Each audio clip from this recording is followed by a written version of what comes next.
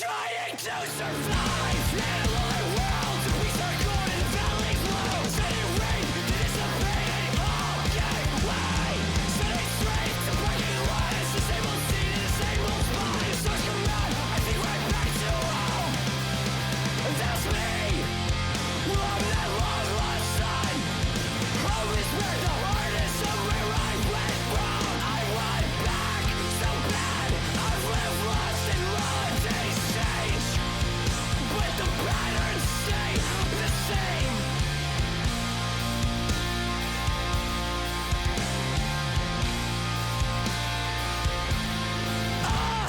Life is where to myself calls in.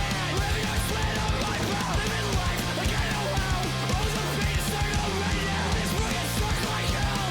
I try to tell myself I'm alive and well. That's me. I'm that long lost son. Home is where the heart is, somewhere I went wrong. I want back so bad. I've lived lost in melodies change, but the patterns stay. Everything else like I'm in a fist fight for my whole life.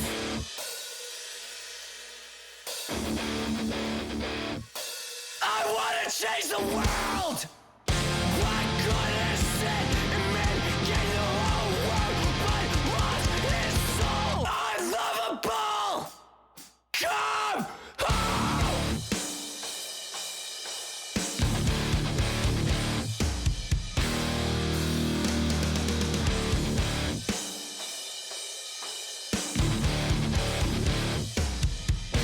Now all over my head, I'll take it all on. I'll let my light shine until glory is done. This fist fight I call my life is now the reason I stay alive.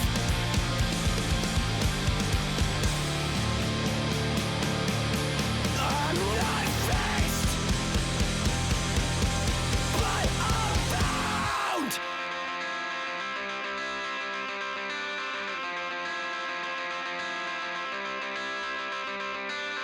Breathe in, breathe out, stay strong, it's what I tell myself. These scars stay close, they try to remind us not place in the past and left it all behind. Breathe in, breathe out, stay strong, it's what I tell myself. These scars stay close, they try to remind us not place in the past, left it all behind. I loved I'm alive. I loved I'm alive. I loved I'm alive. I loved I'm alive. Breathe out, stay strong. I tell this to myself. Then breathe out. I loved I'm alive. I loved I'm alive. I loved I'm alive.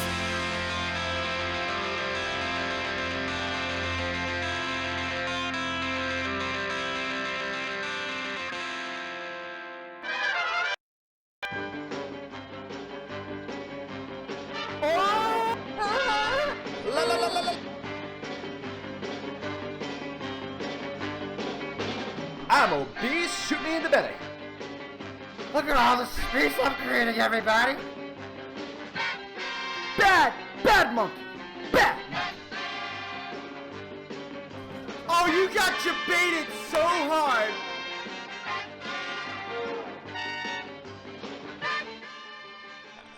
I don't think I can handle any more of this bot gameplay.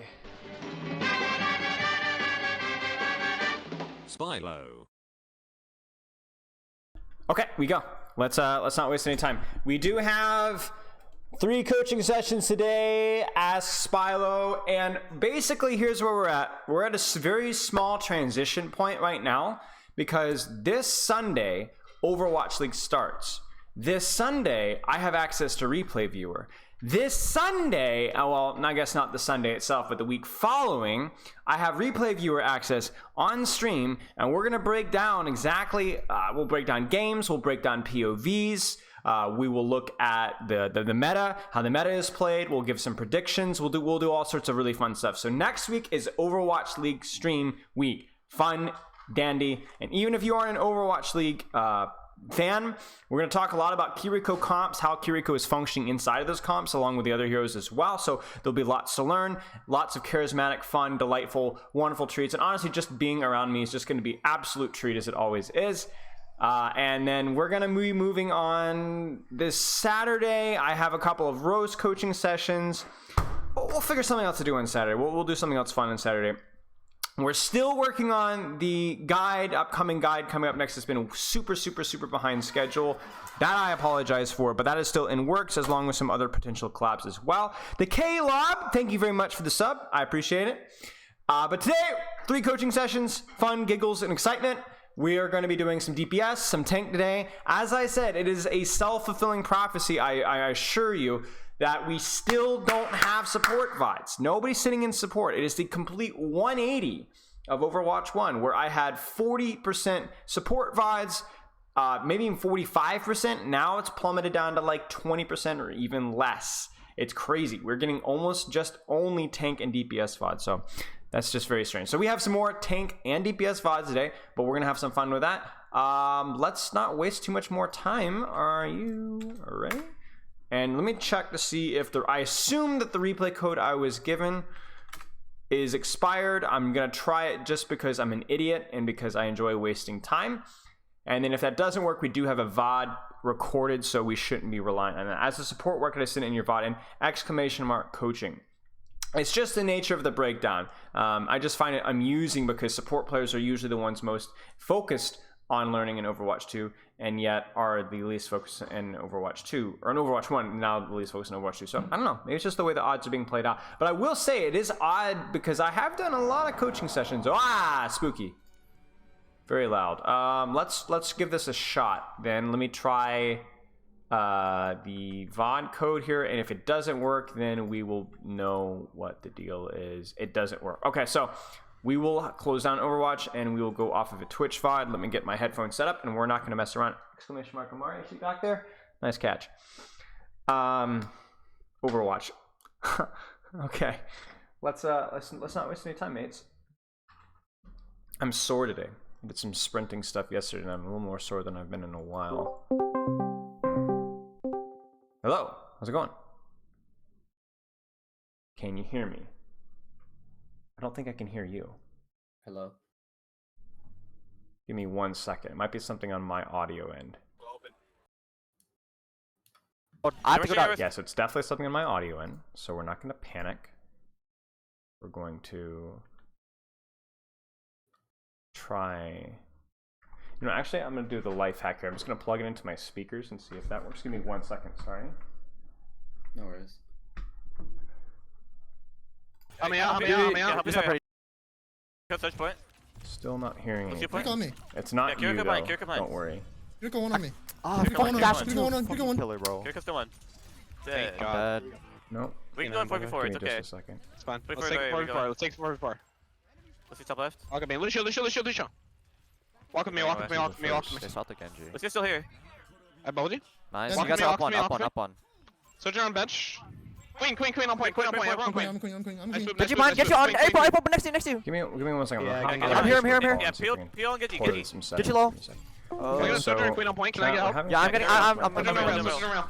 Queen half. 1 HP. Does get you behind us still. Get you behind us still. No doubt. The wire Yeah, on my get headphones it. wasn't plugged all the way in. That. Lucio, Mega, help it. Half HP. All that work, and it was just the stupid wire here was not plugged in all the way. Okay, I'm ashamed of myself. All right, well, I'm embarrassed. That was awkward. All that time, and the stupid wire wasn't plugged in all the way. All good. All Okay. good. Okay, let me fix the volume. Let me get the Twitch VOD pulled up, and then cramp it down a little bit so we'll have a little bit more to see here. Okay, and then we are looking at Ilios. Yeah, I'd like to look at Ilios. Okay. I think the map was close, but it actually could have been a win if I had a better understanding of my role in Overwatch 2 at least. Sure. Because I feel like I have some like Overwatch 1 still in me. Yeah. Still like. Yeah, I got you. Okay, so is this only Genji? Only Genji, yeah. Only Genji, and what is the SR? Well, our team is like 4,400 average. Okay, and then what about you? Maryville. Me? Yeah. Well, I actually only peaked 43, 48. Okay. And I'm GM 3 peak right now. Okay, sounds good. So we'll put you as top 500. Okay, give me just a second then. So I'm gonna actually pull up your form, and before we do anything else, let's actually look at your form here. So, one moment. Okay, so Zinnia, I like the name, by the way. Why Zinnia? Have you grown Zinnias before, or you just like the name? Well, it's my favorite flower. But also it's a great choice. Pokemon character. It's also a Pokemon character. Is it? I must be out of the loop here. Pokemon Zinnia. Oh, yeah, cool. Yeah, I love Zinnia. I love Zinnia so much. The color spectrum is like crazy for a flower. Okay, so let's why are you getting coaching? What do you hope to get out of coaching here? Well, shorthand at least. I want like maybe a guideline or like a direction for me to focus on, so I could get better as a player, and then I guess maybe pick up some skills or actually be able to ask myself questions in future VOD reviews and like know how to answer them. Okay. Okay. I think the biggest thing you need to learn is knowing how to answer what should I be doing in this current moment. I'm reading through your form. Sometimes I feel lost, looking to improve your VOD reviewing abilities better because sometimes I don't know what I should be looking out for. Okay. We'll talk about those things. And then training week here. Okay. So scrim 3 times a week with your collegiate team. How are you enjoying spending time with your collegiate team? Is that fun? Honestly love it. It's low-key like a dream come true, like doing school and competing at like a high level. Yeah, that's awesome. Ring for one other team if you have time, so you get trying to get in like 3 or 4 scrims a week. Awesome. Play 2 hours of ranked minimum a day on weekdays if I finish your score. Okay, so first off, let's talk about, I haven't really worked one-on-one with a collegiate athlete. I've worked with collegiate teams, but I've never worked one-on-one with a collegiate athlete. How is that? Do you feel like completely like exhausted from all the responsibility, or you feel like you've been able to manage your time relatively well? I've actually been able to manage my time pretty well. Awesome. Yeah. Awesome. How are your classes going? It's only my first quarter of college so far, so it's pretty lax. Like obviously I'm not doing like upper division stuff, so Okay. Yeah. How are your classes going? Classes are good. I have just midterm season going through that right now, but I'm not too worried, to be honest. All right, you surviving? All right. Yeah. Good to hear. Okay, so 2 hours of ranked minimum. Give me the spectrum on weekdays of ranked, because you said 2 hours minimum. What's maximum? Maximum. Oh my god, maximum's like 4.5 hours. Okay. 5 And hours. those days where you don't scrim, I assume. Yeah, those are days where maybe scrims are canceled, or I literally finished all my work early and I stay up all night. Gotcha. Okay. The collegiate life, I see. And if we tie that in with your sleep, you say 7 hours, but I assume it's not always 7 hours. Sometimes I sleep like 5 hours. Sometimes I sleep 10 hours. Okay. The average is like 7. Okay. It's not a good schedule. Yeah, it's not great. It's better to be consistent and to sleep less than it is to be like all over the place. So narrowing that at least partially would be helpful. And when you do tend to these all night, is this like Friday night kind of a thing? Like leading into a day where you don't have classes, or what? Yeah, it's leading to a day I don't have classes. Usually. Okay. Well, take it easy. See if you can. Yeah. Obviously, like I said, I always talk about low hanging fruit. If you can, I'm not saying go to bed 10:30 p.m. every single night, but if you could do a little better, that's gonna have dividends. Yeah. Okay. Same thing with the ranked as well. Like 5.5 hours of rank, that's fine if you're having fun, but just be careful. Okay, workshop aim trainers between rank queues, Vaxta or something else? Vaxta. Okay, VOD review maps. My only problem with Vaxta, which might not be an issue, but definitely with Genji might be an issue, is, well, you tell me, what is a potential problem with Vaxta? I think it's good. Let me be very clear. I'm not like with Genji. Sure. Well, I've noticed in Vaxta that they like have this weird thing where you can't like, I don't know. It's weird to use Dragon Blade in there, or like the animation cancels like with melee and like his shurikens is not. It doesn't feel fluid. I don't know if that's the code or like Overwatch 2. I'm not sure either. One thing I would keep in mind with Vax is because there's no actual threat out of what you're doing, that can kind of build bad habits. But my number one problem with Vax, though, but that's just aim training, right? There's no ever really any threat. But my main problem with Vax is that there's no verticality at all. So you only aim straight forward, or unless you're double jumping over a target. So you're not aiming up, you're not aiming down, and that's a big thing that you should be practicing in aim training, and it doesn't do it. I mean, if you're shooting at the Pharah or the Echo, yeah, but you see what I'm saying? Especially when you're aiming with Genji, a large proportion of time you're going to be shooting down or shooting up. Especially when you're talking about here with verticality. So something to consider. I don't have a solution for you, to be honest with you. I'm not a workshop code guy, but that would be something I would look into to kind of cover that. I think Vax is still fine. It's better than doing nothing, but it definitely is not flawless. Workshop aim trainer between rank queues, VOD review maps from scrims where I felt I did poorly. A lot of stuff I get from this is hindsight band-aid fixes, if that makes sense. I don't actually build an overall picture on how I should play better. That 100% makes sense. And that ties in very tightly with what you were saying with what do you want to get out of the review. I understand what you're saying completely. What you can I guess what you mean by that? Yeah. It probably, you look back, you're like, well, I shouldn't have pulled Blade there, or I should have known that the Widow was there, or I probably should have said something. And so what ends up happening is it's like, you know what Chex Mix is? Chex Mix? Isn't that like a snack? Yeah, it's like fruit medley. It's not like a fruit medley, but there's like a bunch of different. You basically just get a Chex Mix, trail mix, grab bag of random one instance mistakes, but there's no like consistent theme. You know what I'm saying? And it's like, what do I actually do? Okay, so I see all my mistakes, but like, what do I actually do with that? I assume that's good. Okay, so hero pool, Genji, Sombra, Tracer, Reaper, Sojourn. That's pretty expansive. Do you play all those heroes in ranked? Yeah, I do. Okay. Something to consider. That is pretty expansive. What most Overwatch League players do, and contenders players, is they have like a set of 3 or 4, and then they cycle those depending on the meta.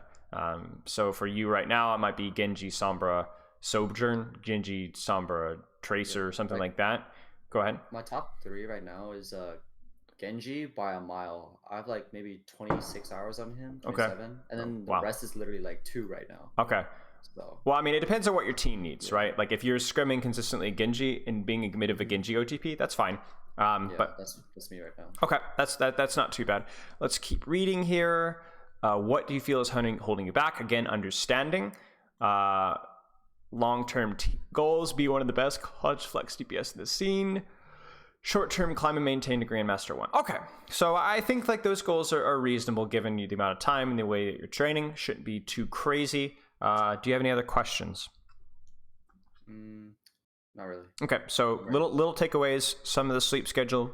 Let's improve that and see if there's ways that you can incorporate a workshop code that allows for verticality. A little bit of practice with that. So those are the 2 little details that I'd pull from that. And then our goals in this review is to critique, give you some feedback, but also help you to learn how to VOD review yourself and how to understand the game a little bit better. Sound good? Got it. Okay, let's close down this form here, and then let's do this. I'm going to stream on Discord again, and then we're going to get right into it. So I'm not going to be able to draw on my screen because otherwise the window capture won't capture your sound. So that's unfortunate. Okay, but let's go. Can you hear your voice? I don't think we TP out here. Just walk out top. Or whoever's speaking? Focus up. I could hear it. Okay. Hey, I know. I assume I know the collegiate teammate that you got referred from. How's Frosted doing? He's doing good. He's having fun at college. Good. He's a good guy. Okay, let's take a look at this. So, can you describe to me as simply as you can within this composition and in with big picture, like what is Genji good at? What is kind of your role as basic as you can? Well, Genji is good at challenging angles. Okay. And why is he good at that?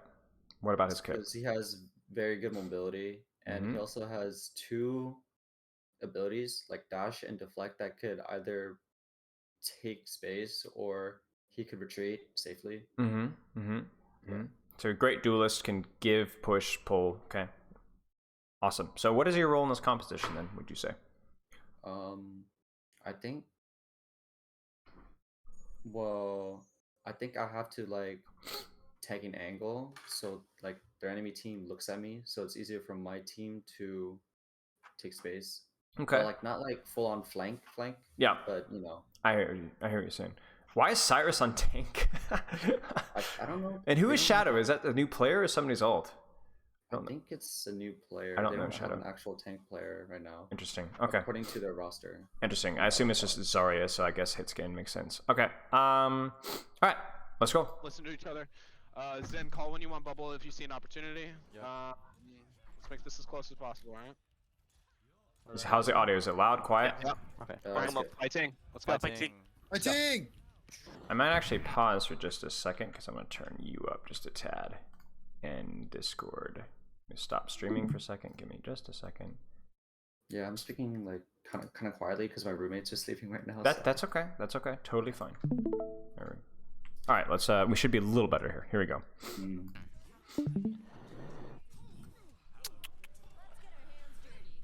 It's fucking mouth breathing.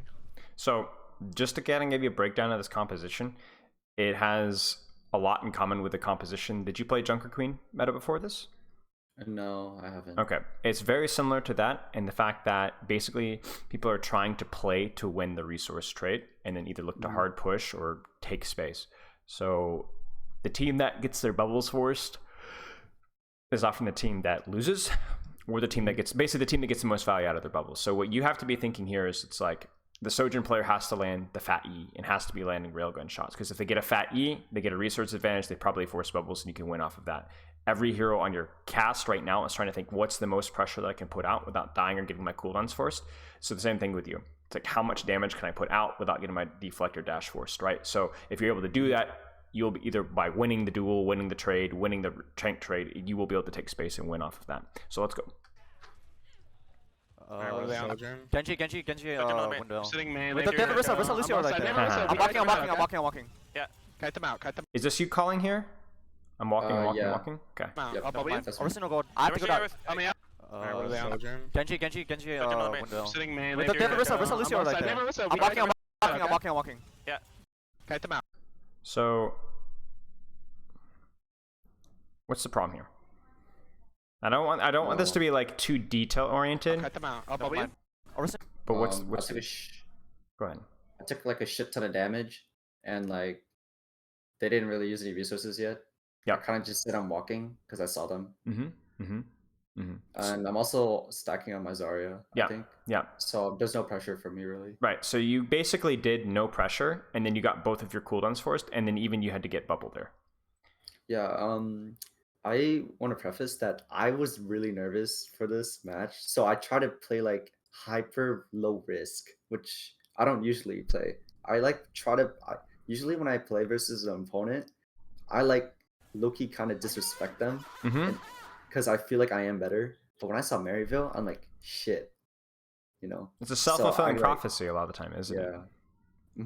It's hard because you're scared, and so then you play worse, and I then was nervous. yeah, it's tough. To be honest with you, there is no life hack to this, but this is something that you can consistently work at, because the reality of the situation is that if you were Maryville, do you know who Maryville's nervous about?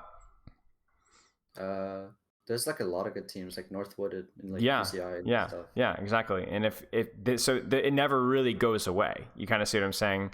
Like that nerves. Like Maryville might not be nervous about this game, but they're going to be nervous about some game. So if you want to be the best flex DPS and UCSD, what is the college name? University of what? UCS San Diego. Okay, San Diego. Okay, so if San Diego is going to be a top tier collegiate team, then you're never going to not have some form of anxiety. Like anxiety is in a way is good. It shows you that you care. You should care.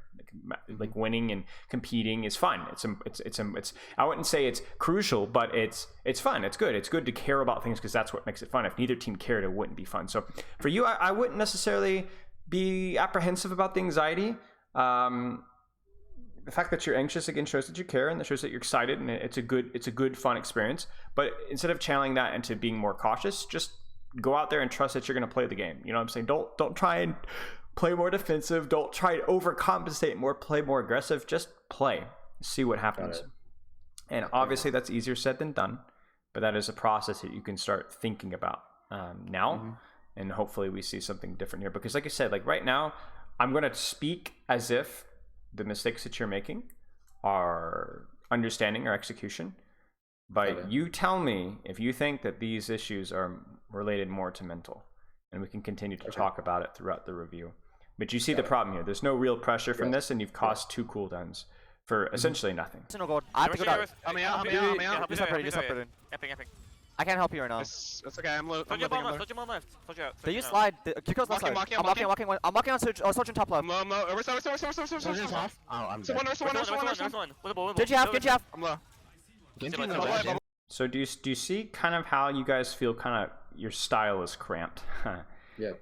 Yeah, they definitely did feel like that. They have maintained, really, if we were to draw, I can't really draw with my mouse, but if you have controlled this space here, and they've controlled space here, they've controlled space here, and they even have the Genji taking space on the right side as well. What's the problem with that? Why do angles matter, fundamentally? You want to increase your understanding? This is how you do it. Why do they matter? You get shot from multiple places. It just like take more damage, and you can't walk to places easier. You have to use resources to get to places. Like if you want to go somewhere, you have to force them out. There's no cover. Rather than right. Like where is Frosted going to avoid damage? There's nowhere for him to avoid damage. So it also gives him excellent vision of where and who to push. So for you guys, what could you guys be responding to? And then what can you personally be doing better? So let's actually just mute this for a second and then take a look, okay? So what do you guys think as a unit? How can you guys respond to this? So you know where the Genji is. Yeah. Okay. I think when I saw the Genji, I could have looked to at least contest the angle. Or when I saw him, I was like pretty far away. And when I thought back at this map the first time, I realized I could have just like at least climb over the entire cage to like contest their Ashe, right? So up and over. Yeah, because at least the team really kind of has to make a decision. They have to address me, or they have to like leave their the Sojourn kind of has to like leave her power position. Yeah. I think you've got options here. I think, like you said, you can either contest that Genji so that you reduce the pressure that you take. So that Genji, Lucio, Kiriko, I assume they're running Kiriko, get a little bit less space. But the other option is that you guys as a unit could just push through cage and push onto the Sojourn. And because the thing about it this way, the longer you stay in a location where they have multiple angles for you, the worse it's going to feel. They're going to slowly whittle you down. But if you respond quickly, guys, they've split greedily. This Genji's all the way across the map and the Sojourn right in front of us, or there's an Orisa right in front of us. You can run in and you could take that brawl at a 5v4 before that Genji gets in a position that he's comfortable about. All right. Now, usually the better option is to try and mark their angles and match their angles, but I don't know that you guys have that option here. Something to consider, though. Something absolutely to consider. Maybe even something to where you guys could steal the roll. Because when I see you stacking with team on rollout, I'm thinking you're either looking to hard push, or that's it, right? Because the thing about what is the weakness of their Genji rollout? Like let's look at it right here, right there.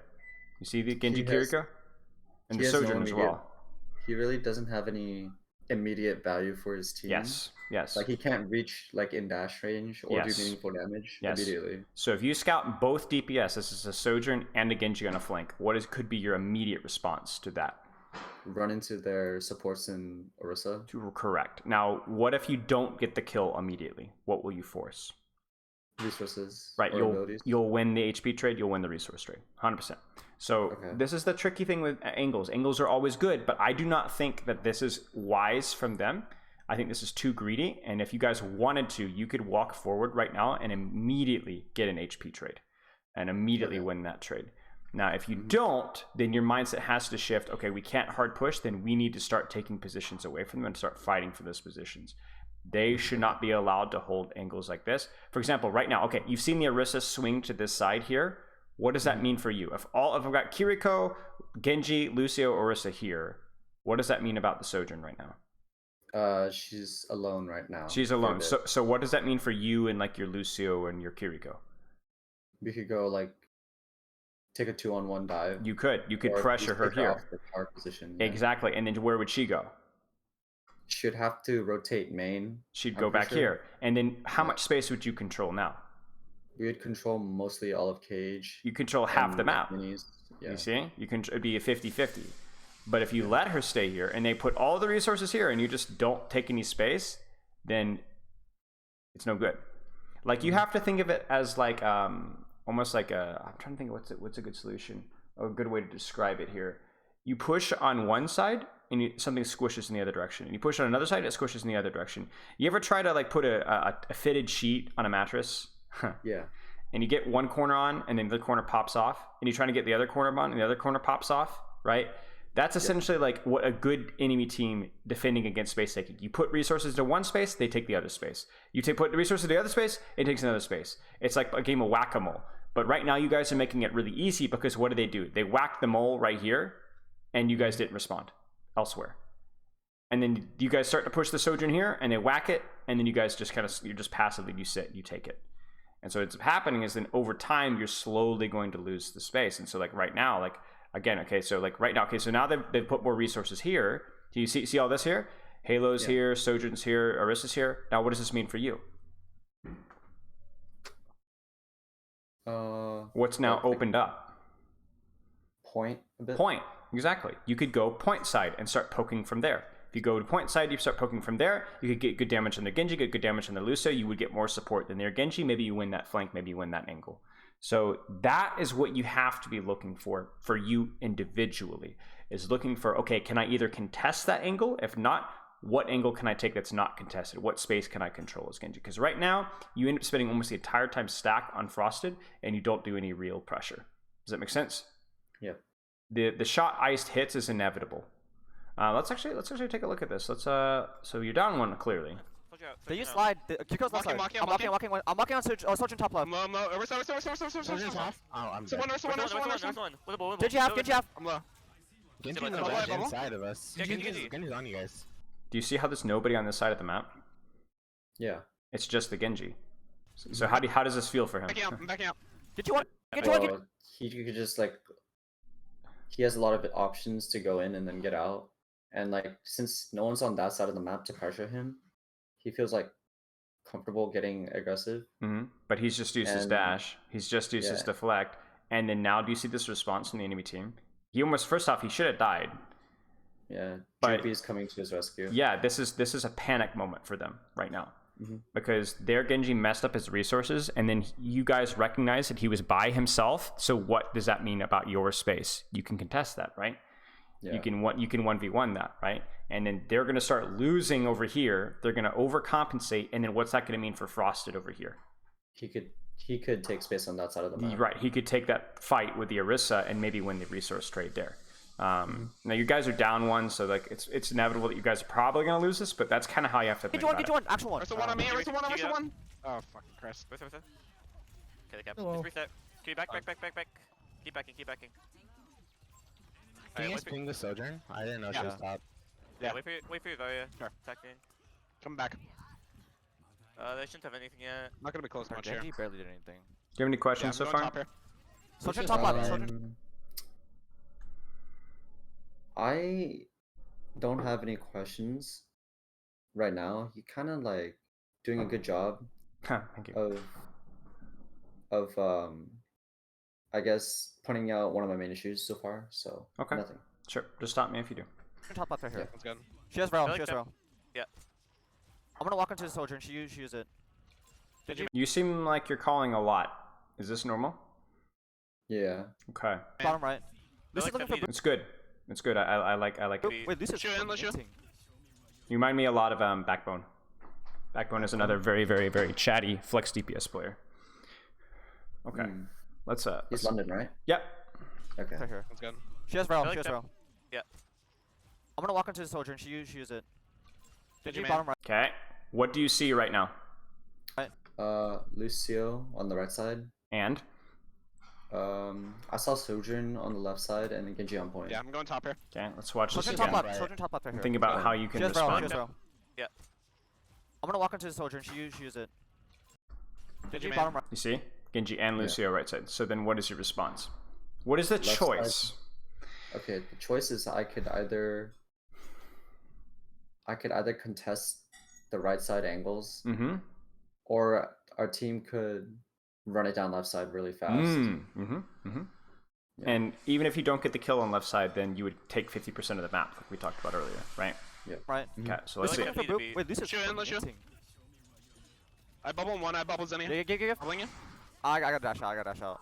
Do you see how this gets messy? Yeah. There's a little bit, you guys are a little bit overwhelmed, and this is definitely with the nerves. There's a little bit of confusion, a little bit of fear, but the window's gone, right? Like now you have to basically here's my best way of describing it, especially with very mobile, fluid compositions like we're dealing with right now, which is the Kiriko, the Lucio, the Genji, the Sojourn.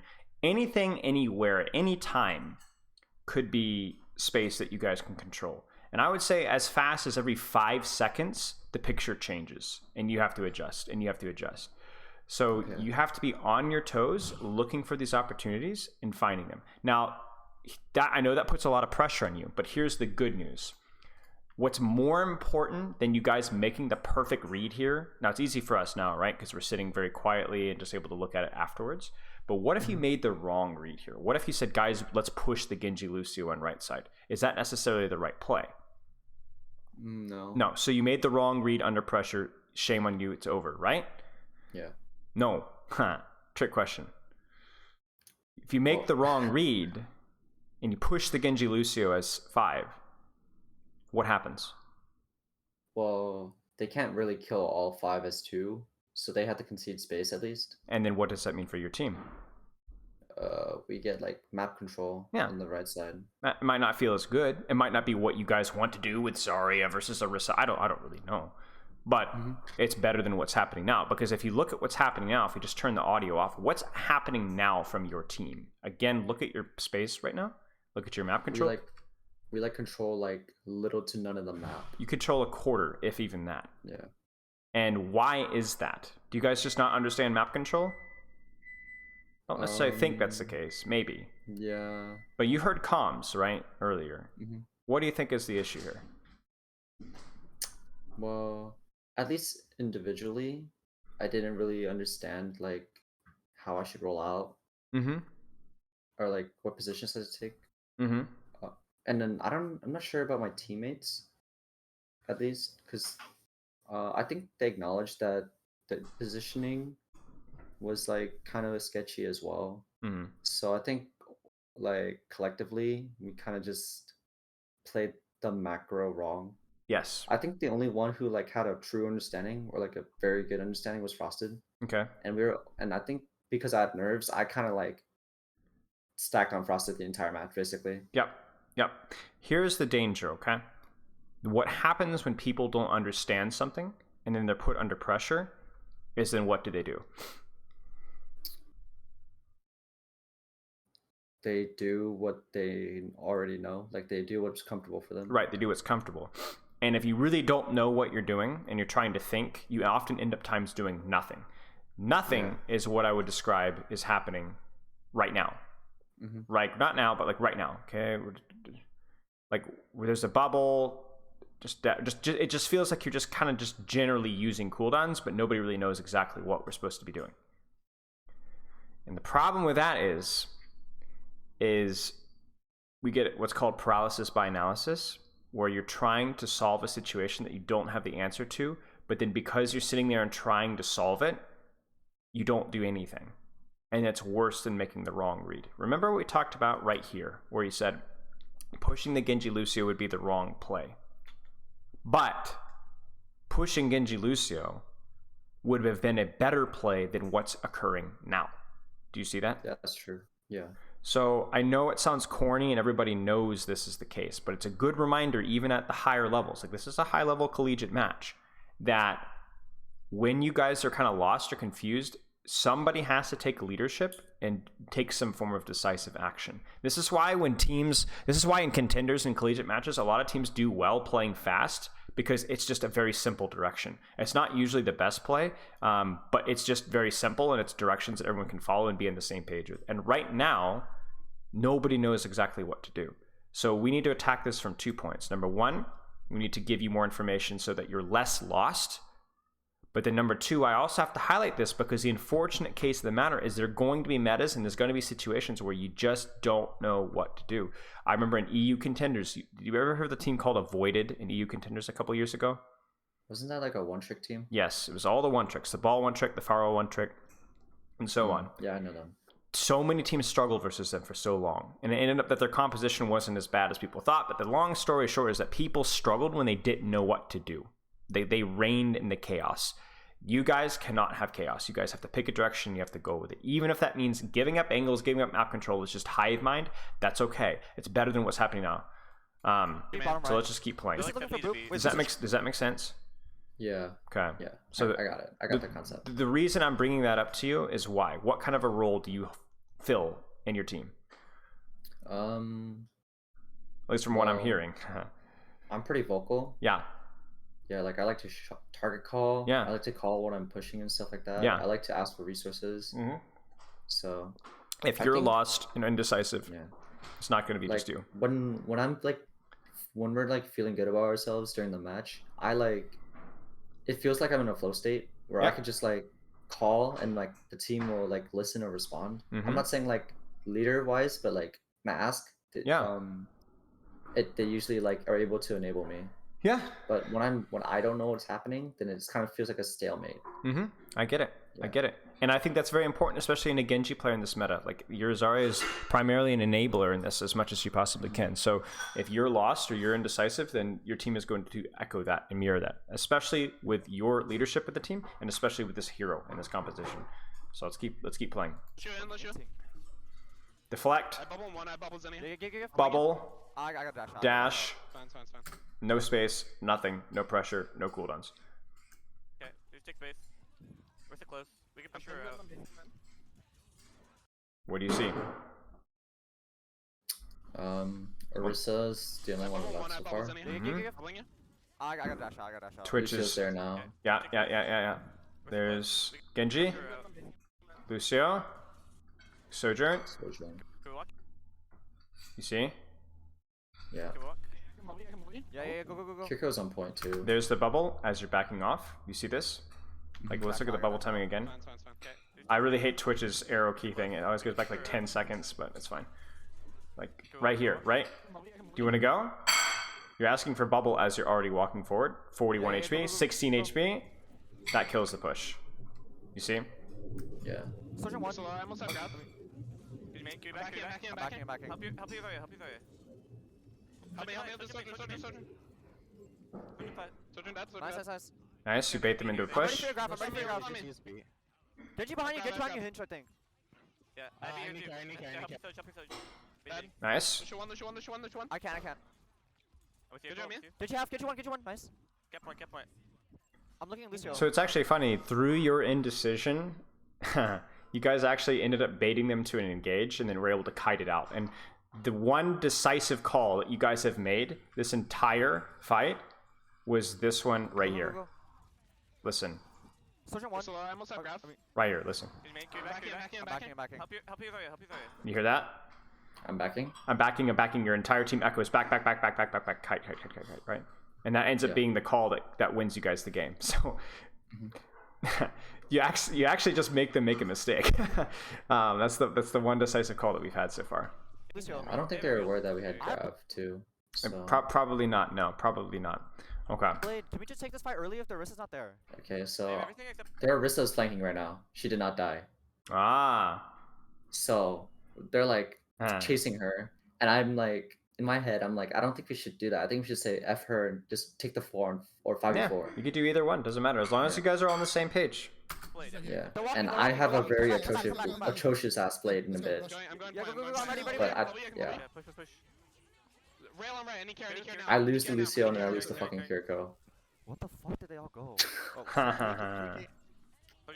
But again, do you see this isn't it's not like am I gonna tell you, Zen, you need to go into your Vaxta and start practicing your blades more?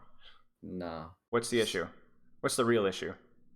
We literally gave up like all the space. Yeah.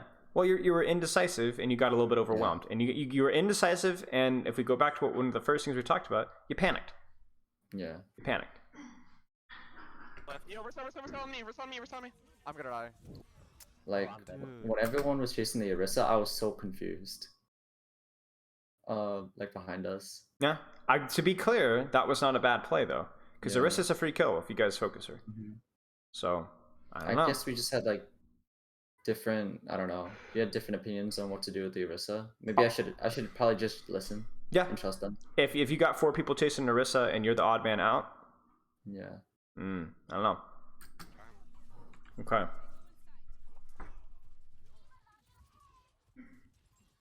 Alright, let's look to Turn up just a little bit. put the Sojourn, okay? Genji no dash. I mean, Genji no deflect. Half HP. It's fine. Just walk up here. Taking space. Kyoko top right. Sure. Lucio close. OTP.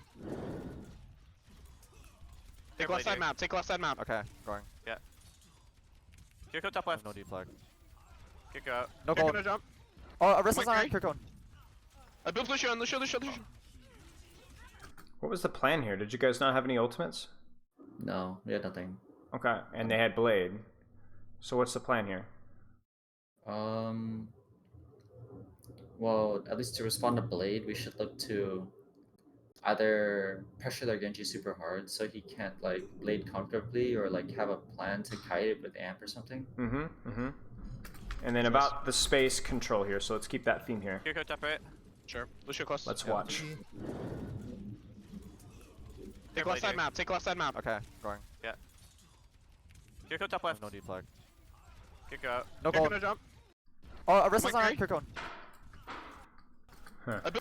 What does take left side map theoretically mean? Now, I'm actually not going to overthink this one because I just think your Lucio just got smoked. So unfortunate. But theoretically, what would this look like if this was executed properly from your entire team, and especially you?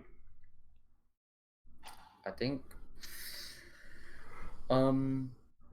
Well, at least I'll answer this by saying what I would have done now. If my team was going to go left side, I would have actually stayed main. Okay.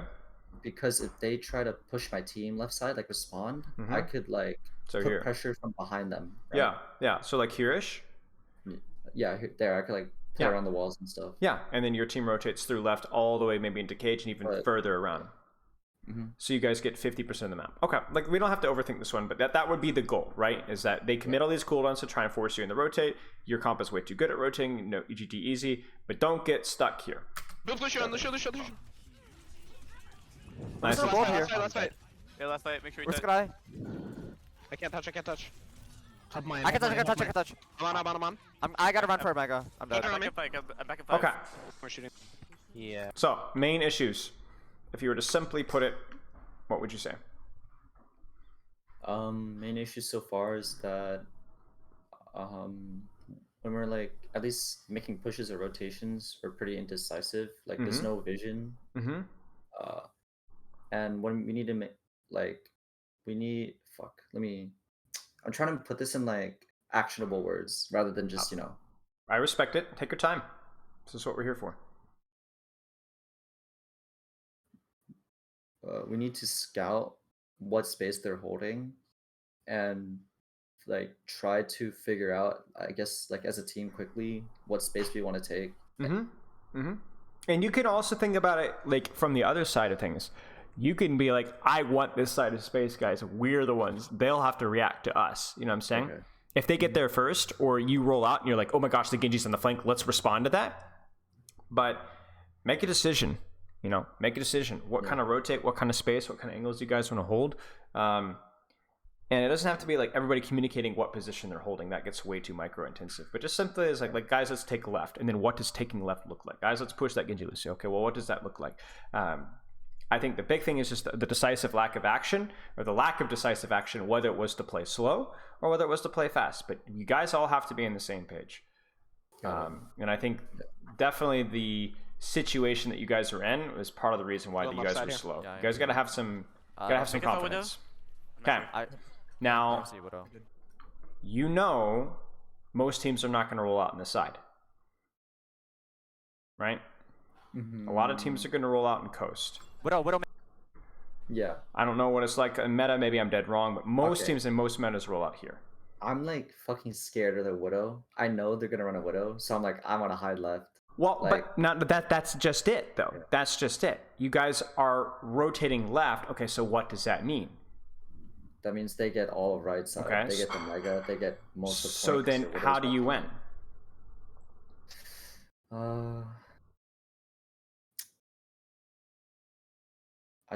Well, if we go right side, Remember, their push widow could pull, see push us. pull, push Yeah. pull. So you guys don't want to We go have to here do- because of Widowmaker. So you're going to go here. So then, how is that going to look in terms of space? we're probably gonna like really be tightly in like the tunnel, Okay. and Then what are They you don't- going to do? well, from our position, it's really hard for me to do anything. To be honest, like I'm not in Okay. dash range to do damage. Okay. So then, and what do my you guys do? shurikens are pretty hard.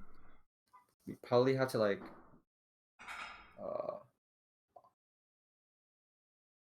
isolate a target that's like trying to get greedy with an angle that's alone. Uh-oh. Look what's happening with your positioning right now. Where are you going? Do you see how you're starting to lean towards this side? Yeah. Like, it's like you guys clear out this left side, but that doesn't mean you have to stop here. Yeah. Going this left side gives you access to their spawn, right? Mhm. So then you take it, you go hunt down their widow, you kill them. Yeah. No? So I could that's do that. one nice thing about this side, right? You get a nice, really quick, easy flip. And yes, I get all this space here. Not always optimal, but if you guys are like, I don't want to fight in Widow LOS, okay, that's fine. Leave your Widow in spawn, flip left, harass their Widow, your Widow wins the duel, and we don't care if they have the space if we have man advantage. That's true. The problem here, though, is how much space are you controlling right now? Like You're doing it nothing. again. You're doing it again. It's like almost the exact. It's the exact same thing that you did in the previous. If you've got the bottom left quarter, when you have this entire half of the map and even into their spawn is yours, but you're not taking it. If the Genji contests you here, okay. Do you think the Genji wants to contest you in here with where your team is positioned? No. No, feels very uncomfortable. So Yeah. don't stand here. Keep rotating. I think you started to have the right idea and then you chickened out. Kirkon, right? Go for the Widow. Yeah, Go get her. I'll Nice shot, walk. I can walk. I walking can walk. right. Walking me. Joker in. Yeah, follow you there. Cammy. Get Get in. Get you one. I'm on Nice. quick. Yeah, walk a quick point. Quick top left. I can't help you there. But do you see how like slow you were to pincer them from behind? As soon as that Widow's dead, the entire map is yours. Okay. The entire map. Can't help you there. Take One it. Kirk on me. HP. Dead. Oh. Kirk on me. I need to go. I'm dead. Yeah. There's Lucio behind me. Huh. Play point. Yo, help me with this fucking. I don't see Kirko, her. please. Oh, Juby. Just a menace. Alright, is anyone Yeah. on? Sojourn one. Hate that guy. Lucio point. Dude, Yeah, Kiriko. sorry. That's okay. This is my first time playing into Kiriko Mhm. before like scrims. Like I went Sure. in dry, not knowing how to play versus Kiriko Mhm. at all. So I guess I'm used to playing to Ana and Bap, and it feels so much easier than a Kiriko right now. Well, why? Well, Kiriko has an invulnerability or like a cleanse, and she has a TP. Okay. So I think I'm just having trouble adjusting to that. Like, I guess I can't. It's like less solo plays and more like playing on the same page as my team Mhm. and like pushing an advantage when they get owned. Killing her isn't often going to be your primary goal, or pressuring her, because she's too hard to pressure, right? But what you can still do is what we just said in the previous fight. Flank around, control space, take an angle, then just put general pressure on what you can shoot. Like, Genji obviously benefits if there are squishies that you can actually directly assassin, but that isn't the complete extent of what you're playing the hero for, right? So, like, if you look back at this fight, Yeah, follow you there. Is you behind us? theoretically, you should have been able to harass the Widow. Theoretically, should have been able to control space. Okay, you win the Widow duel. Now, what is Genji really good at? Yeah, what about Right it? now, I'm what is Genji really good at? Genji's really good at like, since we're man advantage, he could literally just like dash in Yeah, and you start chaining cooldowns because Yeah. we're like have a man advantage. You could dash in onto This the is queen and just start right clicking her head, and there's nothing that can harass you. She can't push you because you're gonna get deflected, and then you're just gonna run away. Like, just go in, pressure the Genji, pressure the queen, pressure the Lucio. It doesn't matter at this point. You've controlled the space. Do whatever you want. Yeah, follow you there. Get you. And that's the big thing, right? Okay. Alright, is anyone want Sojourn 1. Kiriko search point. Lucio point. Kiriko on me. Yeah, Kiriko behind. Kiriko one on me. Ah, Kiriko one on me. dash Kiriko one on. Kiriko one. killer, bro. Kiriko's still one. Thank Dead. God. Sojourn. Yeah. There's Lucio behind. Play point. Yo, help me with this fucking. I don't see Kiriko, her. please. Fucking hell. Kiriko on me. Dead. Oh, One. what the? Kiriko on me. You guys are really struggling in these mid-fight situations. Yeah. way too chaotic. Way too chaotic. And what's happening is people are not listening to each other. I'm dead. Yeah. There's Lucio behind. Play point. Yo, help me with this fucking. I don't see Kiriko, her. please. Like that. This is insanity right here. This is insanity. No way Frosted should die to that. Dude. Huh. Wake up time. Alright, is anyone want Sojourn 1. Kiriko search point. And then Yo, help me with this fucking. I don't see Kiriko, her. please. Fucking hell. Dude. Alright, is anyone want Sojourn 1. Kiriko search point. Lucio point. Kiriko on me. Yeah, Kiriko behind. do you hear that call? Kiriko 1 Kiriko 1 and Kiriko where? on me, on my And support. Kiriko behind. So what does that mean for you? I should take her out, or like at least push her off.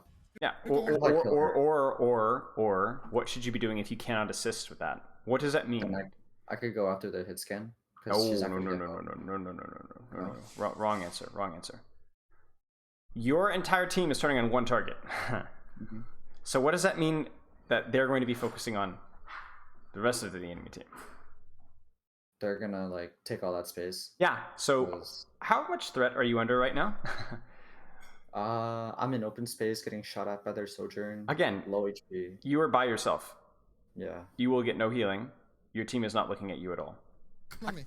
Ah, Kiriko fucking one. dash Kiriko one on. Kiriko one. killer, bro. Kiriko's still one. This has nothing to do with the dash on the wall. This is the fact that an enemy team is going to 3v1 you, and you would probably die regardless of whether you scuffed your dash or not. Yeah. So how do you play this differently? Play it. Can we rewatch the few seconds before I dash into the No, hole? no, I no, just want to see Kiriko how I search got point. there. Okay. Lucio point. Kiriko on me. Yeah, Kiriko behind. Kiriko one on me. Ah, Okay, fucking I dash think- into Kiriko one. fucking Kiriko one. killer, I bro. should have. Still one. When I heard Kiriko on me and Kiriko 1, I should have immediately S-keyed back to my support. Yes. You could even keep these guys occupied, right? But you're playing to survive, right? You're playing to just live and then wait until that Kiriko's dealt with and then we can push afterwards. This is not Yeah. listening. Dead. God. Dead. We can go in 4v4. It's okay. Because the thing is that Kiriko would have died either way, and you should have survived. You did not need to trade there whatsoever. That should have been a 1-0 trade for you guys. You guys win the next fight. You see what I'm saying? Okay. Fine. Wait Let's for take it, 4v4. Let's take 4v4. Let's see top left. Walk with me. Lucio. Walk with me. They shot the Genji. Let's get still here. I bowled you. Nice. Walk You guys me, are walk up me, walk me. on. Sojourn on bench. Queen on point. Everyone queen. I'm queen. Nice move, Get you nice mine. move, Get you nice on. move. April, next to you. Yeah. Nice get call. me. I'm here. Yeah, peel and Genji. Get you low. Look at Sojourn and Queen on point. Can I get help? Yeah, I'm Yeah, getting. carry on. I'm Sojourn no, around. no. Sojourn around. Queen half. Wait. 1 HP. Dead. There's a Genji behind us still. No dash. Yeah, I bubbled you. Genji. Genji dead. Dead. Lucio, Nice. Nice. From your team, but that was really nice. You see that? Felt Yeah. everybody's listening, everybody's kind of following through one. Now, obviously, you guys were at a slight advantage from the get-go, but like felt very sequential, very nice. I got help Yeah, him. Sojourn up. Half a tree, Like, half a tree. When it feels like the vision is clear, like obviously mana advantage, like it's kind of easy to win the fight already. Mhm. But it goes into like the thing. If we're confident in what to do after that, then everything just like falls into place. Yes. It's really easy. Everyone's like that. But the Yeah. key thing is being able to, in those neutrals, when there isn't an obvious answer, coming up with an answer that's at least halfway decent. And even if it's not halfway decent, at least coming up with something. Some way to contest space, some target to pressure, some response to the enemy, like aggression or setting that aggression yourself. It has to be better than what Sojourn's over there. the nothing that's happening otherwise. What are they at, Sojourn Jeremy? Mega. They're gonna have B Blade overclock. Got it. Listen, we just need better target focus here, okay? I want us to build our Kiriko. We can open with that. Sojourn top left the rail. No dash. No rail. I'm backing up. I am I too. have No. Silly cooldown usage from you, really. You can tell the nerves are happening a little bit. You deflect after the railgun and then just One dash reason. and Okay. Nice kill. That's fine. Nice. I'm walking. I'm walking, 3, I'm 2, 1. walking. Walking on Queen. Queen half. Come here. Sojourn's half HP. That's fine. Can't see Zen. Look your point, look your point. I'm 1 HP. I'm 4 HP. Help Zen. Yeah, can we engage your ult right now? I'm here. Yeah, look your one. Queen on me. Queen. This is exactly what we talked about with Genji, right? Where I'm 4 HP. let's Yeah, play it can we just for a engage your second. ult right now? I'm here. Are you controlling space right now? No. I mean, not really. are you? Are Well, you sure? on point. Well, my entire team's on point, but individually, Let me ask you a question. If anybody comes out this left door, will you contest them? I will. If there's a hit scan on top left, will you be able to access them? I'd have to like walk up a bit before I do that. I mean, but you're yeah, here, right? I would go for them. Yeah, you're here. If the tank is on main, or anybody else is on main, like the Junker Queen is right now, can you contest him easily? Yeah. Yes. You are contesting space right now. Don't overthink this. Do you have an off angle? Do you have good vision? And then, okay, there's no hit scan here. There's no Genji to duel. There's no Kiriko to dive. So then what do you do with your angle? Push it. You push it. And guess what happens to this Junker Queen? She gets annihilated. She gets chunked, right? And what happens if this Junker Queen turns on you? Do you die? Then I still have options to like back up and stay alive, and my Kiriko's right there. 100%. This is good. Yeah. This is good. This is what Genji is good at. You don't need to be on a squishy, but you're able to take the most aggressive, greedy position to walk onto the enemy tank and do whatever the heck you want, and then walk away if you need to. Yeah. And you're still doing good damage. Queen. Half HP. 1 HP. She got cleanse. And who forced that Kiriko cleanse? And who forced that shout? I did. You did. I'm grabbing. Nice grab. Focusing kill. Nice grab. Don't even know if you needed it, actually. You guys were at a massive advantage. But that was good. That's fine. What else they have? They're gonna have everything. Did they use anything there? No. I didn't use anything. Yeah, they have 5 volts. Okay. Listen, I want to start with walls just so we can get some information. I want to look for a blade. We can use beat for their queen ult, okay? Actually, we might not even need it for the queen ult. Try and beat because I have bubbles, okay? Want me to blade first? I can blade first. From the walk. There's info. There's our info. Wait, she's half HP already. She's half HP. Happy there. I'm getting. Do you see how much easier this blade felt? Yeah. Why did it feel easier? They used some cooldowns already before I bladed. Like they used slide. They used shout. Why did they use slide? Why did they use shout? Yeah, they have 5 volts. Because they wanted to get. Want me to blade first? I can blade first. From the walk. There's info. From Frosted. What do you think about your positioning right here? What do you think about the space that you're controlling? They want to push me out. Well, yes, but what do you think about the space you're controlling? How do you think it is? Could you be doing it better? Is it okay? I think I could be shooting like from the left ramp or like from the bridge. Yeah, I agree. Get some information. What would that allow you to do? Well, it's easier for me to like poke them down a bit. Yep, it's as simple as that. Yeah. It's as simple as that. Obviously, you'll have access to hit scans or flanks and all those kind of things. But right now, your position gives cover to the enemy Junker Queen. Right. Want me to blade first? I can blade first. From the walk. There's info. Right here. This is cover for the Junker Queen. You see this? Yeah. This is cover for the Junker Queen as well. Now, obviously, this one you can't do a lot about from the left position. But if you're here, this is no longer cover. You see? Yeah. So they either hide from you or they hide from Widow. That's how you force cooldowns. This Junker Queen, they just decide to walk into you. But I don't think that you did much of anything to do with that. Wait, she's half. You see? Yep. Imagine if you're holding this lane, more Junker Queen spam. And who is this? Do you see this? I honestly don't know who this is. Sojourn Kiriko, right? There's more shurikens on him too. Or her too. Yep. Right? So... And you're in a better position to blade, too. So then we go back to the original question, though. So I picked on you a little bit. But then why did this blade feel better? You forced a cooldown with... Actually, you forced a cooldown with the blade. So I wouldn't even say what you said initially was correct. So then why does this blade feel better? Well, they're not... Like, 2 of them, at least, aren't looking at me. Okay. I know where they are. Stop right there. That's it. That's it. At least compared to your last blade... That was the only real difference. You knew where they were.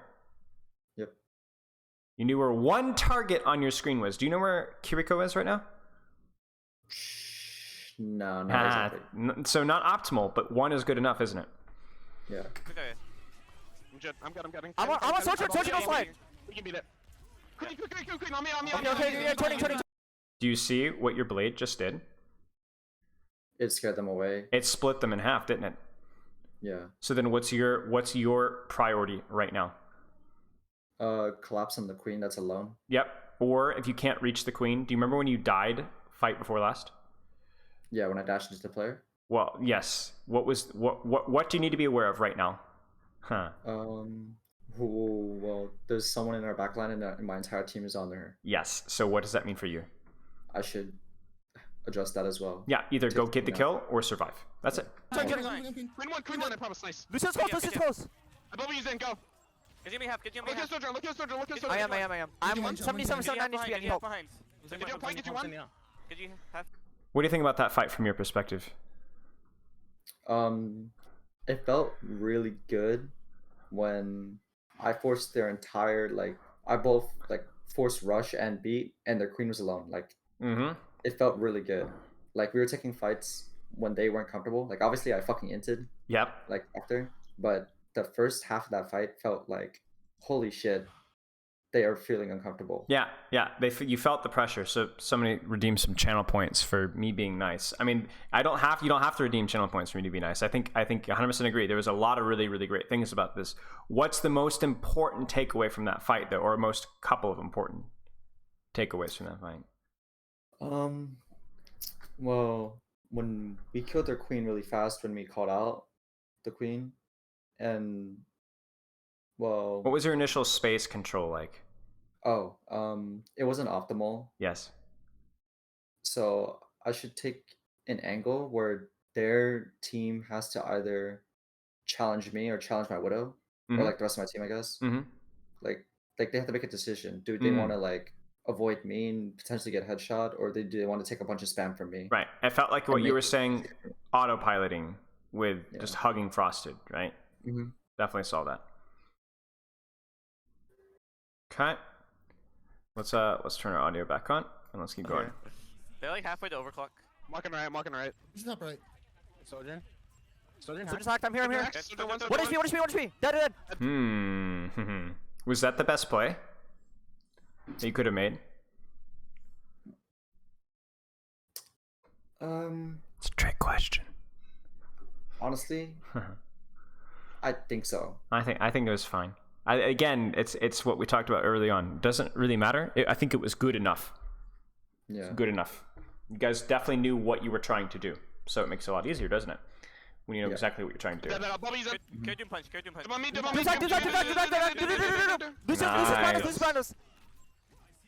Nice hack. I got him. Hey, chase me. Kirko half HP. Kirko 1. Yeah, careful. No close. Nice, guys. Look at you guys taking a round off of Maryville. Let's keep watching. Yep. Got a little bit more time. Do you have any questions so far? No. Let's anchor it. Oh, go ahead. No, you're doing an amazing job right now. I have better idea on what I should be doing individually. And well, we've not necessarily given you a ton of individual Genji feedback, have we? Micro. Yeah. We've talked a little bit about holding more angle for better pressure. But I'm not even necessarily sure that that's you not knowing that. I think you probably know that. You're just under the pressure of the situation that you were not doing it. Yeah. So for you, I think, and for your team, there's a little bit more of the intangible things, like your thought process, especially under pressure. What are the things that you can be looking when all else fails? What can you be looking for? And the truth of the situation is, in these scrim environments, that is the most important thing you can be thinking about oftentimes. It's not the deflect usage. It's just simple. Okay, so we keep going? Yeah. Okay. I played Tracer at this map, actually, for a little bit. Okay, we can review some Tracer. Yeah, they're playing full meta. There's Zarya's bottom left. And then I actually don't know how to play Tracer in Overwatch 2. I haven't touched her. I barely touched her. Obviously she does less damage, but I think she has a different role now. I can't just damage farm and I don't know if it's just me, but pulse bomb trajectory feels different in Overwatch 2. No idea. I've heard the same thing from Shax, so you could be right, or it could just be nutcase top 500 placebo effect, which is definitely a case in point, controller aim smoothing. You heard about that, yes? Yeah, I did. Yeah, Like, okay. frustrating So and- it happens. But either way, you could be right. Now, Tracer playstyle hasn't changed as what was optimal, but her niche, one of her niche playstyles is definitely kind of extinguished. So what you were saying about how you control an angle, you pressure a tank out, you farm a pulse, you go from there. That's certainly not as optimal. But in terms of you controlling angle and controlling space and dueling DPS or dueling supports, that's just as important. Your assassination potential is a lot lower, but your ability to control space is a lot higher. Do you remember everything that we were just talking about with Genji, with the well, and you looking to duel the Genji Lucio or a deep push all the way around left side? Remember that? Or remember how we were talking about how you were controlling left side on Ruins just the previous round, and how that allowed you to either set up for their hit scan or pressure their tank from an off angle. Remember that? Yeah. Guess what? Same thing with Tracer. What's the difference between Tracer and Genji, though?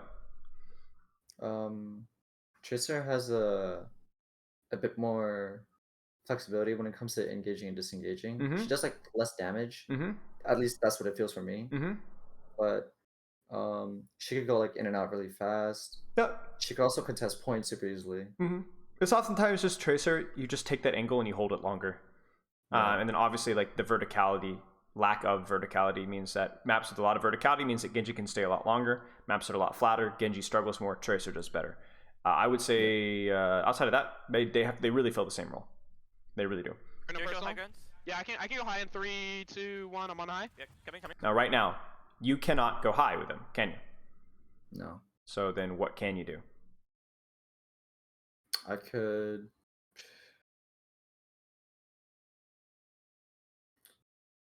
It's tricky, isn't Well, it? there's Zarya's on high. I could like shoot her a bit. Mm-hmm. And now this Yeah. is where do you remember when on Ruins where they were jumping your backline and they all focused Yep. you? Yep. You can't follow up on the dive, but what can you do? I could draw attention to me. Right? Okay. I want you to I'm gonna go coast. Yeah, they're playing they full have- meta. There's Zarya's bottom left. give me a sec. Okay. Right. Southwest. Sorry, no Can you go high personal. grounds? Yeah, I can go high in 3, 2, 1. I'm on high. You can't dive these targets. No. So what can you do? Go. You If point can't wasn't locked, I would just say go point. you can't dive the target, Yeah. but diving creates isolation, does it not? Yeah. See? I could shoot the Kiriko for a little bit. Or even this, right? Yeah.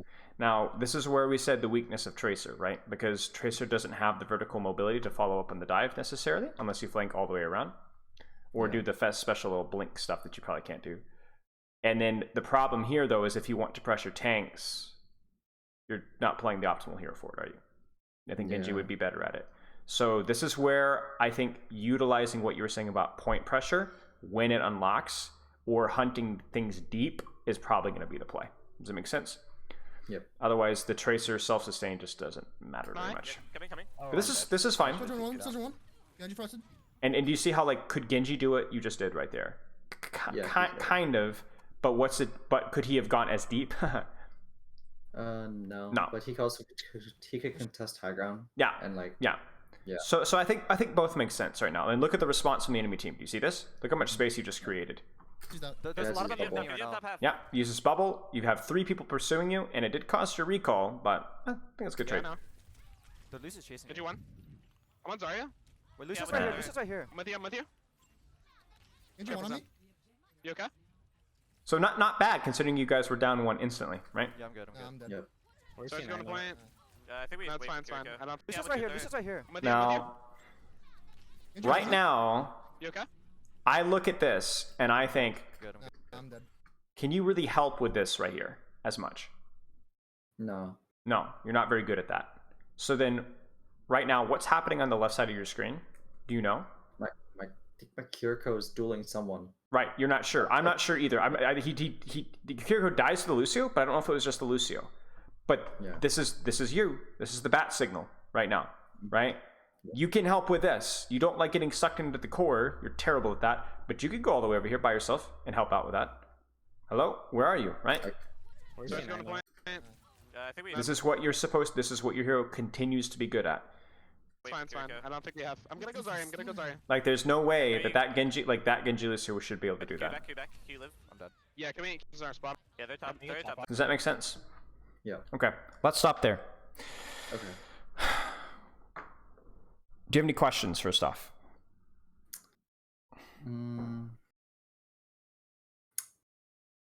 So basically, I had like a bunch of nerves going into this match, and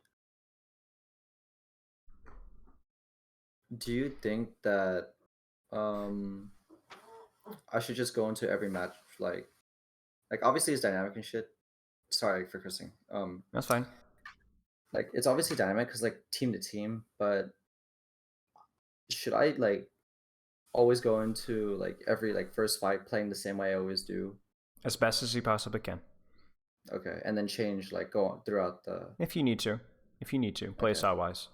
But whether you're playing slow or playing fast, the confidence is the key thing, right? Just wanted to say that I really because a lot of this was a mental game for me as well, not just actual game. Hope everyone is having a great yeah, day I mean it's tricky.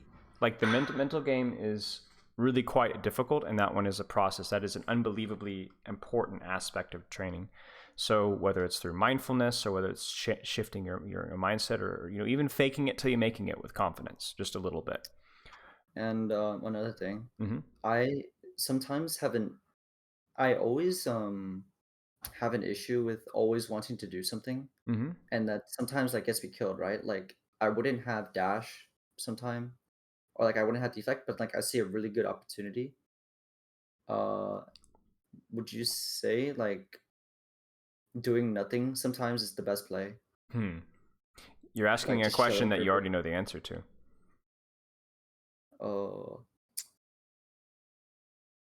Even the way you're asking it implies that you already know the answer. It's like asking a doctor, should I get more sleep? Well, I also need to get more sleep actually. Yeah, probably. Yeah. I mean, yeah.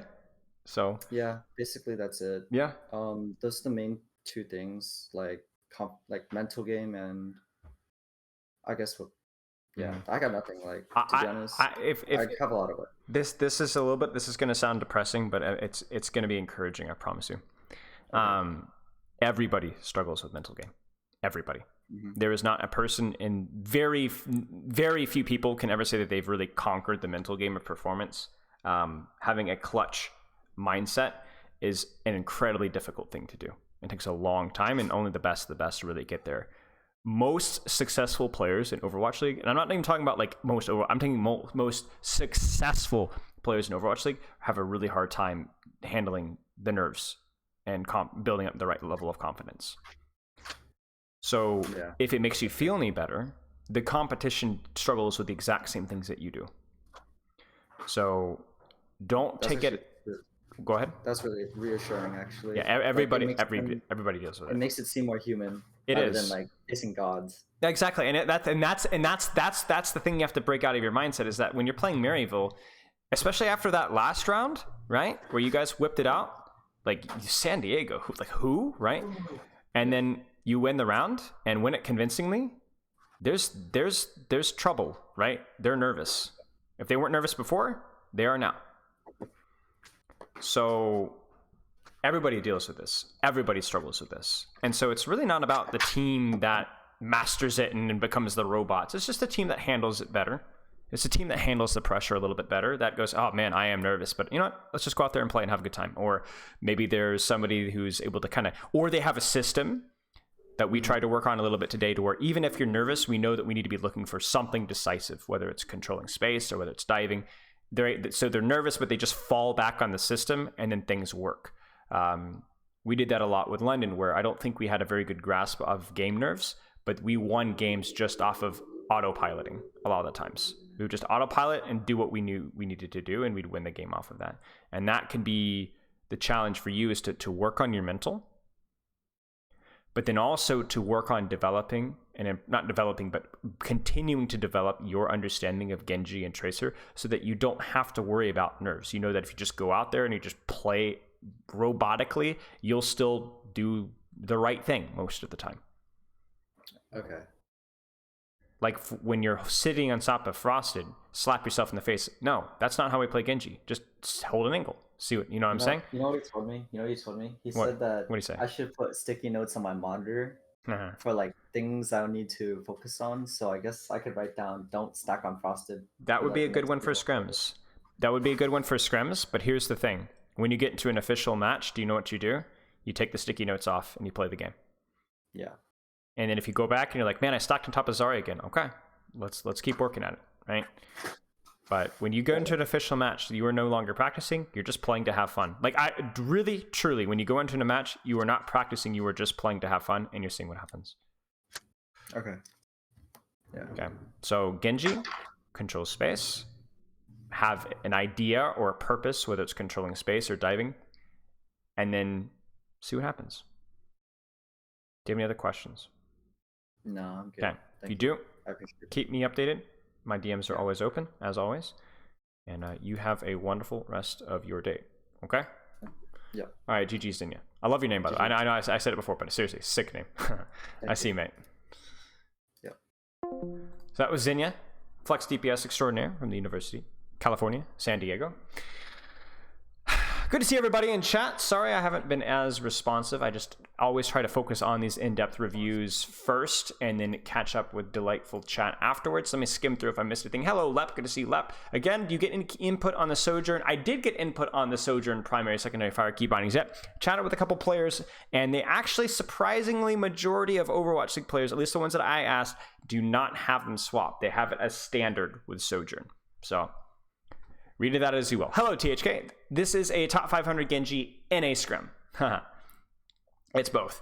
Are there any Moira reviews? No, we were talking about this earlier. I don't get very many support reviews recently. Most of it, it's just tank and DPS, tank and DPS. We've had a bunch of Ana, teeny bit of Zen, but that's mostly been it.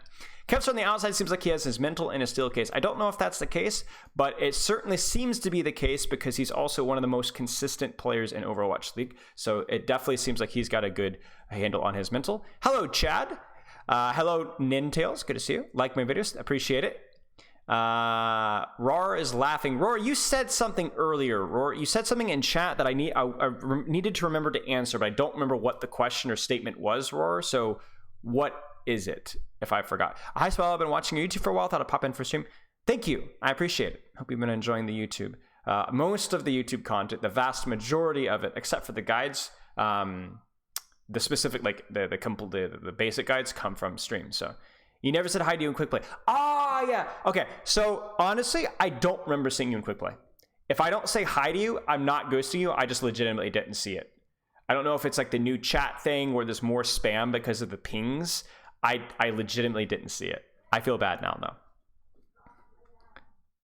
I am blind. Yes, I'm an old man full of regret. So I must have not seen it. But hello, I'm sorry I missed it. Thank you, Strafe. I really appreciate it, guys. You guys are being too kind. Let's move on to our next session, which is going to be with Marrow 31. And it is a Sigma game, and we do have a replay code. So I'm thrilled. I'm gonna get this pulled up really fast. Actually, we can just jump into call. It's okay, you were carrying. What game? Wait, what game was it? I'm curious now. What game was it? What map and what hero was I playing? I might remember it if it was recent. I don't play a ton of Overwatch, so I usually will probably remember the game. Switch it to counter hero or stick to comfort picks. I would stick to comfort picks, but have that's why I recommend a small hero pool of like a Zen, Ana, BAP, because those all have different strengths, different weaknesses. So, for example, if you're really struggling versus a Sombra, maybe going something like a Kiriko or a BAP will feel a little bit better than Zen. So I would swap to counter, but only do so within your hero pool. Nepal and you were Winston. I don't remember that. I honestly don't remember that. That might not have been me. I haven't played Winston in some time. There are a couple of fake Spilos out there. I have run into them. One of them I actually know from my Lord of the Rings Online days. He actually took my name. But that actually might not have been me. It might have been me. Was it a private profile? What makes a good hero pool? Heroes that you enjoy. And then I would say how many hours of ranked you play per day, and that's how many heroes you should have in your pool. That's a very, very rough estimate. Like if you're playing 6 hours of ranked per day, I wouldn't say 6 heroes is the pool. I would say probably 5. But if you're playing 2 hours of ranked per day, 2 heroes is good. 3 hours, 3 is okay. I would always round down, but that's a good metric to go for. Can I ask your opinion on coaching? So Strafe, put it in ! Discord in the hashtag Ask Spilo channel, because when the stream is done, or when I'm done with my coaching sessions, I will answer all of the Ask Spilo questions in detail. But I have to go to my next coaching session right now. So if you have any questions, y'all, put it in ! Discord and hashtag Ask Spilo, and I will get to it after stream. Now, if you're not here in stream when I answer, because I probably won't be able to answer it for about 2 hours, I always link the timestamp of when I started Ask Spilo afterwards. So if you miss it, you have to peace out, you got work to do, go check the timestamp that I post in the Ask Spilo channel today, and you will be able to find your question answered. That's bizarre, Rar. I don't remember playing Nepal. In fact, I haven't queued with Pepper recently. So maybe it was a little while back. Okay, let's do it. Well, you're in luck. We have Rar. We just got a Kiriko review not long ago. You can check the Discord, the Compendium channel, and I will also have an edited version, a slightly edited version on YouTube soon too. Okay, let's do this. Greetings. I'm really looking forward to Sigma gameplay. I love Sigma. Sigma might be either my favorite or second favorite tank. I don't even think anybody in chat knows that. I'm getting your replay code pulled up. Okay, so Sigma, and then what rank are you? Low diamond currently. Low diamond. All right, love it. And what prompted you to get coaching, if you don't mind me asking? About a week back, I had a Busan game. I was stacking a bunch of my friends, and like I was playing Sigma like Overwatch 1, taking angles away from everyone else, and then I just gave up the point like 4 times in a row because I was just in Narnia and I was doing Overwatch 1 things. Right. Okay, so you're looking to understand the Overwatch 2 side of Sigma a little bit better. Yeah. Okay, let's start looking through your form here then. Okay, 30 hours. What do you hope to get from the review? A greater understanding of your role in general, not that I'm the only tank. Now that you're the only tank, okay. How has been Overwatch 2 for you? Have you enjoyed it? What are your thoughts on it? What are your thoughts on the changes so far? I quite like it, actually. Just tank feels good to play. That's about it. Okay, simple enough.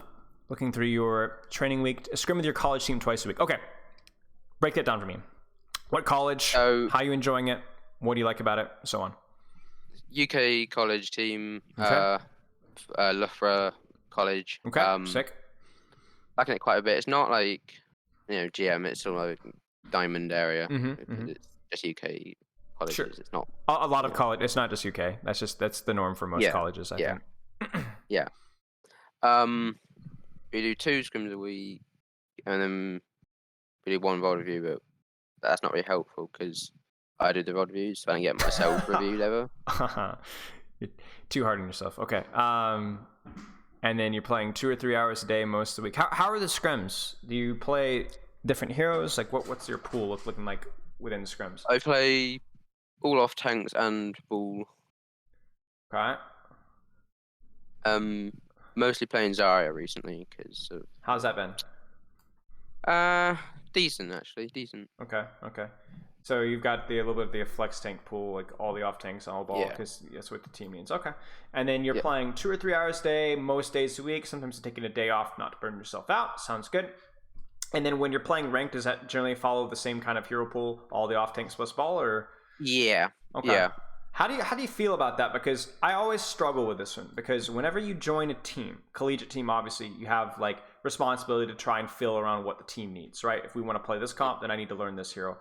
But then the problem is that especially as a college student, you don't always have the time or the desire or the ability to play a lot of rank. So then the problem is then I look at your hero pool, Ball, Sigma, Diva, Junker Queen, Zarya. That's a lot of heroes for 2 or 3 hours of ranked a day. Yeah. So how do you manage that? Well, I I joined the have team a as a ball suggestion, one. by the way. When you're done, go ahead. I joined the team as a ball one trick, and Mm-hmm. then we didn't have an off tank player, so and everyone else was like relatively new. Mm-hmm. So like, oh well, we need an off tank player. Oh, and I had a decent amount of time on Zarya, D.Va, and Sigma. I was like, okay, I'll do it. Okay. So I played less ball. Stuck to mostly off tanks, but I still a ball. Okay. The thing that I can do. Right. No, I mean, he's a very unique hero, so it makes sense. Okay.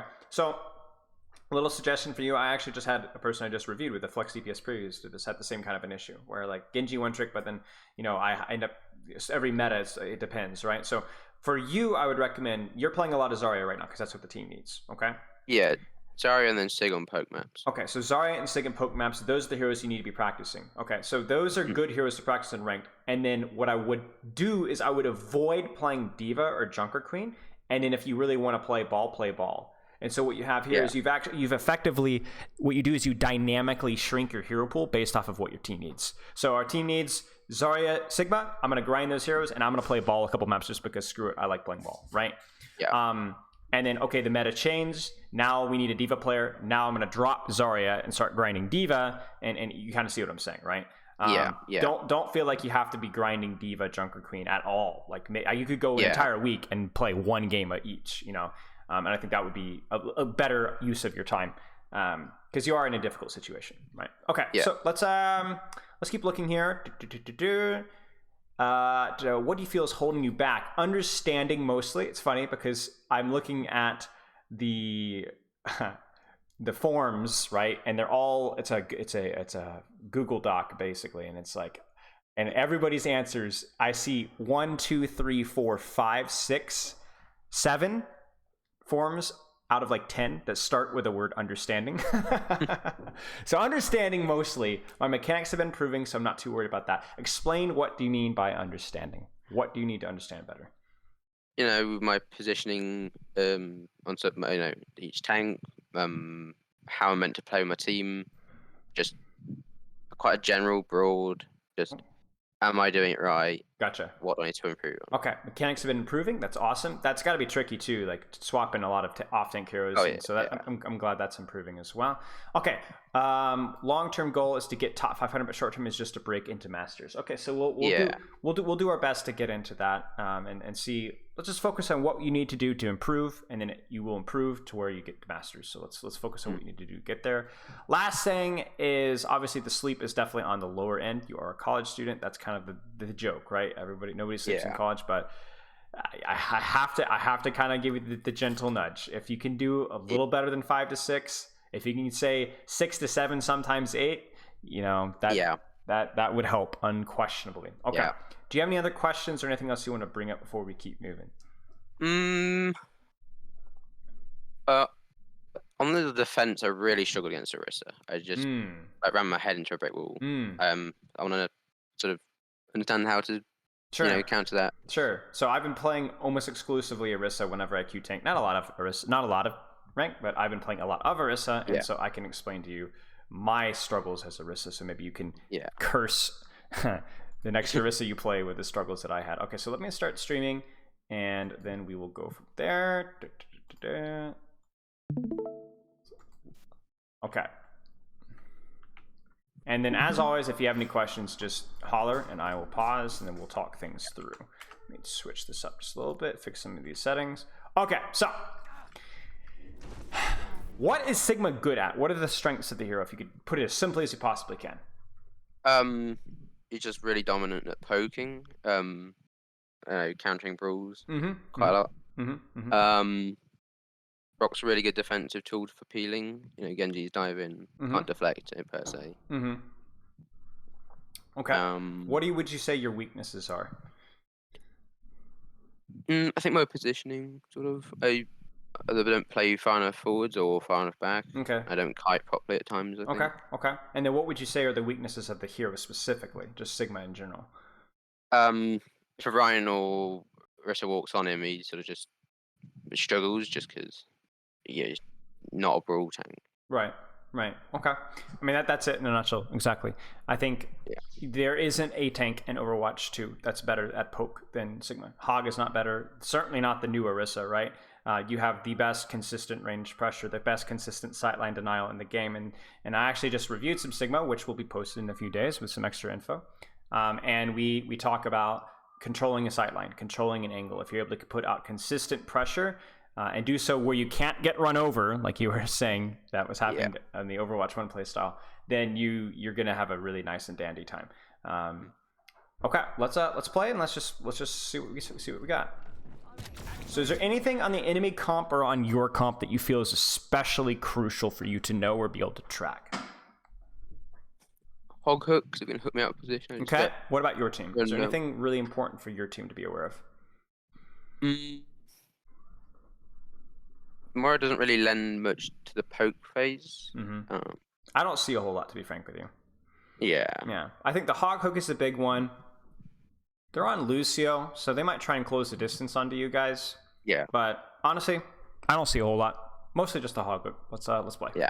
It's always good to it's like a good mental exercise to just look at your comp, look at the enemy comp, pick like the one or two things, if anything, that's really, really relevant to you. For example, if you were on Sombra instead of Ashe, what would that mean for you? When would you try and put extra pressure? When the Sombra goes in? Yeah, if you see Sombra, exactly. You see Sombra hacking backline, you try and play a little bit more aggressive. But for your team, I don't think there's a whole lot you have to pay attention to. Okay. Yeah.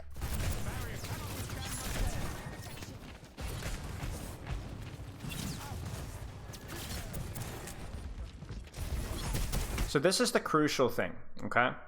This is actually this is a really, really important question. Okay. Yeah. Is it better for you to hold this position here and shield for your team, or is it better for you to play this corner here and then actually get some better spam pressure? Because I think I know the answer, but I'm honestly not 100% sure. You tell me. I think it's play forwards and get multiple angles on them. I think so too. I get the hog's attention as well. I think so too. For me, it's not just about the angles. It's also about the fact that if you're positioned where you are right now, yes, you can shield your team, but what can you not do? Poke. Right. You can literally see it right here. So what we talk about with Sigma is it's like with every tank. It's all about the indirect pressure. Or an indirect protecting. By doing damage, you make people look at you. By making people look at you, you're actually shielding these guys. You kind of see what I'm saying? You make it so that these guys can't take space, so that they're actually threatening to your team, and you do split their attention, like you said. So I look at this here, and I'm like, I understand what you want to start here, but once they turn that corner and they're now looking at your team, I think you can walk forward and start taking space. Now, what's the danger about starting here? Do you see where their Sojourn is right now? Yeah. Okay. What's the problem with starting there? Let me go to her POV really fast. Do I give her a load of charge straight away? You give her a lot of charge straight away, and can your team shoot her? No, they can't. What about the Junkrat?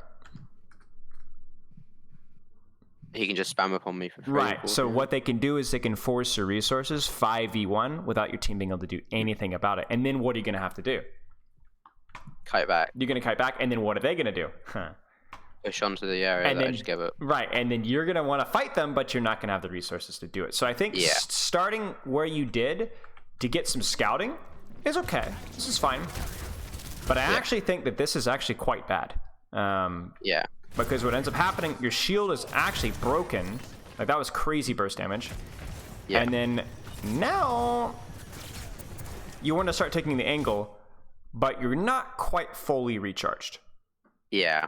I think you did a pretty good job responding to it. You did let your shield fully recharge. That was good, but not perfect, right? Yeah. Okay.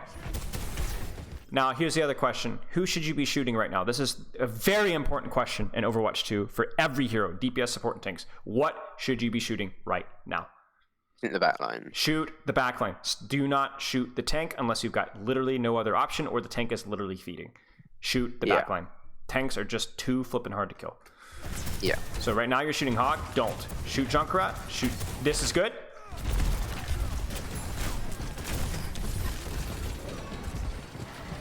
Probably would have shielded there first because I was anticipating Hog Hook. But I think outside of a little bit of resource management there and use of the shield seemed reasonable. You were just down your Sojourn immediately. So it's difficult. Yeah. Okay.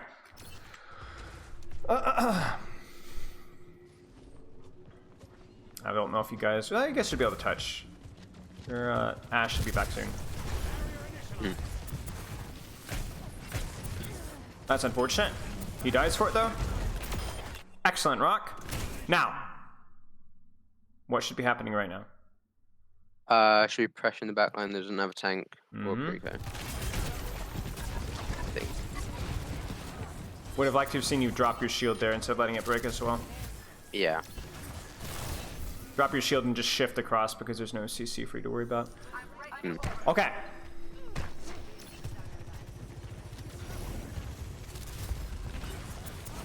Where do you go? Oh, forwards. Hmm. Onto the right side high. Right here. Yeah. Control that space. Split the off angle, put pressure out where you can reach anything but the hog, right? And then you go from there. Because you're doing a great. Okay, nice job on the hook block. But I want way more pressure. This guy should not be allowed to stay here. I know you're trying to deal with it now. This guy should not be allowed to stay where she is. Again, hog is scary, but it's like you just have to trust that your team's not going to get hooked. They're going to get hooked. It's going to happen. But you will do more elsewhere. Yeah. And like, look at what your Sojourn's doing, right? This should have been you. This should have been you. Yeah. And now she's gonna. Ooh, she might die for it. Yeah, she does die for it.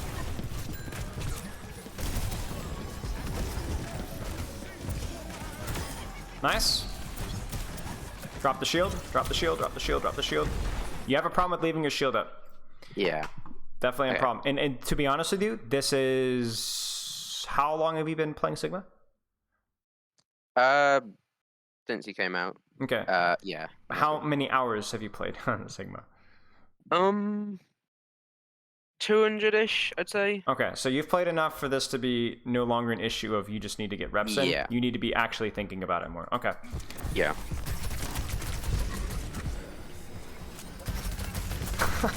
New Hoggold is so stupid.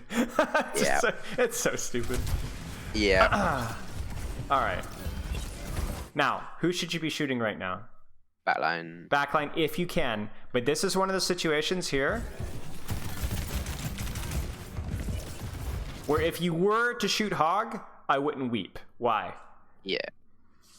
Because they've used Bell and he's so far forwards. Yeah, I mean, like, look at him. He's on top of you. So, yeah, you can shoot Hog. Yeah.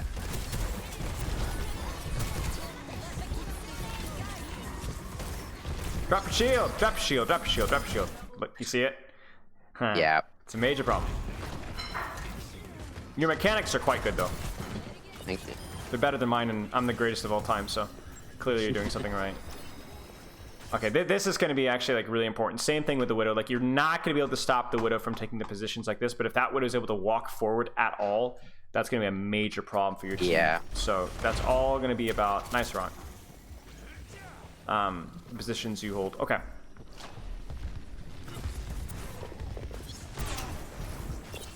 Now, what's the danger with your positioning right now? Remember what we said? Backline's vulnerable to the Widow. Well, yes, but you can't stop that necessarily, can you? What's the problem? Because they're going to be able to break your shield.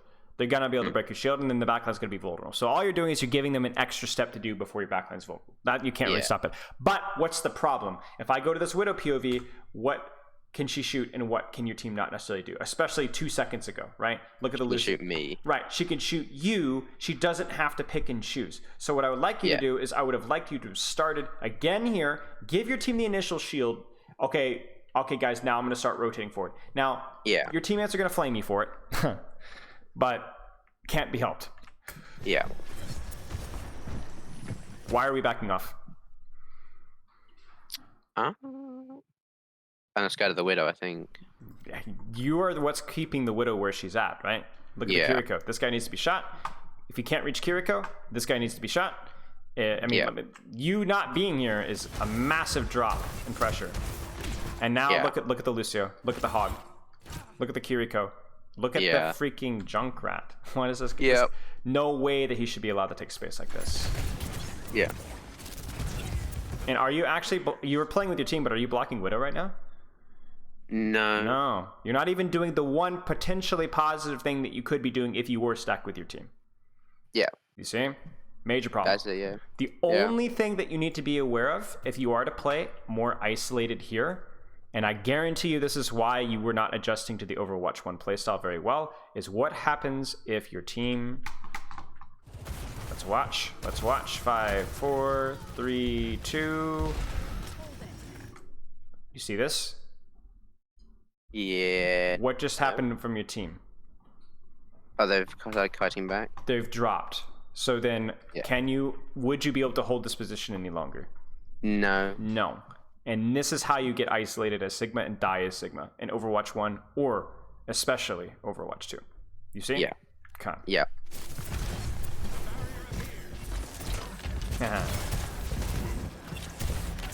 Like, you're doing a great job holding space now. I mean, this is like ASMR for Sigma right now. It's like, oh my gosh, like one volley here, I'm just gonna it's gonna take me home. But yeah, it's a little late. Yeah. Unfortunate. Okay. You have any questions so far? None that I can immediately think of, no. Alrighty. What is she doing? Why are you shooting Roadhog? Because he's in really deep. Yeah, exactly. Exactly. Probably would have shielded that. Again, this is just like the micro. If you see a Widow take an open sightline right in front of you and you're like, I got shield to spare, it's okay. It's worth blocking the shot. Yeah. You're like, oh shoot, I messed up my shield. Yeah. Really like your fluxes. Your fluxes have been really quite good so far. Obviously missing the shot there kind of stinks, but that's okay. Yeah.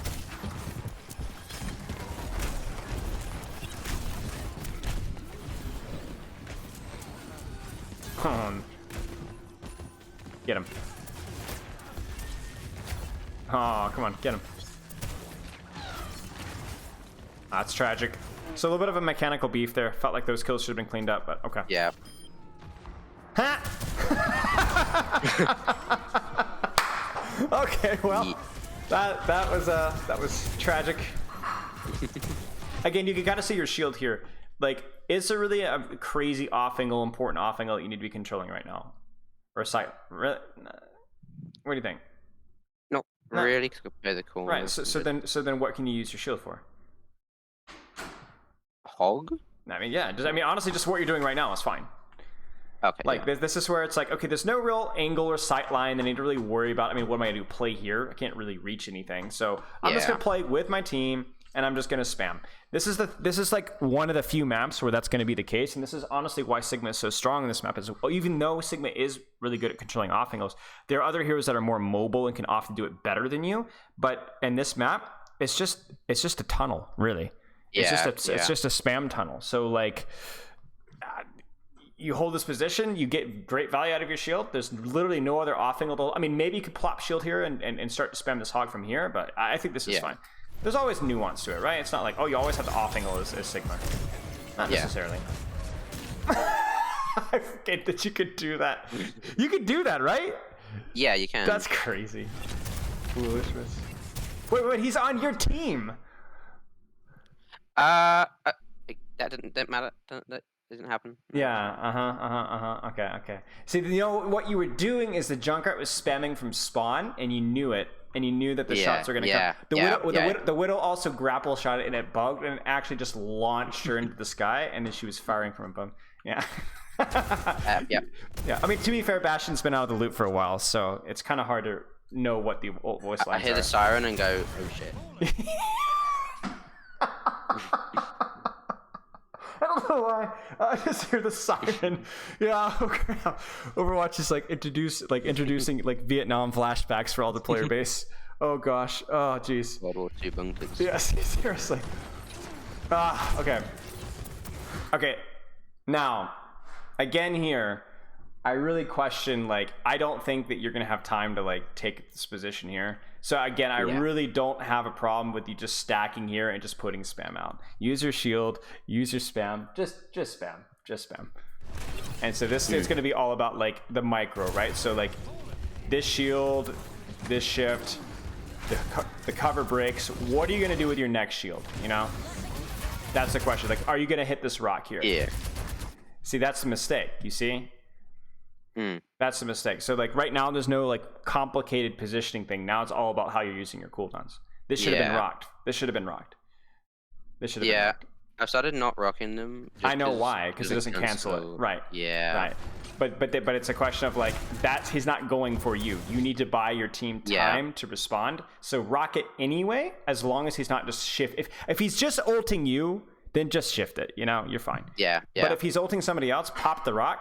And actually, I'm not even sure if shift, he can hook in his ult now too, right? Yeah, he can. Yeah, so even shift is not consistent all the time if you're not playing your corner.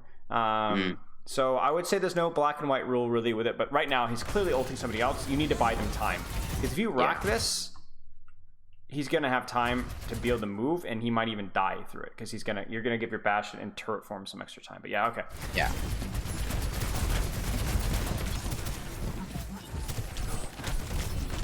And then obviously missed shift there. I mean, really, to be honest with you, I think everything about your positioning is fine. It just comes down to your cooldown usage.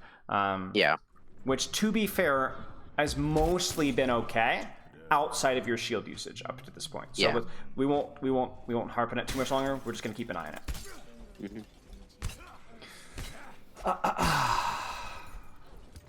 Same thing here. Is there a big flanker and angle that you can control? Maybe. Now, think about this. You don't want to be stuck here, right? Yeah. So, and because what's the problem? You guys don't have good sightlines here, but also they can use all this cover over here, right? Yeah. And they can even do goofy things like hold this here. So then, what is your goal as Sigma if you're taking space here most of the time?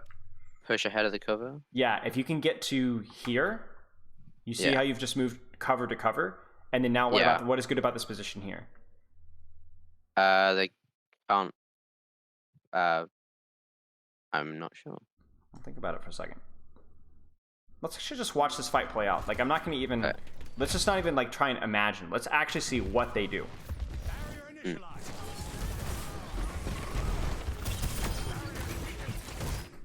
Okay. Now, I want you to pretend that he doesn't just immediately ult with a Widowmaker ult. Okay. So, he's there. You move to here. Oh. You see? It puts them in the center because they can't use that cover anymore. Yeah, exactly. This is no longer cover anymore, is it? Yeah. And not only that, look at, you said you wanted to go for backline, right? Or flank, like, do you see this? Now, you don't necessarily want to 1v1 a Tracer, but you got a good shot on her. And then if you don't want Tracer anymore and you want to push, what can you do? Use the cover myself. Yeah, use the next cover, and then look at where you got on the backline here. Free access. Free access, right? Now, obviously, Hog is still the problem, but so you would start by maybe assisting your team and then looking to take space from there. Okay. I mean, even what you do here is fine. I mean, obviously, given the circumstances, but yeah. Okay. Yeah. Let's keep playing. I think this is fine. Obviously, the hook, you know. Yeah. Just something to consider. It's just like in Overwatch 2, it's like there's only a few things you need to be aware of. Hack, hook, sleep dart, that's mostly it. So just be aware of that. And on this map, honestly, Sigma rock as well, because if you're going to see Sigma, it's going to be on this map. So baited, I guess. That was all part of the strategy. Calculated.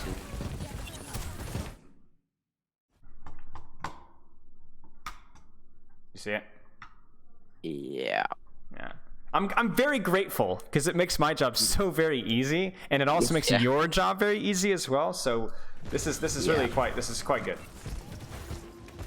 I haven't recalled it. Damn right. It's just like an ornamental like object, I guess now. You're like, oh yeah, shield. Oh, this is delightful. Okay. So shield usage, definitely an issue here. Yeah. Okay. So some cooldown usage, some micro with the positioning, I think, especially here. You know, it's definitely thinking about like what sightline can I control for my team, and then making sure that you're not getting your resources forced early. Same thing, kind of thing here. Okay, let's keep going. Do you have any questions? And I can think of again. Okay. I think it's going quite well. Okay. So let's ask the question. Well, obviously you said you struggled against Orisa, so this is gonna be a fun conversation. All right, but remember we asked, are there anything relevant on your team or on the enemy team? If you're just to narrow it down super simply. We've got better poke DPS, I suppose. They've got a Junkrat and we've got an Ashe. Okay. That's not super relevant. No. What about the enemy team? So your team's pretty straightforward. An Ana. Okay. I need to worry about nades and sleep. As well as the Orisa just existing. Right. So it's mostly Ana cooldowns and then understanding the Orisa matchup. So I'm gonna quiz you a little bit on this one. I don't know how much Orisa you've played up against, but what is Orisa good at? Existing forever. Okay. Soaking up damage and forcing people around, like pushing people around. If you would describe Orisa's range, you got Reinhardt, you've got Sigma. Where does Orisa fall? Mid to short range? Yeah, she's awkward. She outranges Reinhardt, she outranges Zarya, she outranges D.Va, she outranges Winston, but she gets smoked on range by Sigma. Yeah. And so she's awkward. And so how will you make things awkward for that Orisa? Play outside of a range? Or force out a backline? How do you force Orisa cooldowns? It's a trick question. Some damage to force to use. Yeah. You got it. You did it a lot nicer than I would have done it, but just you ever see Jurassic Park? Yes. Okay. Do you know when the initial thing when the Velociraptor attacks that guy and tries to pull him into the cage? Oh yeah. Shoot her! Right? You know that's it. Okay. In a nutshell. Sorry, boomer humor. Basically, all you're gonna be doing is just shoot her team, keep her at range. Do not if she doesn't get value out of like walking forward and harpooning people against your comp, she's gonna really struggle. She has to dive you guys at some point. So you need to hit her before that happens, and then you need to hit her after that happens. Yeah.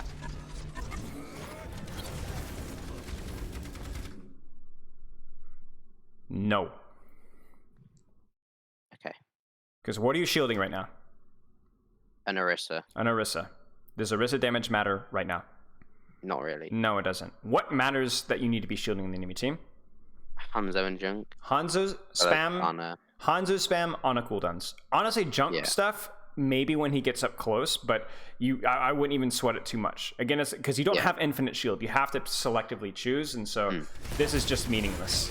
And now you need shield, no? Because where do you want to go from here? If you're taking space to signal, where do you want to go? This is your positioning challenge. High. Well, you can't do that now, can you? Not now, no. So then where do you go? Oh, in the room to the right? Yeah, maybe. Well, no, not particularly, because then you don't have very good silence for spam. That's not bad, necessarily. Yeah. This corner here? Okay, yeah, you take this corner, and then where would your next step be if you wanted to establish more pressure?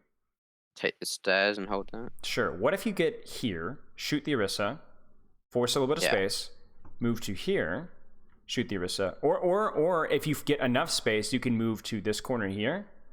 Yeah. And then move to the stairs, right? Sequentially spam her out, right? But either way, if you want to spam right now, you kind of need your shield, right? Yeah. Uh-oh.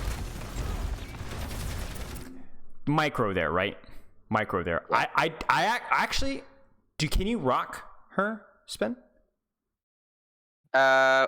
Yes, but no one she's fortified. Okay. At the same time. Okay. But so yeah, cooldown management there for sure. I think this is just fortify lasting. I think, what is it, 6 seconds now? Something like that? I think so, yeah. Yeah, so obviously this rock would be massive, but, you know. Yeah. It sucks, because if you rock that Orisa at that point in time, either she dies or you get all the HP trades in the world, and you can literally just walk backwards with your eyes closed back to any space you want. Yeah.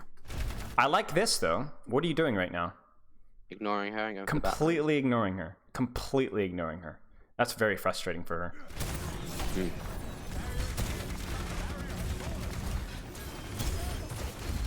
And look at this.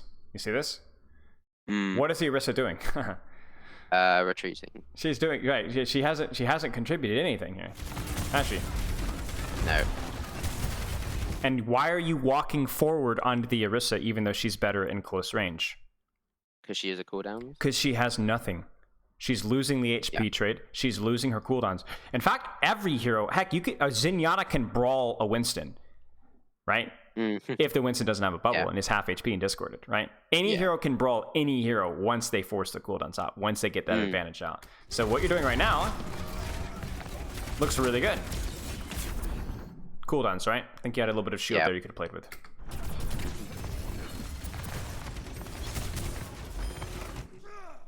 You see it?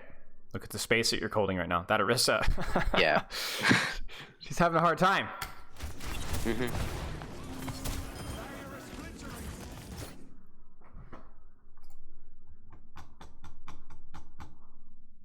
Oh, Barrett. Okay. Yeah. Yeah. Okay. Took us a little while. Longer it's out, less it's recharging. Yeah.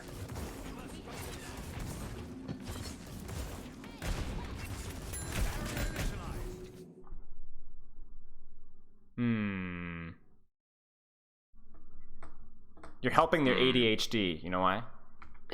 Because they don't have anything. They don't have anything to do. So like, oh, a red thing. I can shoot it. Right? You're not actually using the space right now. They're not even peeking in the space right now. So. You're like, oh no. Wait, you can rock her. Wait a second. It says stunned by accretion. Maybe she fortified. Maybe she fortified. I want to see. Oh, she must have, I want to see, because I think this is a very important interaction. Yeah, she's fortified. She's fortified. She fortified, and it even gave you the cue. Look at the. I don't know if you can see it with 720, but it says Orisa stunned by accretion. They're lying to you. Okay. But good to know. Now, this is crucial. This is a tricky one, isn't it? Who do you shoot? Yeah. The Orisa. This is where you get options as Sigma. This is something that Sigma is better at than any other hero in the game besides range. Watch this. Your shield management is better, so you're going to throw your shield here can't get healing from the and armor. Shoot the Orisa. So you're not even necessarily the healing. You're just going to throw up a barrier like in the Junkrat's way, Hans's way. Just create a diversion, right? Yeah. And then you can shoot the Orisa. You see that? So you can split your attention as Sigma. No other tank can do that.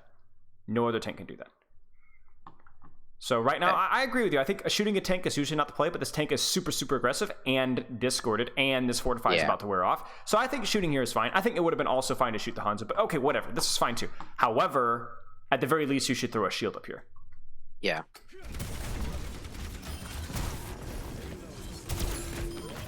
Yeah, easy. I thought you said you struggled versus Orisa. Well, I lose this to a match. Okay.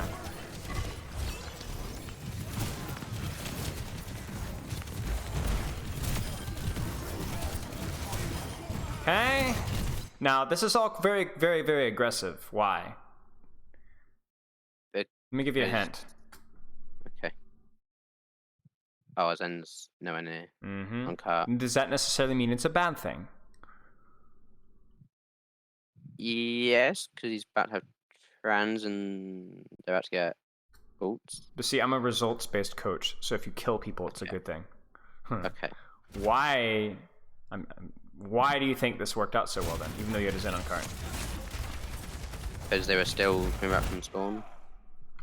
So he had momentum. Yeah, you had a little bit of momentum, you had better space, and they also had somebody that wasn't involved in the fight.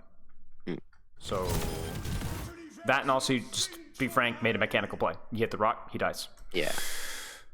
Okay. But you still have to keep in mind, right? Yeah. And this is the trade-off, right? This is the trade-off. Yeah. You end up getting a lot of ults forced, and maybe you still lose this fight. But what did you get out of it, if nothing else? Look at the card. Distance. Distance. So maybe worth, maybe it's not. I'm not sure.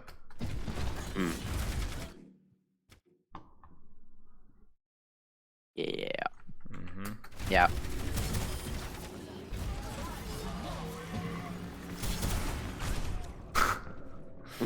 Okay, they have used 1, 2, 3 ults. You guys have used 2. This is a very difficult map to retake, though, so let's see how it goes. Yeah. I might be able to offer you some suggestions. Okay. This is where you really have to understand, though, and I'm sure you understand this, but just a good reminder. You cannot protect your team with your shield on this rotate. It is impossible. So how do you protect your team then as Sigma? Poke. Just damage. Play for yourself. Yeah. Look at the comp. If you go off by yourself, and I don't mean necessarily into the spawn, but you go off by yourself, who can punish you on their team? Who can chase you down and kill you?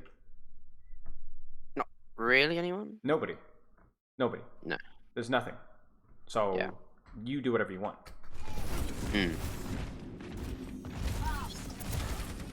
What do you think about this?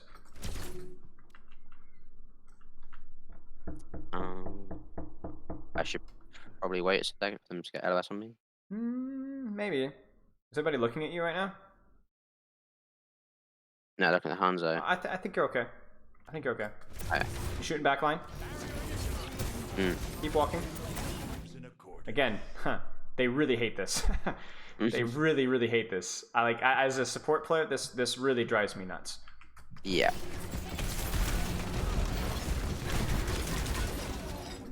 So what's the issue with this then? I don't use barrier. Yeah. So is there anything complicated and big brain and we have to discuss macro and rethink the game? No. No. You're a jackass. Next fight. Yeah. And those are also easy fights to coach as well. Yeah. How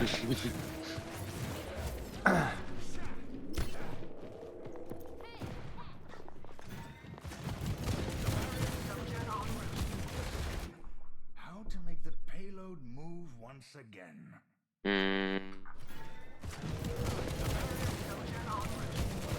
Oh, the barrier.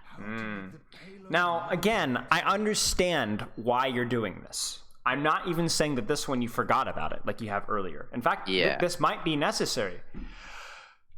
But what do you need? Let's say that was the right play, okay? I'm not so sure, but it might have been the right play. Okay, so then what do you need to know right now?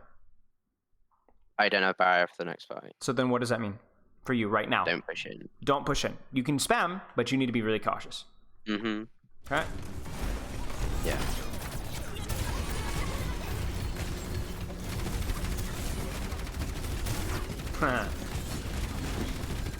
That poor Rissa. She needs to do a little bit of Kovacs. It's like me. Oh my gosh! You're just like, wee! Keep trying, bud. Okay, I mean, that's great. Okay, excellent target priority.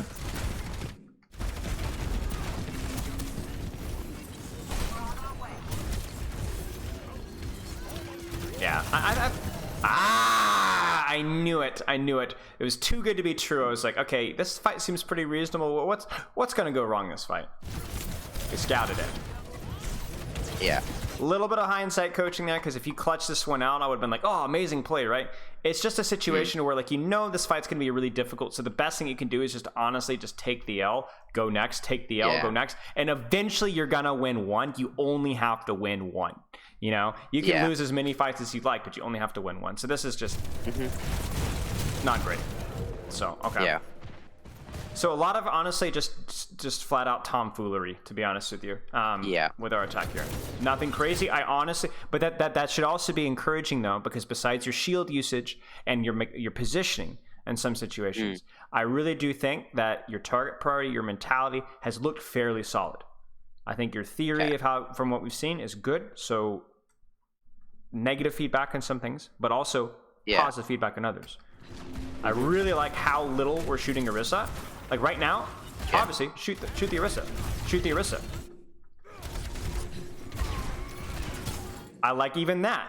Like, did you see what you did there? You shifted as soon as you saw what? Yeah, spear. Spear. Well, actually, the shift, I'm pretty sure, eats spear.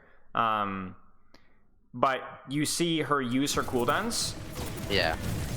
And so you're like, okay, well, I'm gonna walk forward and just shift. So now this makes things really awkward for her, because I think even into their composition, I don't think you need.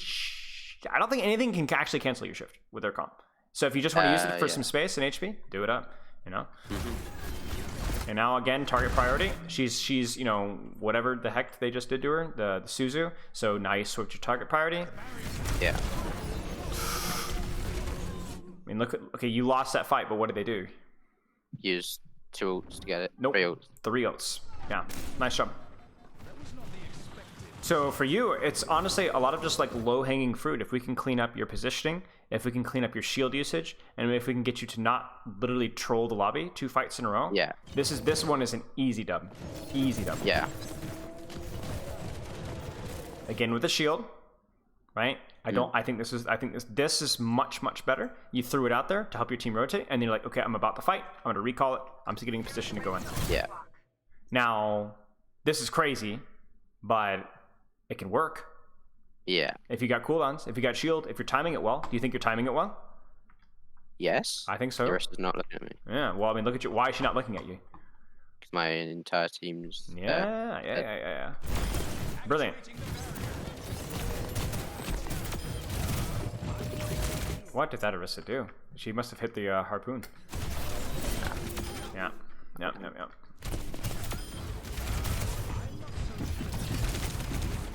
It's actually a little tricky because I think your Zen was late there. Yeah. Which definitely, but this should be one, to be honest with you.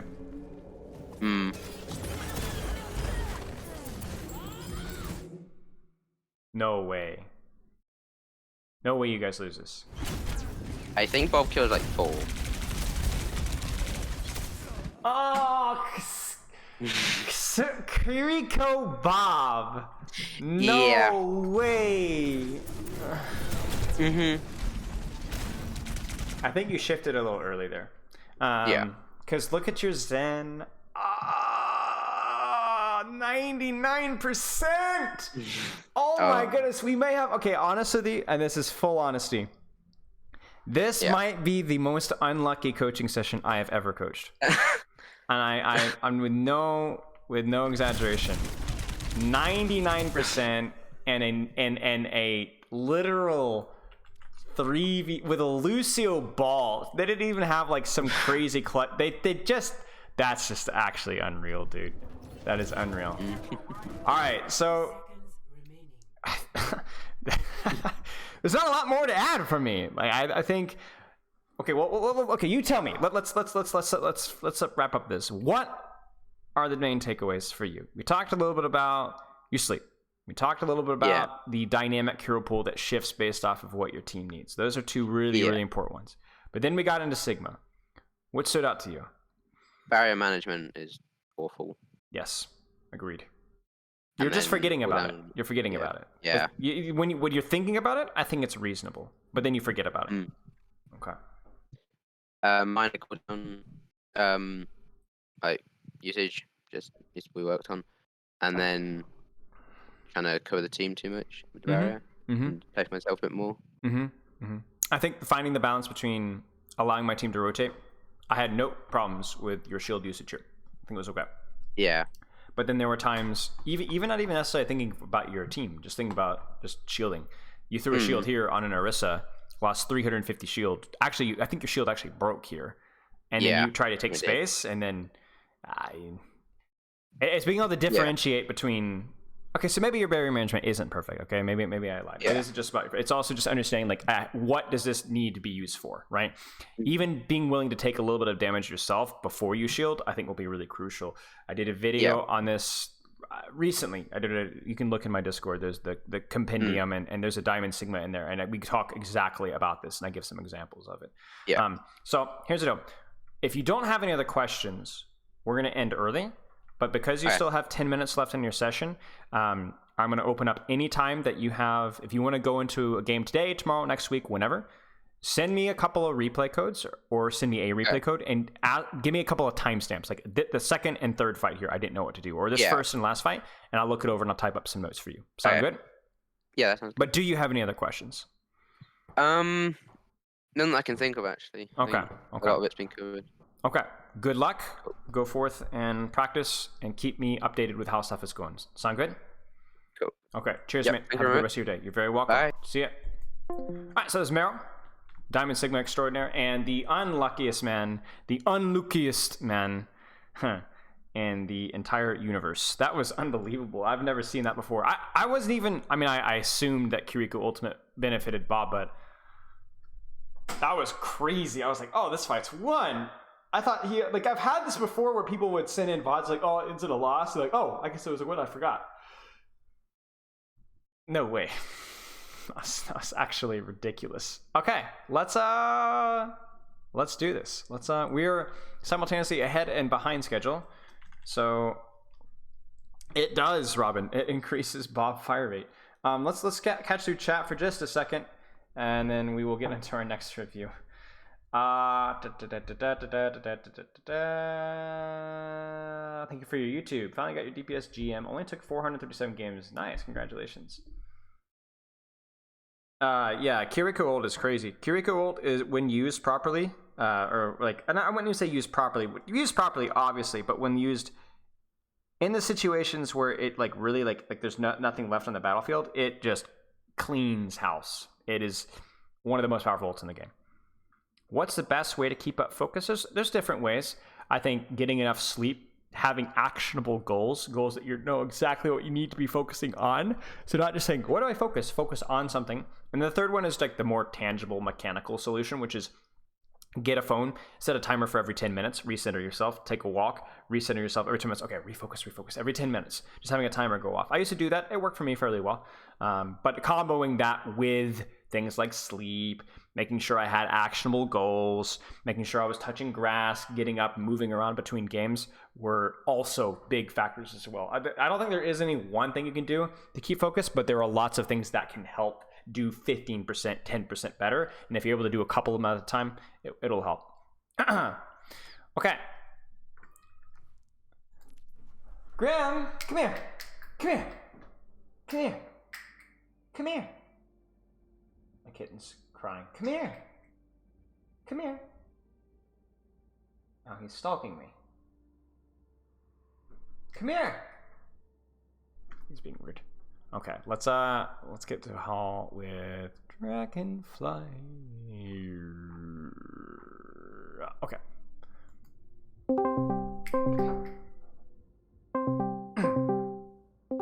Dragonfly. Hello. Long time no chat. How you doing? I'm doing good. Good. Good. It's been a long time, mate. Hope you've been doing well. Years or something, on the other half, something like that. Yeah, it's been way too long. Let me get your session pulled up here. I think you enjoyed the spot review. Yeah. More tank VOD review. Man, oh man. You know what? I'm actually looking forward to this because we really haven't done Zarya, shockingly. Unless I'm forgetting. We've done one. Oh, yeah. Maybe? Yeah, maybe. And KZ, yeah. Yeah, but that was right. That was a contenders one. We've not done no Zarya, which is shocking. Yeah, they got no support VOD reviews. They got no Zarya VOD reviews. It's like it's bizarre. It makes no sense. Okay, so let's go through your forum. I have to try and check this out. Where are we at? Surely. Okay, there it is. Okay, so why did you get coaching again? What's your problem? Okay, so I think I would try to push like low GM. Yeah, I mean before they nerf DVA and Zarya. Mm-hmm. So that's a plan.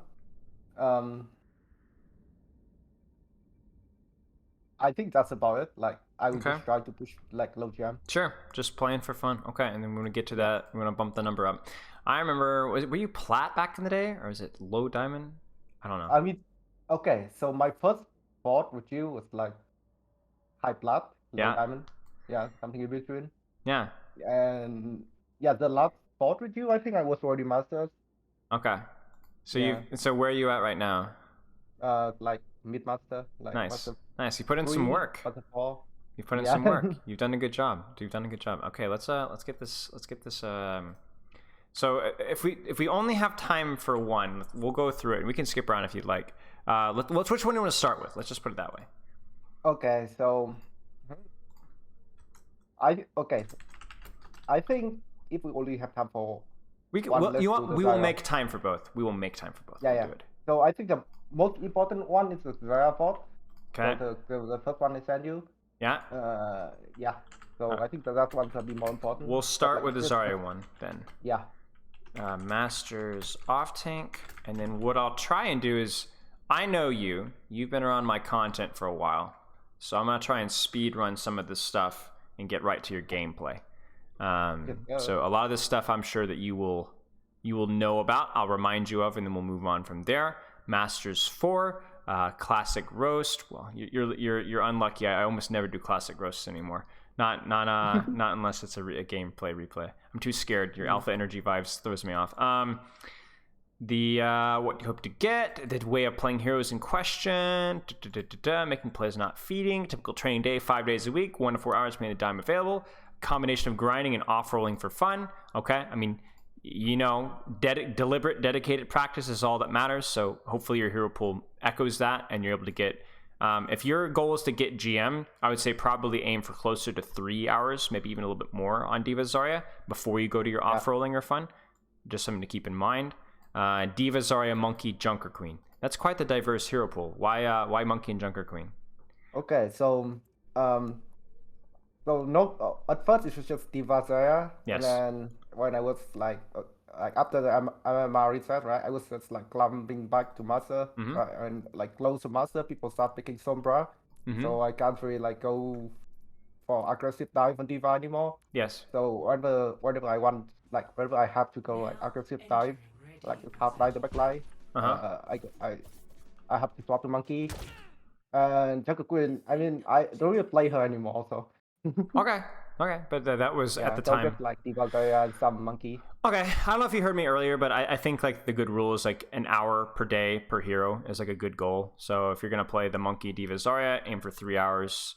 More is always better, but at least 3 hours. And then if you're playing only D.Va Zarya, it's still good to spend at least 3 hours, especially if you're pushing for GM. So when I climbed the GM on support, different time, different game, different situation. For me, it was about 2.5 to 3 hours with short queues, and I only played Zen Ana. So for you, you're gonna have slightly longer queues. You might have to bump that time up just a tad bit. And then obviously making sure that you're spending that time in queue productively. Either you're looking over a couple of team fights, you're aim training, or you're literally walking away from your computer. Getting a walk, drinking some water, getting some sun, something like that. Sleep looks good. Let's see here. What do you feel is holding you back? I feel like I've hit my peak. Also, my losses are often either me feeding when trying to make plays, or I don't do enough. I need to find the sweet spot for that. Okay. You might have hit your peak with how you're training right now, so we'll give you some insight. But also keep in mind that if it's like 1 to 4 hours, only 5 days a week, that it is going to be hard hitting GM with that. Now, that's not necessarily a bad thing. For me, I have no desire to really hit GM again. I mean, I do, but I know I just don't have time, and I'm not willing to put in the time to hit GM ever again. But for you, it's like 5 days a week, 1 to 4 hours. It is going to be tricky to hit GM like that. I've got Majid in my chat right now from Overwatch League, and Majid says you can't. Wait, never mind. Majid is trash talking me, saying I can't hit GM. I can't. Screw you, Majid. You've got no friends. Play-ins. Psh. Actually, I really should be throwing stones about being in Overwatch League right now. It's kind of a soft spot for me right now. So, never mind. Disregard. Majid, you're great. Love you, man. Great flex support. Big fan. Bench boy. Anyway, so so it is going to be harder 1 to 4 hours, 5 days a week, because you are going to be playing significantly less than most GM players. Yeah, makes sense. So just keep that in mind. But we'll combo maybe trying that out with some feedback from your Zarya, and we'll see what happens. Sound good? Yeah. Okay. Do you have any other questions? I think like I clean up a bit with the like feeding, not feeding thing. So okay. Now when I try to go for aggressive plays, like I try to wait until we have some kind of an advantage before I start pushing. So I think I cleaned that up quite a bit. Okay, sounds good. Well, that's always good then, like paying attention to the advantage. Okay. The only question that you didn't answer is how did you hear about me? I'm just kidding. I can't. I'm messing Yeah, I with you. know. It's just like browsing. I'm trying to like look back to our Discord message history. It goes way back. Whoa. It goes to 2018. Dang. You've been on for a long time. Almost 4 years. Back when I was so young and foolish. Oh man. Okay. Yeah, okay. All right. Tell me what is Zarya good at right now? What is this Zarya good at? Why do you play the hero? I think Zarya's kind of like the new Ryan. So you push corner to corner, and your beam's basically like the hammer. So people have to like stay away from your beam in a sense. Yes. And yeah, so like that's how you control Spectre Zarya. Sure. And yep, you also do the things right Sure. does, or like Ryan did back in Overwatch 1, like you clear high ground, stuff like that. Yeah, I mean, definitely yeah, feels like the really good, really good short range tank. I mean, Reinhardt beats you, but everything else just really suffers in short range versus you. So being able to control space with Zarya as best as you can. The one thing that's really different about Zarya that has a lot of similarity with D.Va is your ability to kind of track what's going on around you. Because remember, with bubbles, it's either enabling your aggression, enabling your team's aggression, or disabling the enemy's aggression on your team. So for you, like, it's going to be all about bubbling your Zarya, but then also you look at the enemy composition. If that Genji gets bubble and is on your Junkrat or on your BAP, that completely changes things. Do you kind of see what I'm saying? So your ability to read the fight is really important. Now, I've been talking with A10 recently. I can't really leak about everything we've been talking about, but one thing that we've been talking about is about how Zarya's bubbles can be used for charge, but not having a bubble mid-fight often means that you have to give up space. So for example, here, if you use both bubbles for charge at this choke, what is the good and then what is the bad thing about that? Yeah, so of course, like if you use two bubbles and you have to back off, like, and give space, like that's a given. So what I do is I try to like spread out the bubble users. So like bubble once, right, and then I wait a bit before the second bubbles. So that like after I use the second bubbles, like my first bubble will almost come back, something like that. That's what I try to do. There's a cost benefit analysis that you have to kind of look at, because then even if you were just to use one bubble for charge, and even if you get 40 charge from it, if that Zarya then can walk forward with two bubbles, that does make things a little bit difficult, even if you are 40 charge higher than she is. Do you see what I'm saying? And this is where I think maybe some Zaryas have to shift their mindset just a little bit, because what changed with Zarya from Overwatch 1 to Overwatch 2 besides being able to bubble other people? Hi Spilo, just discovered your content on YouTube lately and loving it. Anymore. The push guide in particular is super helpful. Like not as much as before. Yes, like, so you get a little bit of charge, and then what happens 2 seconds later? Like you don't have, like they will push you, and like if you don't have bubbles, and you have to like keep space. Right. Do you know what happens to charge in Overwatch 2 as well? No. Charge... Oh, I think it's decreased like faster, right? Yes. The decrease rate is increased. So getting bubbling for energy early is less powerful because you maintain that charge into the next fight at a much lower rate. Yeah. You see what I'm saying? Yeah. So that doesn't mean you can't fish for charge early. It just makes it a little bit less optimal of a play. And so the cost gets to be higher, the benefit is lower, something to consider. That was something that A10 was talking about with me, and I think it makes sense. So let's take a watch here. How's volume for you? I don't care about the volume in the game, so that's fine. Oh, okay. Yeah, like I can still hear you. So okay, perfect. So this is the danger. Okay, so I wouldn't say the danger necessarily. You had to bubble there,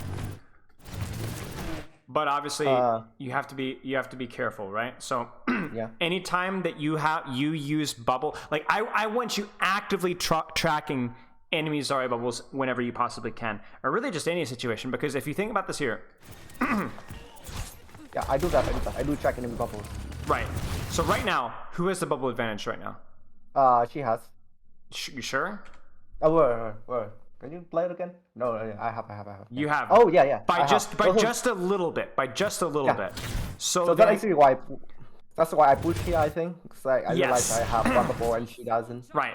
And then you back out, but then at that point in time, I'm pretty sure you get headshot. Yeah. Oh, I think the stream is frozen for me. Oh, is it frozen for you? Yeah, it's frozen for me. All right, let me start up again.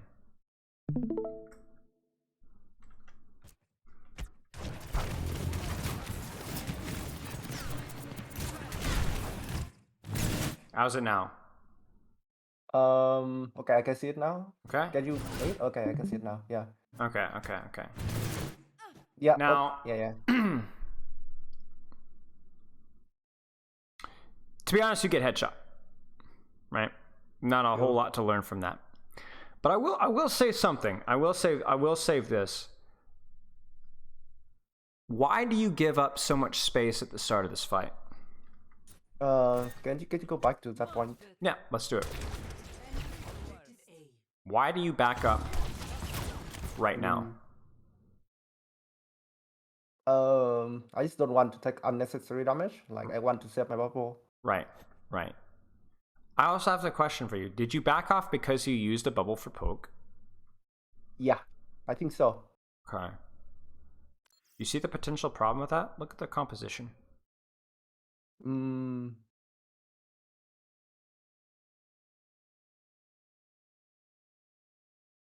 they have more buck, I think, right? Oh, okay, that we know. You give more space for Widowmaker, I think. Yeah. Let me be perfectly frank with this. I'm rusty. I've never coached new Zarya before outside of the team environment.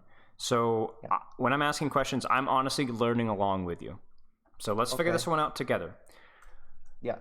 You used a bubble for energy. You gave up space early. That allowed them to get through the choke, but also look at your Reaper. You see? You gave space, and then your Reaper pushed. So this doesn't. You're not able to bubble your Reaper, and you're not able to push with him at the same time. Do you see what I'm saying? Yeah, that's true. Yeah. So that kind of messes with things. And then even if we break that down to the micro, do you see how your positioning here could be better? Like you could be tighter on the wall. Now I understand why when you swing wide on the Genji, but then when you swing wide on the Genji, you go from cover to this cover here, right? Yeah. But instead, you stay here instead of going to the next cover. And that's what gets you headshot. Yeah. You see? Yeah, I see. So what we're gonna do is we're gonna break things really micro, but we're gonna pull something from it. So cover usage, you used your bubble for charge, and that meant you had to give up space, which meant that you were not able to hold the choke with your Reaper. Which gave up. That's the thing. It's like, can I give space? If so, then I can use my bubble for charge. Can I not give up space? In which case, you cannot use your bubble for charge. Do you see what I'm saying? Yeah. Okay.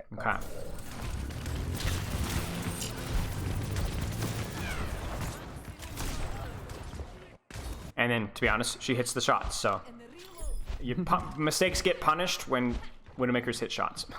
Yeah. But there was definitely something to learn from that. Yeah, that's true. I think that's like my problem is there as well. Like I don't know how.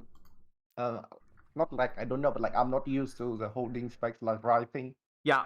Yeah. It's different for sure. It's different. Yeah. It's gonna take some adjustment. Huh.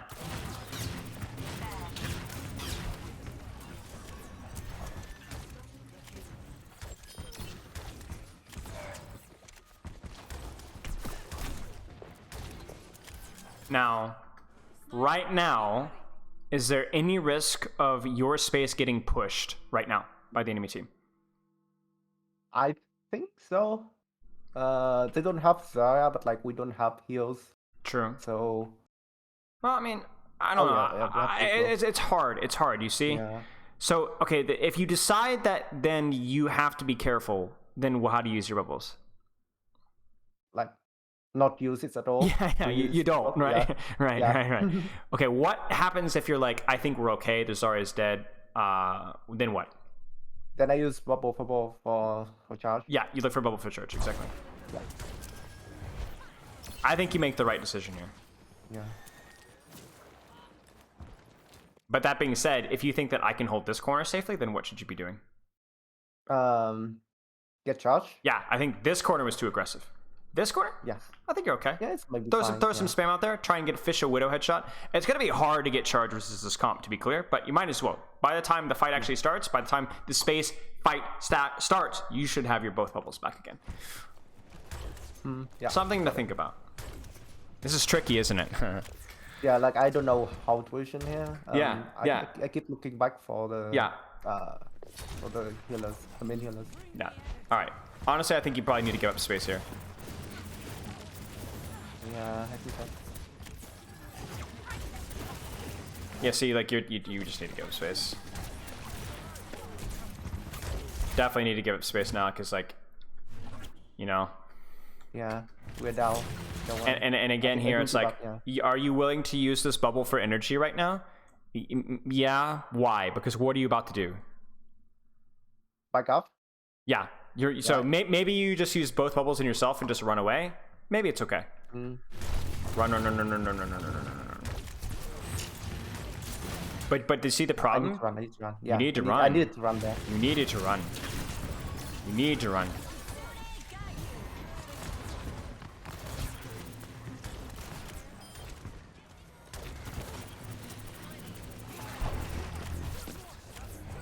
Don't think that bubble was necessary. Yeah. Don't get much charge out of it either. Good bubble. Now, right now, this is really important. You just gotta kill. Yeah. You want to push now, don't you? Yeah. Let me see. We have 5. I think we can, but like I'm scared of the Widow. So like, if I push here, right? So which means that my teams have to push as well. Yeah. So I'm kind of scared of the Widow. So I don't really want to push here. No, I agree. I agree. The difficult part for me personally is that you don't have any more bubbles, and now you want to push. This is why that bubble on that Moira, Cole, was so important. Because now you should have one bubble with which you can push, but now you don't have bubbles with which to push with, so now it's really awkward for you to push. You could still walk forward and grab, you'd probably be okay, but it would feel, it's dangerous to do so. So this is the problem. Fine grab. You see it? Yeah. If I had bubble there, I would have If you had bubble there, you live. There's more flexibility with bubbles, which means you can get away with doing more things. But it's not about which Zarya can get away. It's about what Zarya is maximizing the most value out of their bubbles. And you used a bubble there on the Moira. They didn't protect you. They didn't... you didn't get space out of it. You didn't get any space out of it. And even if you had gotten charged, there was no real threat there. I don't know if it was worth using at all. Because you knew that you wanted to brawl soon. Right? You knew that you wanted to brawl soon. So getting charge isn't good enough. If you want to hold space, bubbles for charge are not worth it. It is only when you're willing to give space or you know that there's no risk of your space being pushed, then you can use bubbles for charge. Maybe that's the Overwatch 2 mindset. Maybe it's just the Overwatch 1 mindset, but now in Overwatch 2, you just get punished for it a lot harder. Yeah. Either way. Go ahead. Yeah. I think back in Overwatch 1, like, we just like flying a lot, so it doesn't really matter. Yeah. Yeah. Yeah. Now you have to like use bubble to hold strikes. My headset ran out of battery. I figured. Okay. Now, what's the problem with what the Zarya is doing right now? No one's gonna shoot her bubbles. Right. So. No. Here's an even more. Let's not think about who's shooting the bubbles. Is this Zarya willing to back up right now? Does she want to back up right now? No. No. I don't think so. So then, what's the problem with this bubble? So she have to because she was bubble. Then she will have to back up when she wants to back up. Now the tables have turned. She's doing the mistake that you did, where she's bubbling. But are they pushing right now? No. So then they will have to back up with this bubble. Even if she gets charged out of this. And right now, do you see? Now, you bubble early, I think. I don't think there's any reason for you to bubble here. So, right now, she uses bubble, just shoot her. Just shoot her from the corner. And then she uses another bubble, so even though you did not respond to this very well, who can fight for space better right now? Which team? I do have bubble advantage, so... Yes, you still have a bubble, they do not. Now, obviously, that's the only one factor. They're Kiriko ulting, they've got Blade, but in terms of the tank trade, you did not play this one well, but she played it worse. Yeah, true. Now, if she was thinking, I'm going to use this bubble here, our Genji's in spawn, I'm going to use both bubbles and then just kite to this corner and just kite out, and then repush later, that would have been okay. But that's not what she's doing, is it? That's not what she's doing. Yeah. She's fighting, and now she's down both bubbles. The charge here matters, but it doesn't matter that much. It's also a lot easier to not shoot a Zarya when she's not pushing you, Yeah. She's not pushing you, so it's like, okay, so it's a lot easier. It's a lot harder to build charge when you're not using it like such. Okay, so to be honest with you, this bubble is a feed. Yeah. That bubble as well, also a little bit of a feed. I mean, you probably needed to get out, to be honest with you. I think I just die here. I will die here. Like the bubble supply. Go back, I think. Yeah, I think bubble supply and Kiriko ultimate as well. That's tough. Oh, yeah, See, that's the way. That's why. Oh, that's why she got it back. Yeah, that's why she's this on her like her 4th bubble now. So. Yeah. I mean, maybe that was the big brain play. Maybe that's what she was trying to do. You get her bubble on cooldown so that when they pop Kiriko ultimate, she builds the next one faster. You know what I'm saying? Yeah. I'm honestly not too sure. But all I can worry about is your play there and obviously your bubble management. Like, you didn't really use it to push space. You didn't really need it to push space. You just kind of used it, The second one you needed to get out. The first one was the one that we're really concerned about. Now... bubble usage there. What do you think? Here I can use bubble for box. Like, it's not gonna be able to push me here. I can use for box and then I box the back line. I think that was the plan. Do you want to push them right now? Excuse me. No, like. Right. Can they push you? No. Can you push them? I mean, I can, yeah. But do you want to? No. Does anybody in your team want to push them right now? Do you have a Genji's? No, right. So the answer is no. So sure, bubble. I mean, you could even bubble again here if you wanted to, right? Now, if you're really concerned about, okay, maybe they'll grab my Moira. I mean, I think she dies either way. But like, let's say that a Genji that would dive backline, maybe you need to say bubble. But like, you could bubble again now if you wanted to, right? Yeah. Yeah, I can bubble. This is tricky to think about, right? This is yeah, it's very hard. It's very hard, but this will serve you well. This will help you moving forward. Yeah. So like, you could have used both bubbles at this point without really fear of anything. And then what would happen now is, you see how your Widowmaker's back? Yeah. Now what can you be thinking? Push them? Yeah, maybe push them. And by push them, I don't necessarily mean like, you know what I mean. I'm not saying run into them, kill the Zarya, blow them up. But you're thinking, okay, we're about to fight here, right? But what's the problem? I use one bubble. You use the bubble, right? Yeah. I don't think I can push here. Like, I don't. Maybe I don't think so either, right? So then, then, what's the play? Okay, so maybe you need a little bit of charge. Okay, if you sit right here and shoot, what are they going to do? What are their options? Nothing. Right. I don't think they can do anything. Well, seriously, what are they going to do? They have to do something. What are they doing right now? Go run at our backline. Yeah, so they run your backline. Well, what's the problem with that? If you're managing your bubbles properly, I have bubble for you my have backline. Both of your bubbles for your backline, and then what happened? And then what do you have on their backline now? I can shoot the backline as well. You have an 80 charge Zarya murder machine on top of their backline. Then okay, that's they true. don't want to push your backline. Okay, so then they push you. What's the problem with that? They have to go all the way to push me. Yeah, and what do you I have? don't think it's worth it. And I will still have bubble. You have both bubbles. Yeah. And so then once again, they're running into an 80 charge Zarya murder machine with both bubbles.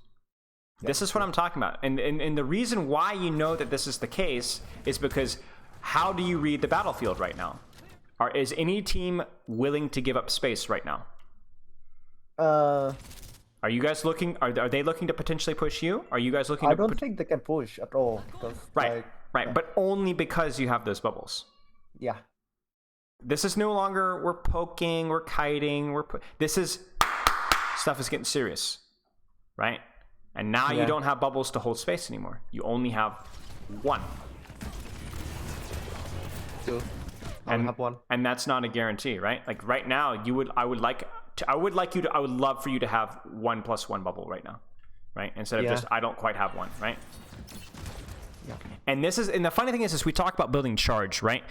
This is why you have to be really careful about your bubble usage, is because right now, if you had both bubbles for that grab, how much charge do you have right now?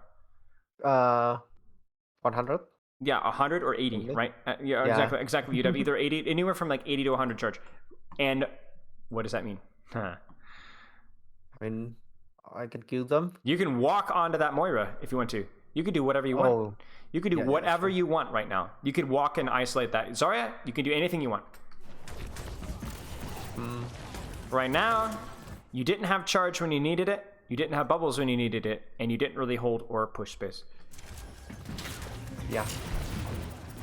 I mean, I think I still annoy the fact line. Yes, you did. But remember, tanking in Overwatch 2, it's not about what you did, it's about what you could have done. Because every tank is a raid boss, right? Yeah. Every tank is a raid boss. Now, right now, is that a good bubble for you?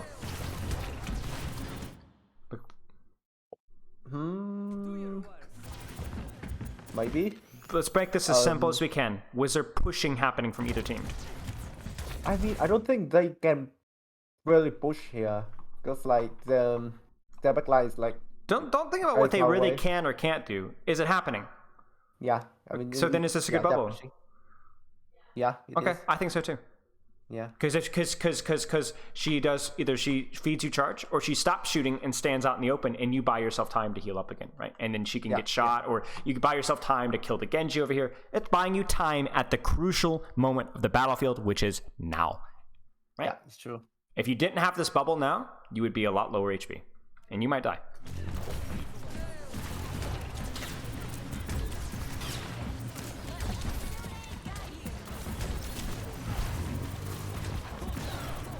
Okay. Now you have the infinite bubbles now, Kiriko. Huh.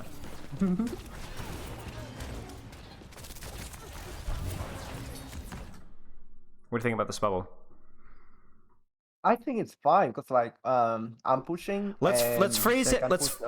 Yes. That's we're gonna phrase it about how space control works. Are they going to be pushing you anytime in the next few seconds? No. Are you going to be wanting to push them in the next couple of few seconds? Really, no. I don't think so. You know, they're basically in their spawn. So just use it greedily, right? Okay.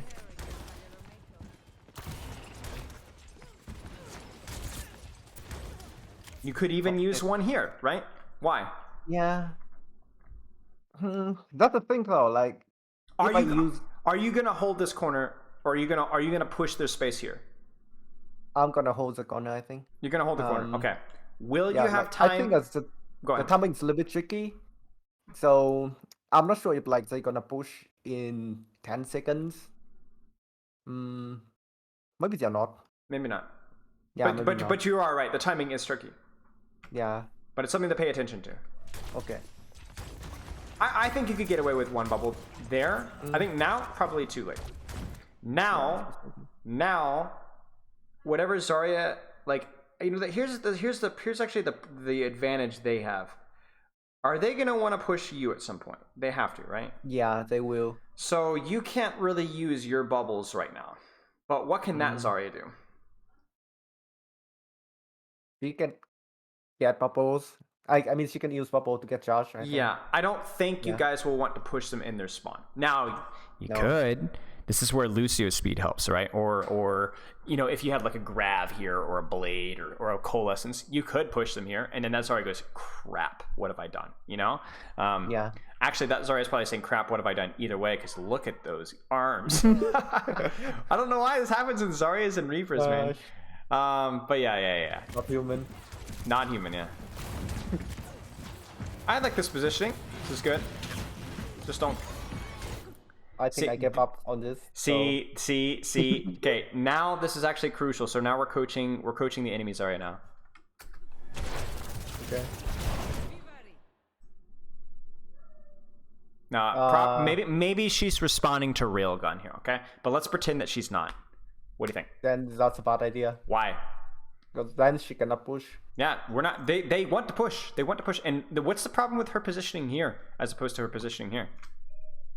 And she could get pushed as well, I think. Yeah, I think so too. She can get pushed. I think this is risky for her. Yeah. And they've popped Kiriko ultimate again. So again, maybe they're like using the Kiriko ultimate to like allow her to bubble again. I don't really know, but this bubble is not free from her.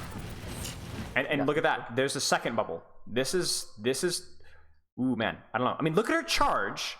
But again, what is she doing with that charge right now? It's probably nothing. Really nothing. Yeah. Right? So you're like, oh, she's got way more charge than me, but it doesn't matter. It's about when you have the charge and when you had the bubbles, right? I think you were okay, honestly. And you know what's actually funny? Okay, so I think you were okay with that positioning, but why do you survive? Because I had 2 bubbles. Because you had 2 bubbles. And why does that Zarya not cut you off and kill you? Because she didn't have bubbles. Because she didn't. She only had 1 bubble. Look at that. Yeah. Now she can't push. Oh shoot, now I can't push. She gets her second bubble now, but even with Kiriko ultimate, that Zarya still doesn't get what she wants. Yeah. Isn't that funny? That's a Zarya def right there. Like really right there. Right there. They use an ultimate, they get space out of it, but you completely just juke the kill. Yeah. Oh, I have one question. Yes. Should I stay there or should I just like run away? I probably would have stayed there. I don't think so. I think you did a great job managing your bubbles. I think that's what helped you get out. But I think like in a hard angle like this, there is no kiting. I'm not necessarily sure that this is the best position to hold if they have ultimates but I think it's because there's no way to get out, right? You're not a monkey. You know what I'm saying? I would have stayed.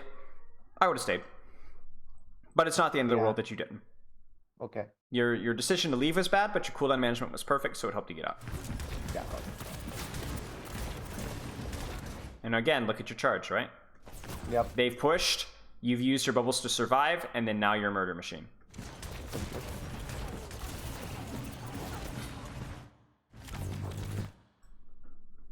You see it? Yep. Are they pushing? Is there an engagement? Yeah. Are you pushing or are they pushing? Yes. And so then this bubble gets max value. Yeah. So despite them, I mean, you guys are really starting off this fight really poorly. This should be stallable / potentially winnable. I think it's stolen. Really good patience with your bubble. Very nice. Again, it's all the bubbles that get success are the ones where you're either pushing yourself or they're pushing you. Yeah, I see it. And it sounds obvious, like that was, but it's just a good way of thinking about it. Okay, nice job. All right, again, why is Zarya allowed to do this? Do you guys really want to push her on this corner right now? Clearly not. Yeah, clearly not. Yeah, clearly not. I mean, look at the way your entire team is positioned. So that Zarya can greed all the bubbles that she wants. Now, you can do this too, because you can go, I'm going to greed bubbles, I'm going to kite all the way back to where I want to actually play. Yeah. Whether that's here. So something to keep in mind. Yeah, I got it. Didn't get a lot of charge out of it, though.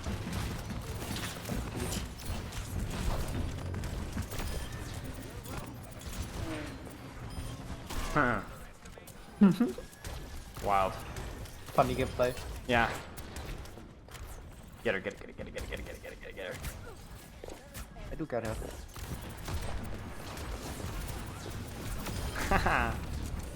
And thank goodness for double bubble, right? Yep, that's true. So now I can run away. Now you can run away.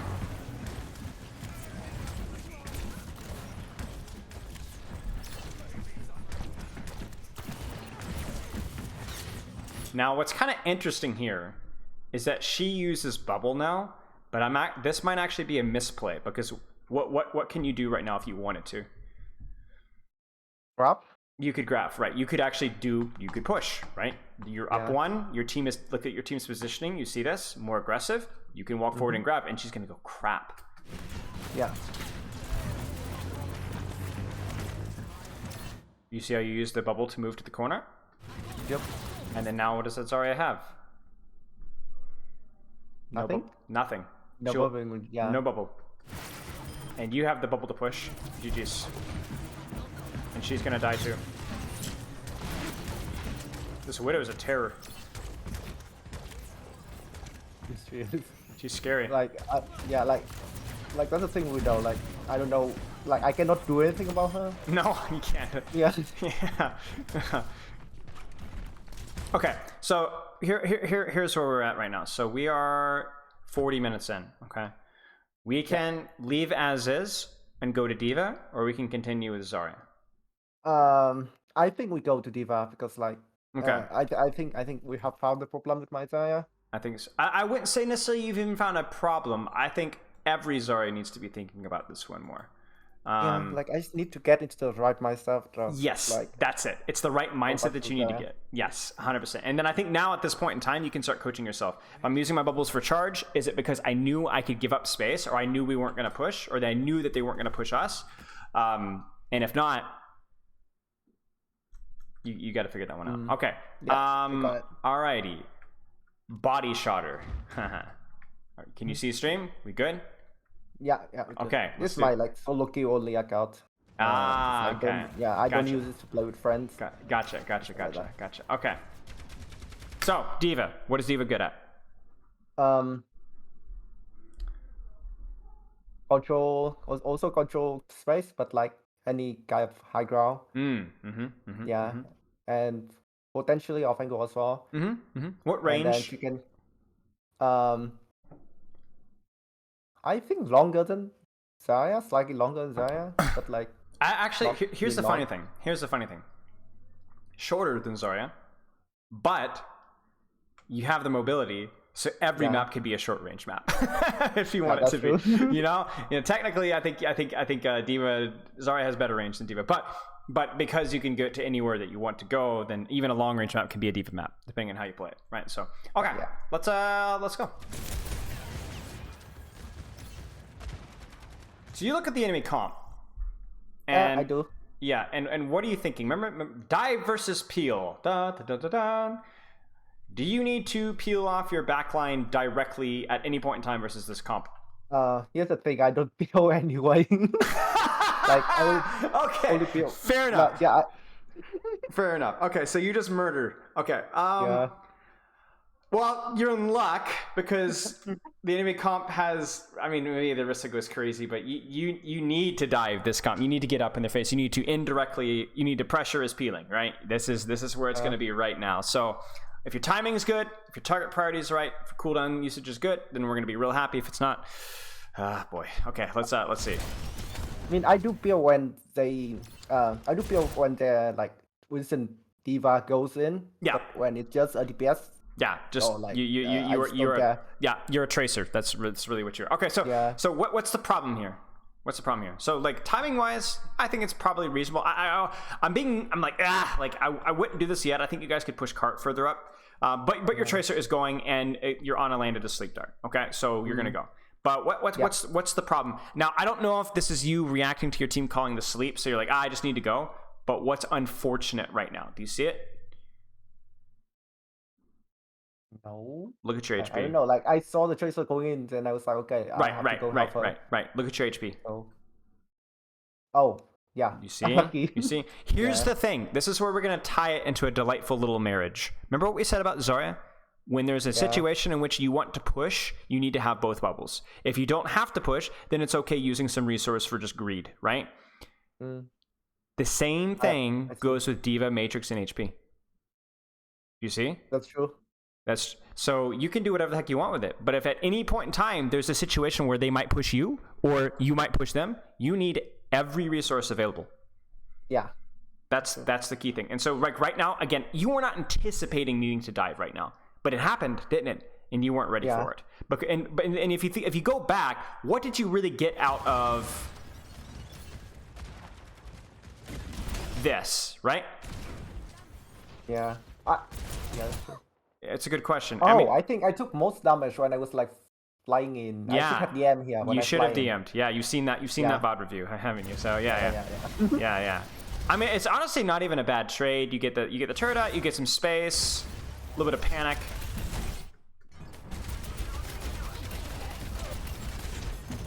But not great. Okay. Yeah. Who's your target priority in their team, by the way? I mean, I obviously it depends, right? But, right. I think it's Ashe or Bastion are people you want to be like prioritizing. You're not going to be able to blow up a Bastion, but you need to be aware of him in his turret form. Bastion's like, unfortunately, like Overwatch 2, he's definitely a little bit more dynamic, but he's still, when they're playing Bastion, everything kind of revolves around Bastion, to be honest with you. Either he's worthless or he's really, really quite strong. And you just need to be aware of those timings. Yeah.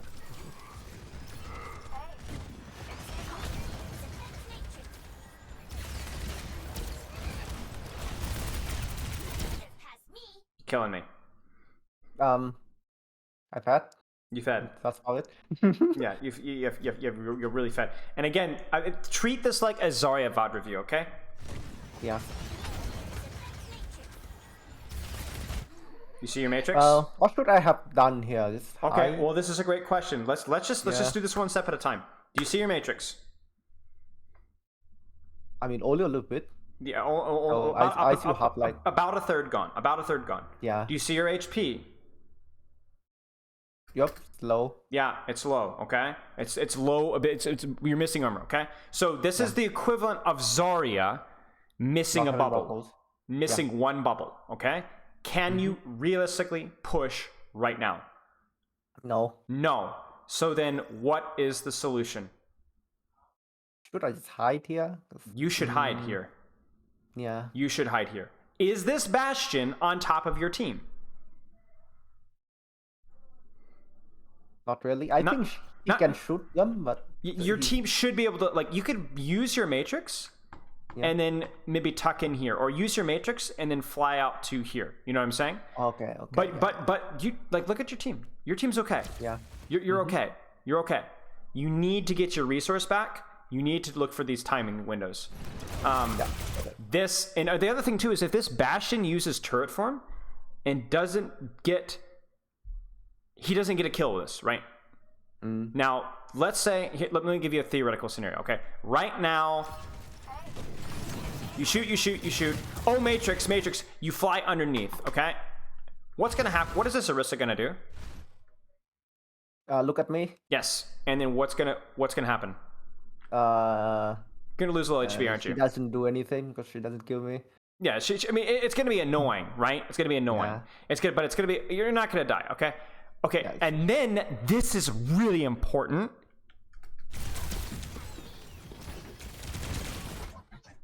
Even if Bastion survives this, what has he just wasted? His red form? Yeah, 12 seconds.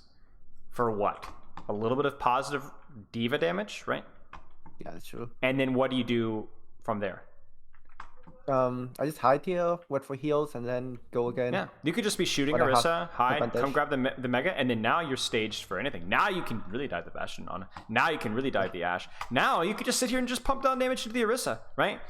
This is a really, it's a hard issue with you. So I want you to take what we learned with Zarya and apply it to D.Va. Okay. Guard your resource early, and then use it to either peel aggressively or dive aggressively. And then the micro of that is just you need more reps versus Bastion. The hero is really quite, even with 3-second matrix, he can his turret form lasts longer than 3 seconds, so you need to be aware of that. Yeah, that's true. Okay.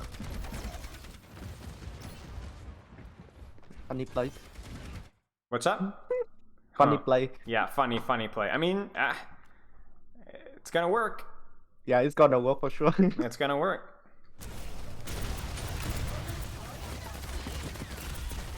And the worst part about it for them is, like, consider their Bastion, right? Like, what's he supposed to do about this? You know what I'm saying? It's really tricky.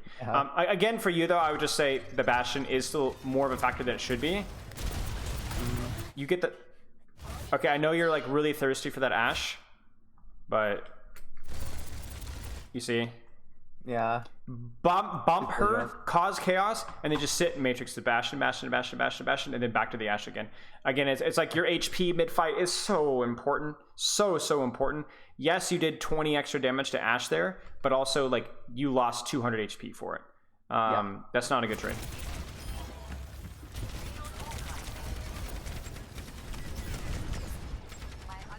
Great.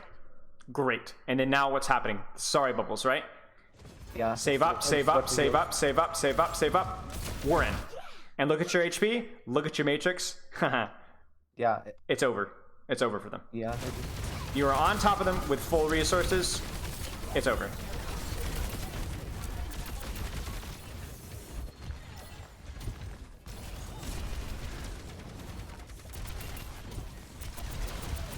I mean, yeah, this fight's over. So, wait, no. Surely not. That's a Spilo level move. Dying to Bastion ult. Yeah, it can happen. I think we still win this. I mean, look at your HP, by the way.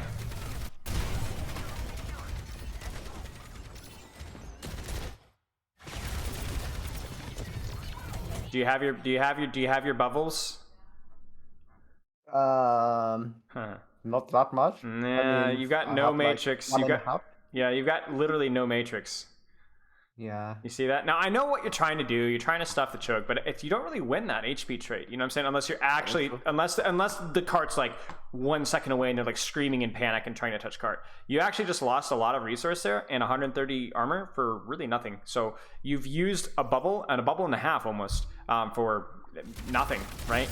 And then now I want you all in. And you're gonna go all in, but you're not gonna go all in as aggressively as you could. You see? Yeah, because I don't have DM. Yeah, you don't have DM, and you're still missing HP. Overwatch 2 armor is like even more OP, like consistently OP, because it's the 30% damage reduction on any instance of damage, Pharah, Rocket, anything, right? So, yeah, it's maybe not quite as effective versus like Soldier Tracer damage, but against everything else, it's better. Yeah. Alrighty.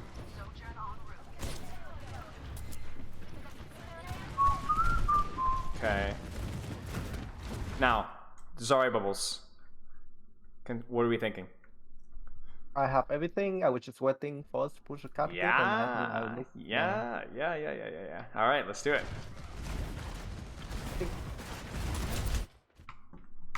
I think I saw someone going in.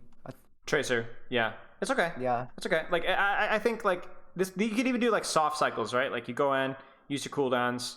Get out again, don't die, try again. You know, I think you're okay. Again, for the Bastion micro, what is this guy gonna do? Go in his turret farm. He's gonna go turret farm, right? Yeah. I see. Maybe not. If he doesn't, then what does that mean? Then what does that mean for you? Then I just DM him. Yeah, you just chill. Yeah, you just chill. Yeah, he's not scary. He's not scary when he's not in turret form. If you force turret form, great. If you don't, well then you can just stay forever. Missiles kind of suck there, but whatever. Yeah. No. Created some space, and there it is, right? I'm putting that like, yeah. Right. Now, let's put it this way: if you didn't see him 1 HP, what would have been the play there? DM him? No. I mean, yes, kind of, sort of, but if he, right here, if he's not 1 HP, you can DM, but then what's the priority for you, really? You forced out his turret form, right? Yeah. and then I run away. So you just run it. So you just matrix out and hide, and then go back in later. Now, right now, obviously he's 1. Just go get him. You know. Yeah. Could also be like you matrix in, then fly up here, and then he uses turret form, and you just hide, and then you can go later. I mean, there's options here, but okay, nice. Like you're really making life miserable for this team right now. Yeah, this is just really rough. Their tank is their Rhine is really struggling. Okay. Ooh. Zarya bubbles. Remember? Are you willing to give up space where you're at right now? Yeah. Are you, well, no. Question. Are you willing to get like? Are you willing to go from here to here, or from here to down here? Well, I mean, I can. Yeah. Like, can. But do you want to? Is that the best thing that you want to do? Right. No. I mean, right now, no. Yeah. So then, should you be peeking here? Nope. You need to be careful. You need to be careful. Yeah. Right? Because if you get your bubble forced, or your matrix forced, or you lose HP, that means then you want to hold the line. They need to hurt coming out of this choke, and you need all of your matrix and all of your HP to do it. Yeah. Okay. I think I just like try to see what's. Yeah. It's obviously fine. The scouting is fine. Yeah. So just be careful. Okay. I mean, you see it right there. You needed every second of your matrix for this. Yeah. Every second you needed it. And then now look at you. I think you played this fight really well.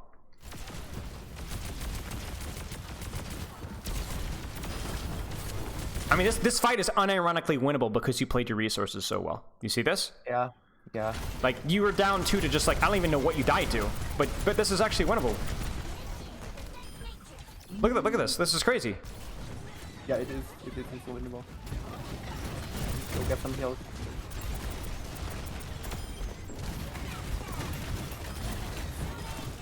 Whoo! Dragonfly, clean, nice. Hard carry right there. That was awesome. That was really, and that was it right there. You peaked for a little bit of scouting, but you had both of your Zarya bubbles, right? Psychologically, you had all of your HP, you had all of your matrix, and you needed every bit of it. You needed every bit of it, and you win the fight off of that. Brilliant work. Okay. I mean, to be honest with you, I mean, maybe you're like matrixing your Sojourn, but I wouldn't even blow matrix on her. If he pops turret form and there's nobody to shoot, if you turn around the corner, just let him waste it, you know? Who cares? Yeah. I think you might have been matrixing your Sojourn there, but like right there, obviously matrix that. Now I do. Yeah, definitely do. Okay.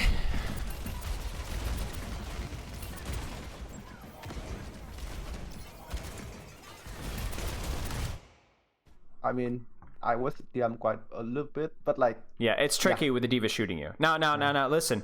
What I'm describing to you is the optimal way to play, right? You're going to play up against DPS and tanks that are going to force that matrix and force that HP early. So a good team will never allow you to enter at full matrix and 650 HP. Yeah. The reason why you need to know this, though, is because you need to fight them for it.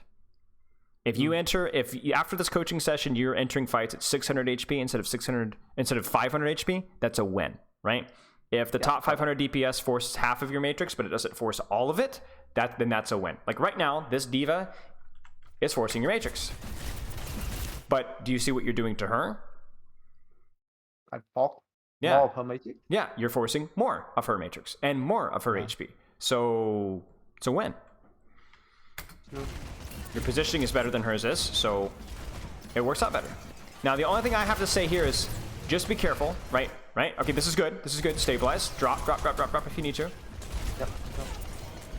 Now, I know you have bomb yet, but I really don't want you to use it just yet because I really don't think, like, this is the Zarya bubble kind of theory, right? Like I don't want you using both bubbles to push because I don't really think there's a push opportunity just yet. You know what I'm saying? Yeah. Not just yet. So I think timing-wise, we're a little greedy here. It's still going to get value, but I think it could have been timed a little better. Yeah, could have been more optimal. Yeah, I agree.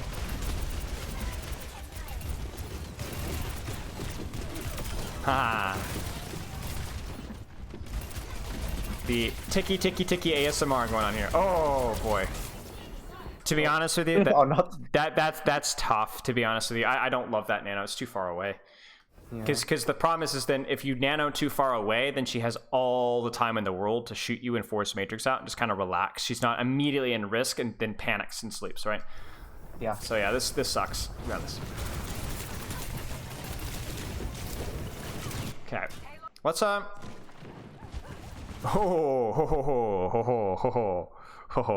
you want to watch one, Zarya? Do you want to watch one? Oh no. Do you want to watch one? Zarya, yes. You coach yourself now. You ready? Okay, yeah, I'm ready. Could have bubble here once, yes, and then I still have to. Why? When what's like everyone's poking. Can you be pushed right now if you popped a bubble? No. Can you wait to push if you guys want to engage from here? Yeah. Yes. So yes, you can use a bubble here. You could even use 2 if you say, guys, play safe. I'm gonna use 2 bubbles and then we push. Yeah, but I have a question. So like, if I bubble here, right? Like, I don't think I will get any charge from it. Correct. So should I use it anyway, or should I just like wait until I would say no. If you don't think that you're going to get charge out of it, now that's the thing. So you can guarantee charge when you push, but you can't guarantee charge if you don't push. So if they're running a Junkrat, or you see double fire strike, then blow a bubble. Yeah, got it. But if you don't see, like right now, I agree with you. They've got an Ashe, D.Va on it. Like there's nothing that's guaranteed for charge. So I would say don't bubble here. Yeah, got it.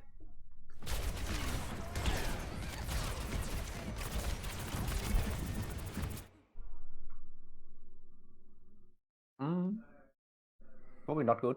Why not?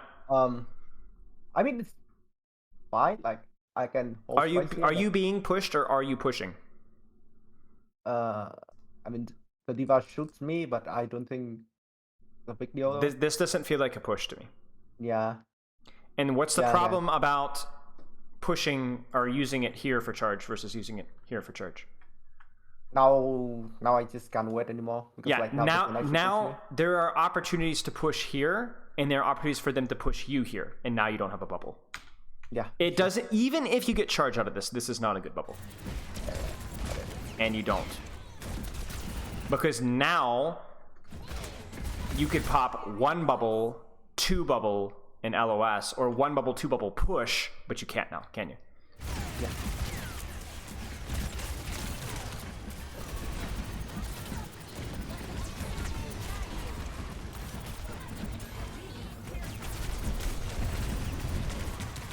That bubble was fine.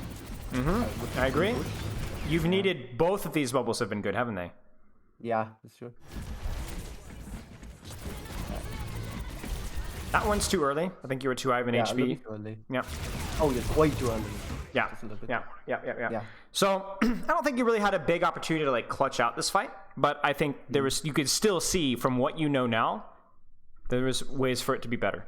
All right, I lied. I want to see a graph. Coach yourself. Okay. I'm just gonna play, and you tell me to pause. Bubble here. Bubble here. I should have bubble here. Do you think that you get enough poke damage? No, but like. Probably worth using, maybe at that distance. Yeah.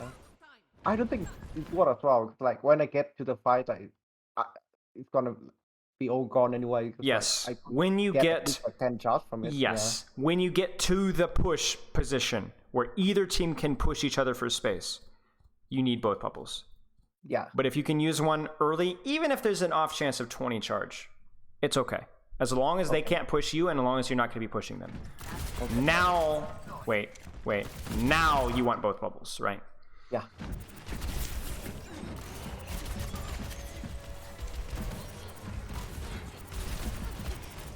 So you're going to slowly whittle down this D.Va with the beam and the Discord.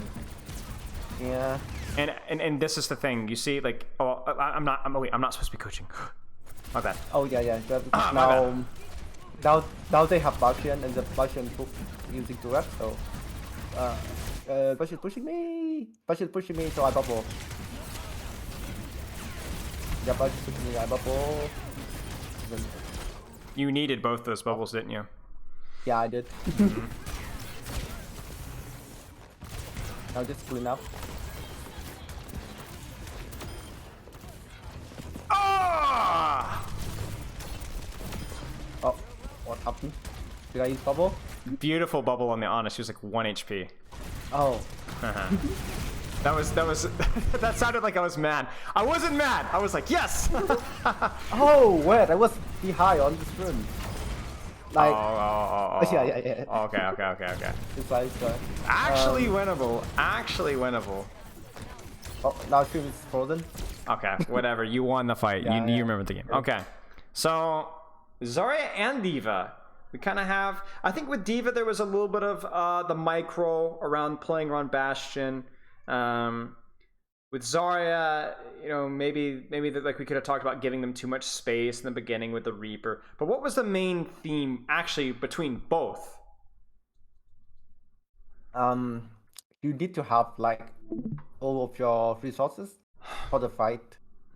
So you don't want to like either waste bubble or like waste DM and like ammo on D.Va. Yeah. Before the fight. Yeah. 100%. It's all about like, did I have the resources when either team was looking to push, and if not, why? Was it forced for me, or did I give that HP away? Did I give that bubble away? Again, you can use those resources when you have space to give, or you don't know either team will not push each other, but when the pushing happens, it's all about that space. Okay, do you have any questions? I have one question. So yes. Let's say you have you play Zarya, and then you have like Lucio, Mercy, Lucio, Kiriko, then what should you do? Like because like if you have like Lucio, Kiriko, right, then you don't really have like a lot of heals.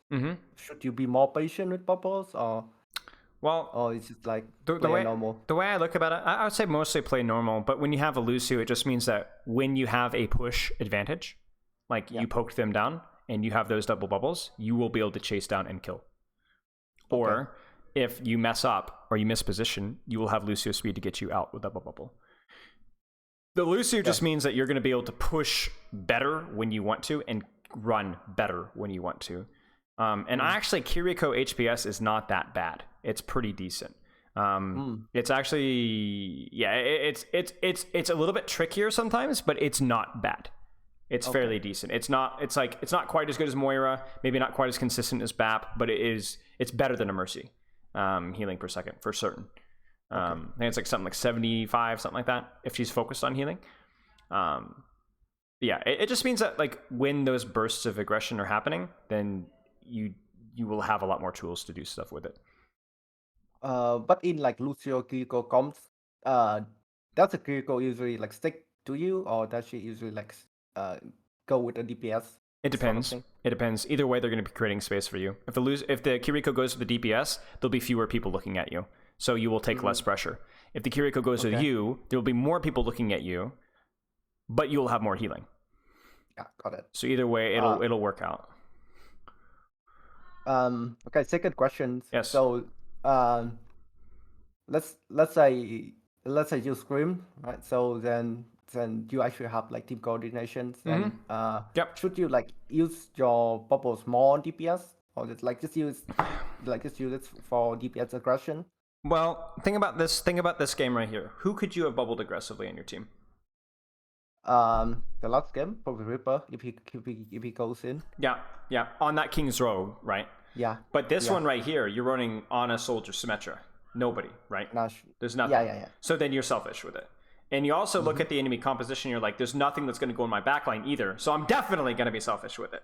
So if you're scrimming and you're playing with Genji, you're playing with Reaper, usually those guys are going to get more out of that 200 HP than you will. Usually. That's going to be the case. I think you'll see this even in Overwatch League. Most Zarya metas, the Zarya is being used to enable another DPS. That it doesn't mean that the Zarya doesn't bubble herself. She'll probably bubble herself maybe even as much as half the time. But at least half the time they're being played to bubble something else. Zarya, Reaper, Genji. If you might play Zarya into a dive comp because you like double bubble on your backline versus the monkey dive, right? those are kind of things that you could be thinking about. So it's really dependent on the comp that you're running and the matchup that you're playing. But usually a bubble on something else the 200 HP goes a lot longer when that target is only 200 HP, right? Yeah. Okay. I got it. Any other questions? That is for me. Okay. Last reminder is the schedule was okay, but it is going to be tough to get to GM with that, so just keep that in mind. Okay. Yeah. All right, mate. Have a good. It was awesome working with you again. It's been a long time. Keep in touch. All right. Yeah. It's the same for me. All right. See you, brother. Thank you. See you. Welcome. All right. That was Dragonfly, off-tank extraordinaire. Someone I've been working with for a long time, way back when they were high plat. And yeah. Okay. Let's check chat really fast. So Zarya's health can be used as a resource in addition to being pushed, punishing decision in both bubbles. I mean, that's really what it is. The idea is that when you want all of your resources when you are either going to be pushed or you will be pushing. It's not unique to Zarya D.Va. It just so happens that those characters, it's a little bit less obvious that that's what you should be doing. For example, you guys remember when I was talking about the Genji deflect? I had that whole video on Genji deflect. Stop getting your deflect force before the fight starts. That's the same concept. It's the same thing, guys, as using a bubble before the fight starts. If you use your deflect before the fight starts, unless you get like a Widowmaker reflect headshot, or you get a massive deflect on their Junkrat and ends up taking them all to half HP, it's a resource that you would like to have mid-fight so that you can play more aggressively. That's the same thing as bubble, guys. It's the same thing as Matrix. It's the same thing as DVA HP. It's the same thing with Reinhardt. If you're throwing out all of your Rein shield before the fight starts, you can't play as aggressively.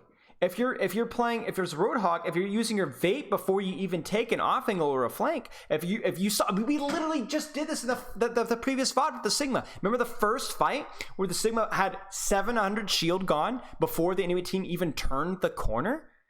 And so then he has to give up space. He doesn't have the resource to stop them from pushing or to push himself. It's the same thing. It's the concept is not D.Va or Zarya unique. It is about having your resources, your full list of resources available when the fight starts. Now, that might look differently for different compositions. For example, let's pull this up. This is actually really important. So if I'm playing Sigma, I'm going to move my face cam. Oh, it's already down there. Okay, excellent. If I'm playing Sigma, the fight doesn't start, the quote-unquote push doesn't start when they get on top of me, right? It's too late then. It's too late then because that's not where my hero's range is.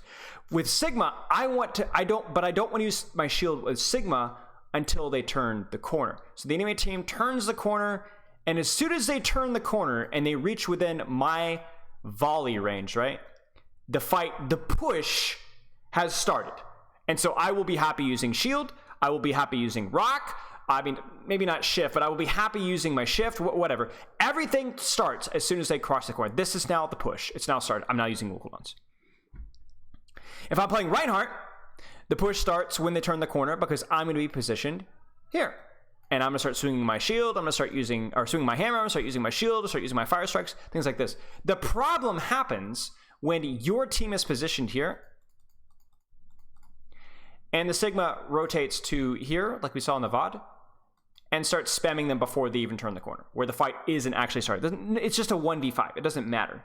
The problem happens when your D.Va, who's hiding to dive the backline,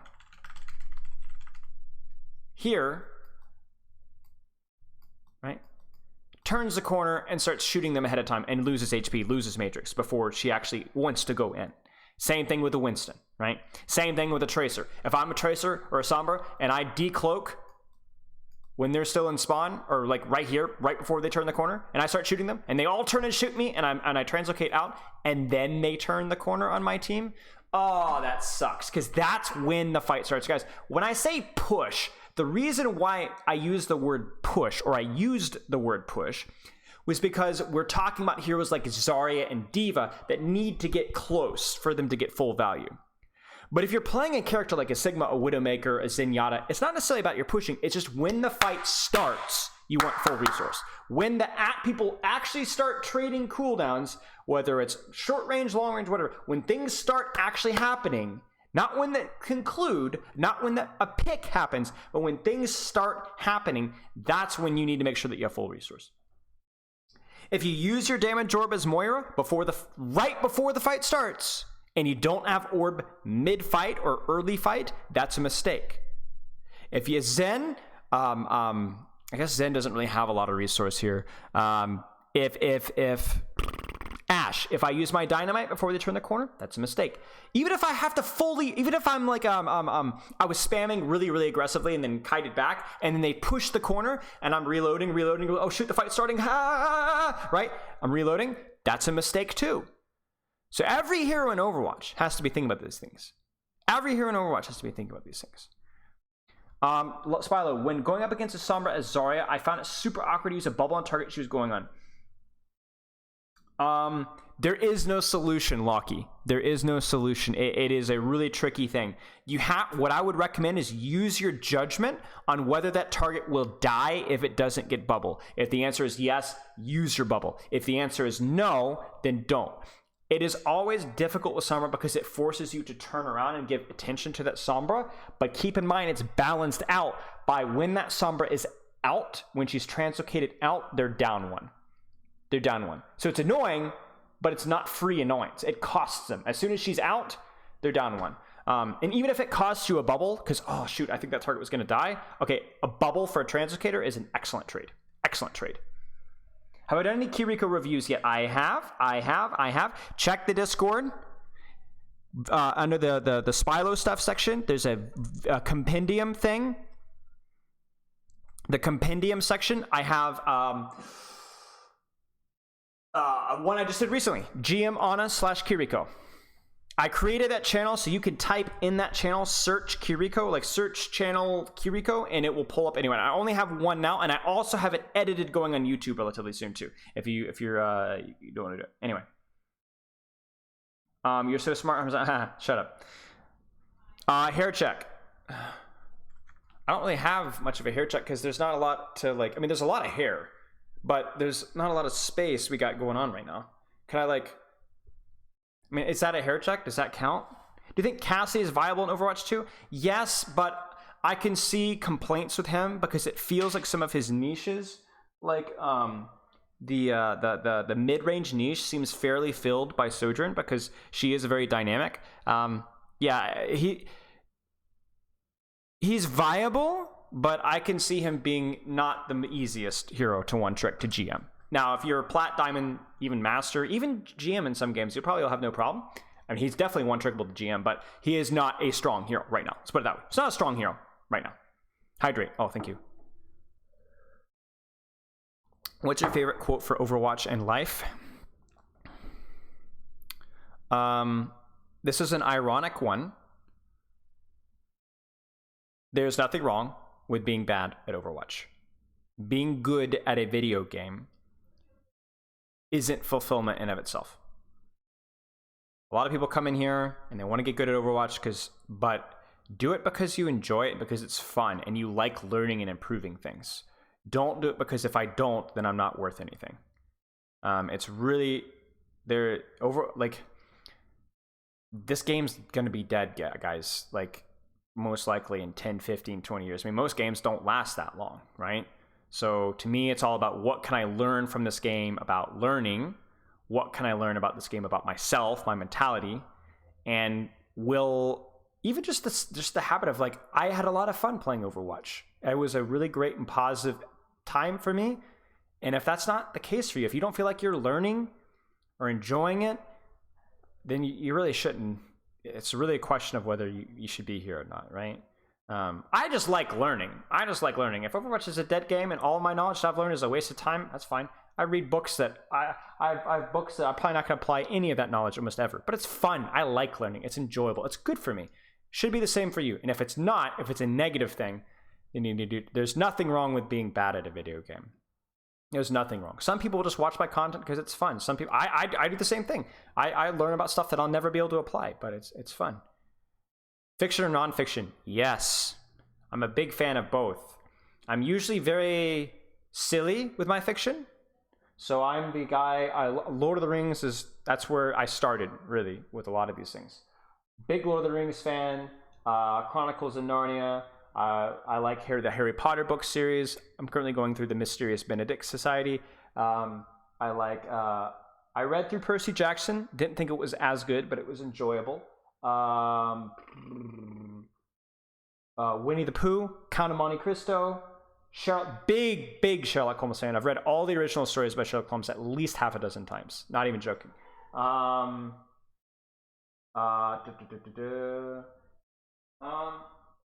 I'm a big fiction fan. Big fiction fan. I mean, the Great Brain series. I don't know if you guys have even heard that one. That one's a cat. That's a great one. Okay, got a question from.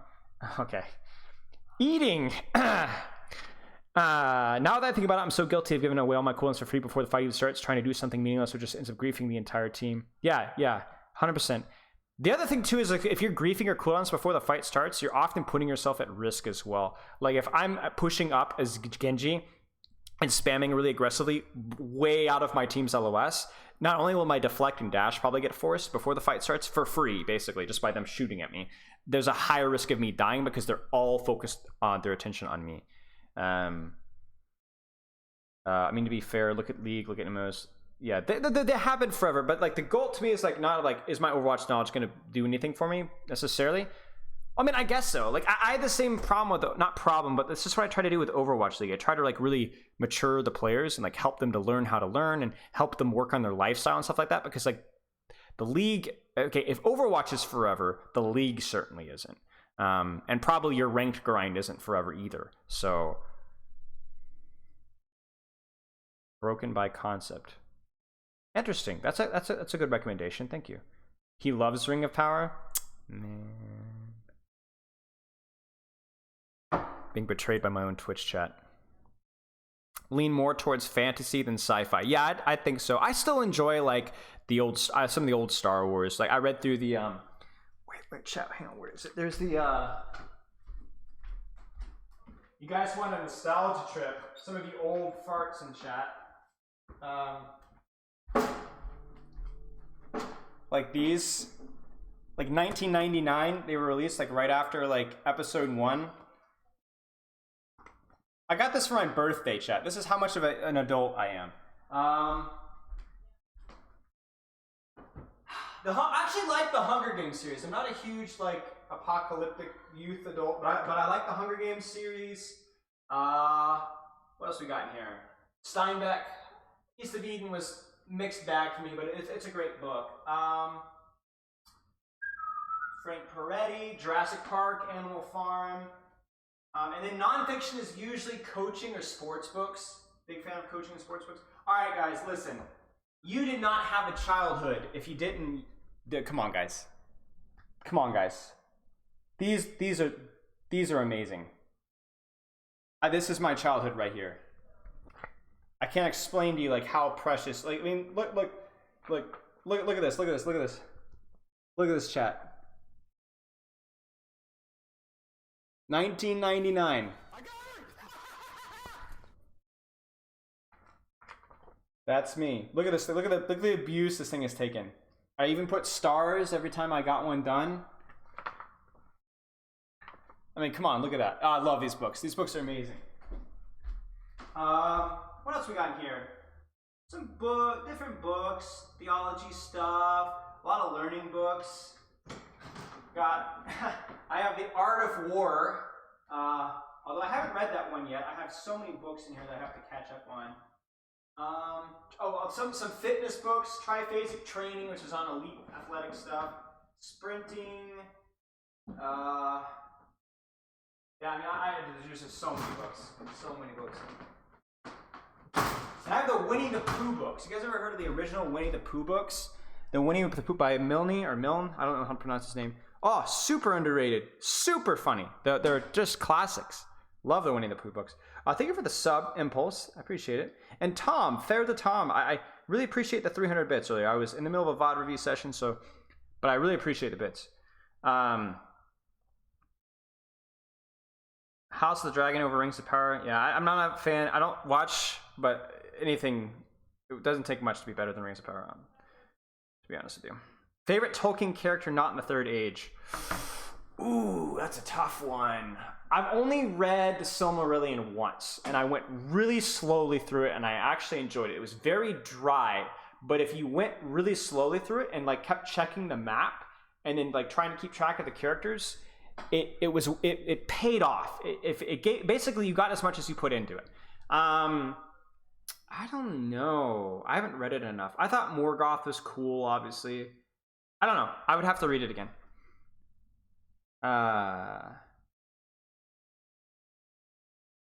His handwriting hasn't improved at all. Okay, true story, chat. Maybe I'm gonna share this with you so you guys stop bullying me. So I was homeschooled, which you guys can probably tell by my exceedingly big charm and my really big vocabulary. But I was doing a penmanship book, and my mom was like, you know, you gotta do your penmanship, and I was like 4 or 5. I was an early reader. I was the guy. I was a firstborn child. My parents were bored. I learned how to read before I was 4, and I was sitting there with penmanship, and I remember I hated penmanship, guys. I would cry every single time. So I would cry every single time I did penmanship, and that was 22 years ago, 23 years ago, and not much has changed. If it makes you feel any better, that is not only a joke when it comes to coaching. Everybody who knows me, my family, jokes about my handwriting as well. So that is a worldwide meme. The highlights magazines, yes. John Wooden's work. John Wooden, that name sounds familiar.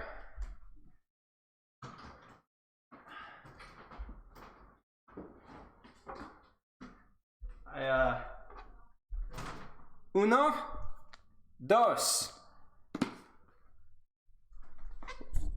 Wait, I'm not muted.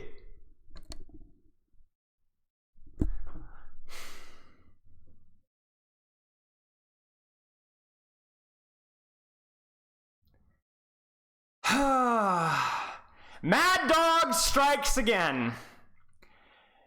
Dennis Terry, you're a worthless scumwipe of a human being.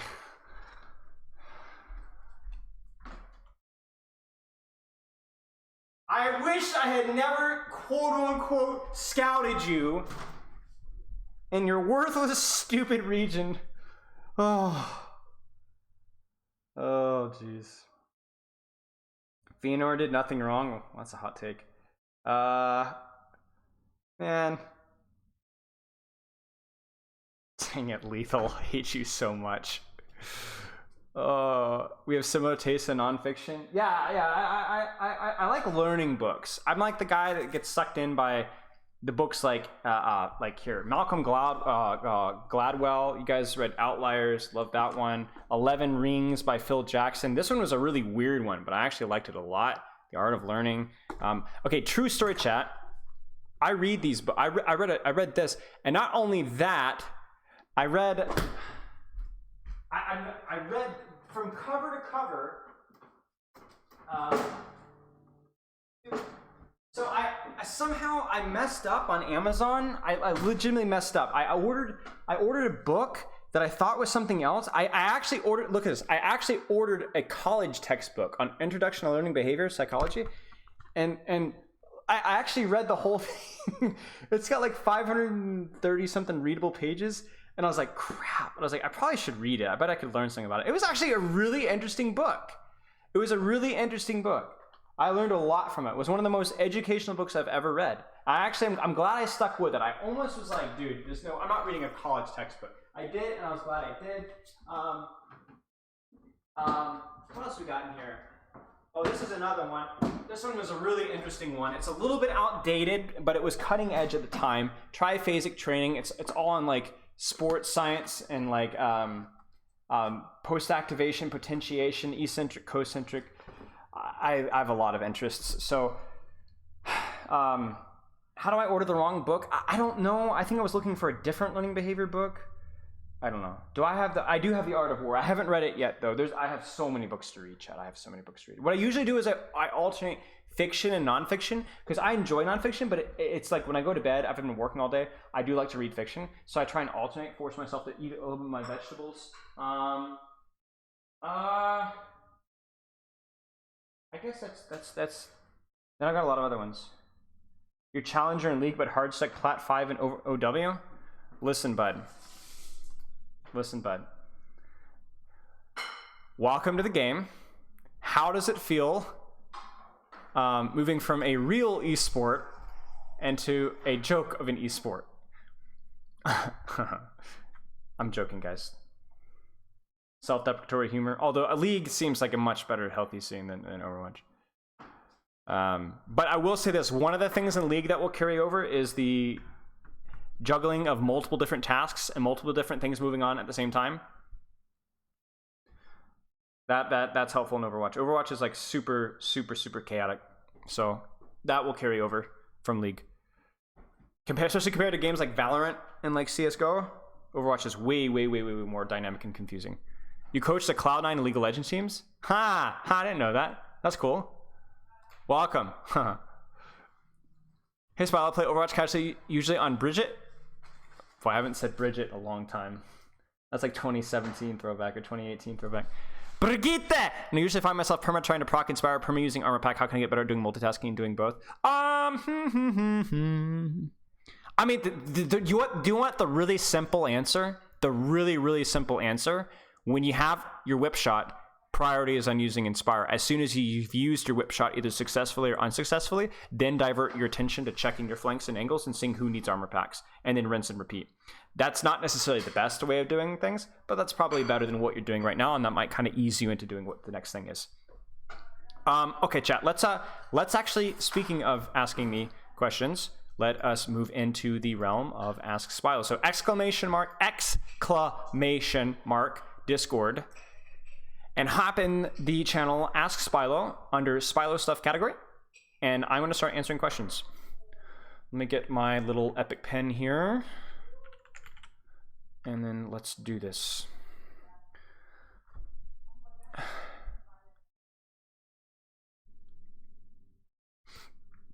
Okay. Hopefully it's not too much in the way. But yeah, this is what I was talking about. If you guys aren't here for the Ask Spilo and you did ask a question, never fear. We'll always post the timestamp of when I do answer the questions. So you can go back and listen to your question being answered. Okay, you're welcome. If I want to prioritize Kiriko, what should my off picks be? I'm between Moira, Ana, or Lucio. It doesn't really matter. Honestly, these are all super weird. So whatever one you want to play, I would say pick the one that you enjoy the most. Honestly, pick the one that you enjoy the most.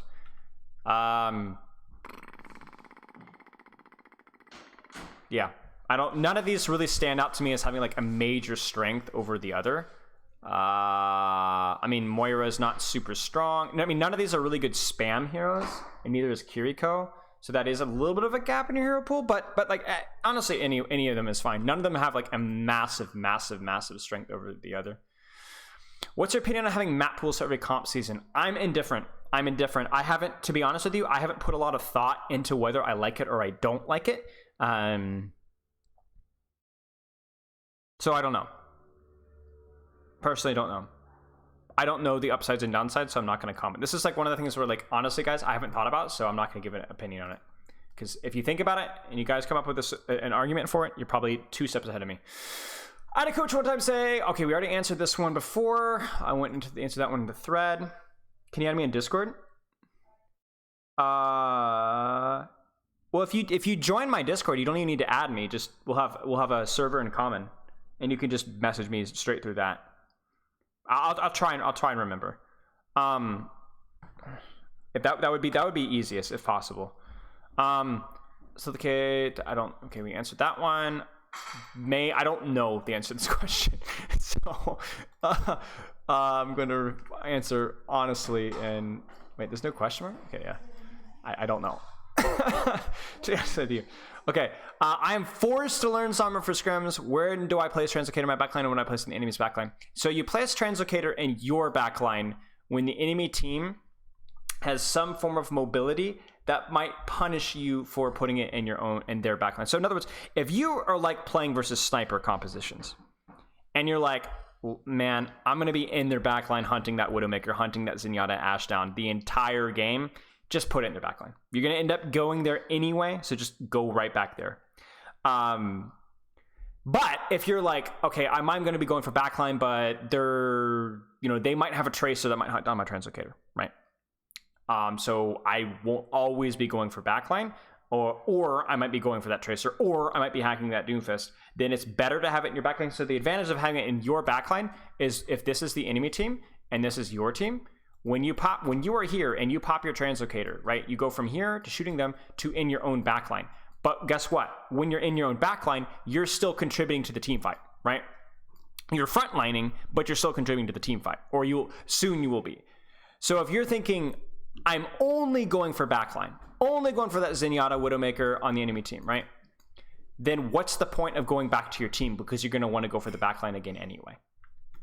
So against any composition where you're only playing for backline assassinations, you want to try and get your translocator in their backline so you can do those cycles faster. If you're playing for a little bit of both, or maybe I'll hack the Doom, maybe I'll hack the Genji, maybe I can peel off the ball, then there's no real reason to put the translocator in their team when you're going to be playing a little bit of both. So it depends.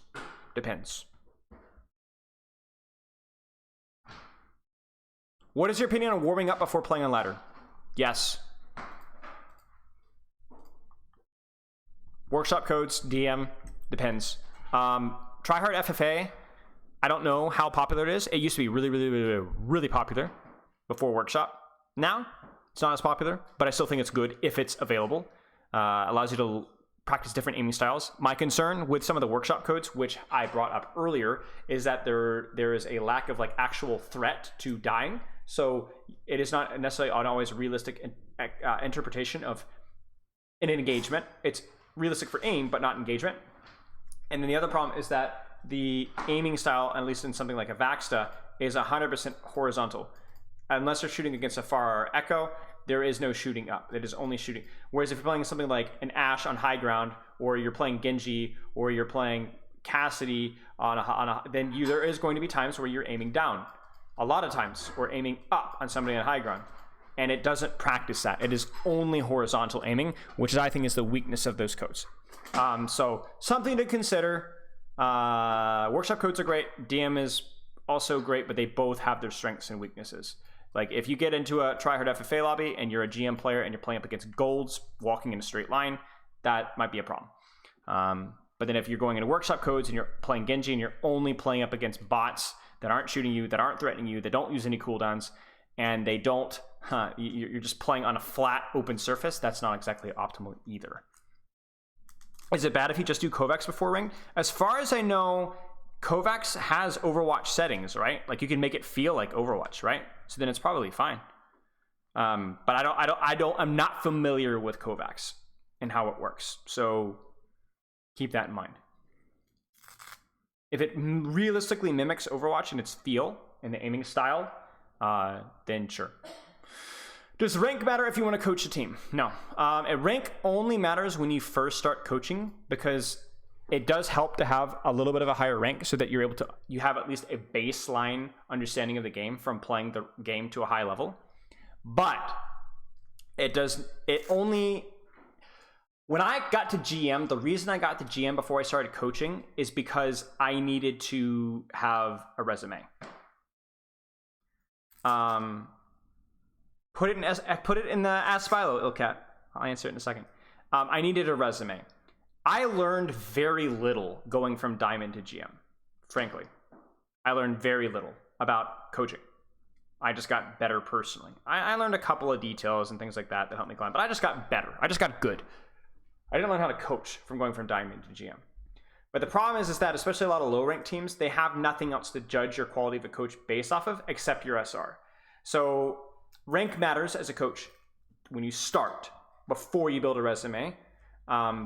You can work around it though by offering to do like free coaching examples. Like you can be like, hey, listen, I know I'm only a plat player, but I know how to coach. Let me show you an example of a VOD review. I'll do one for free. You guys check me out.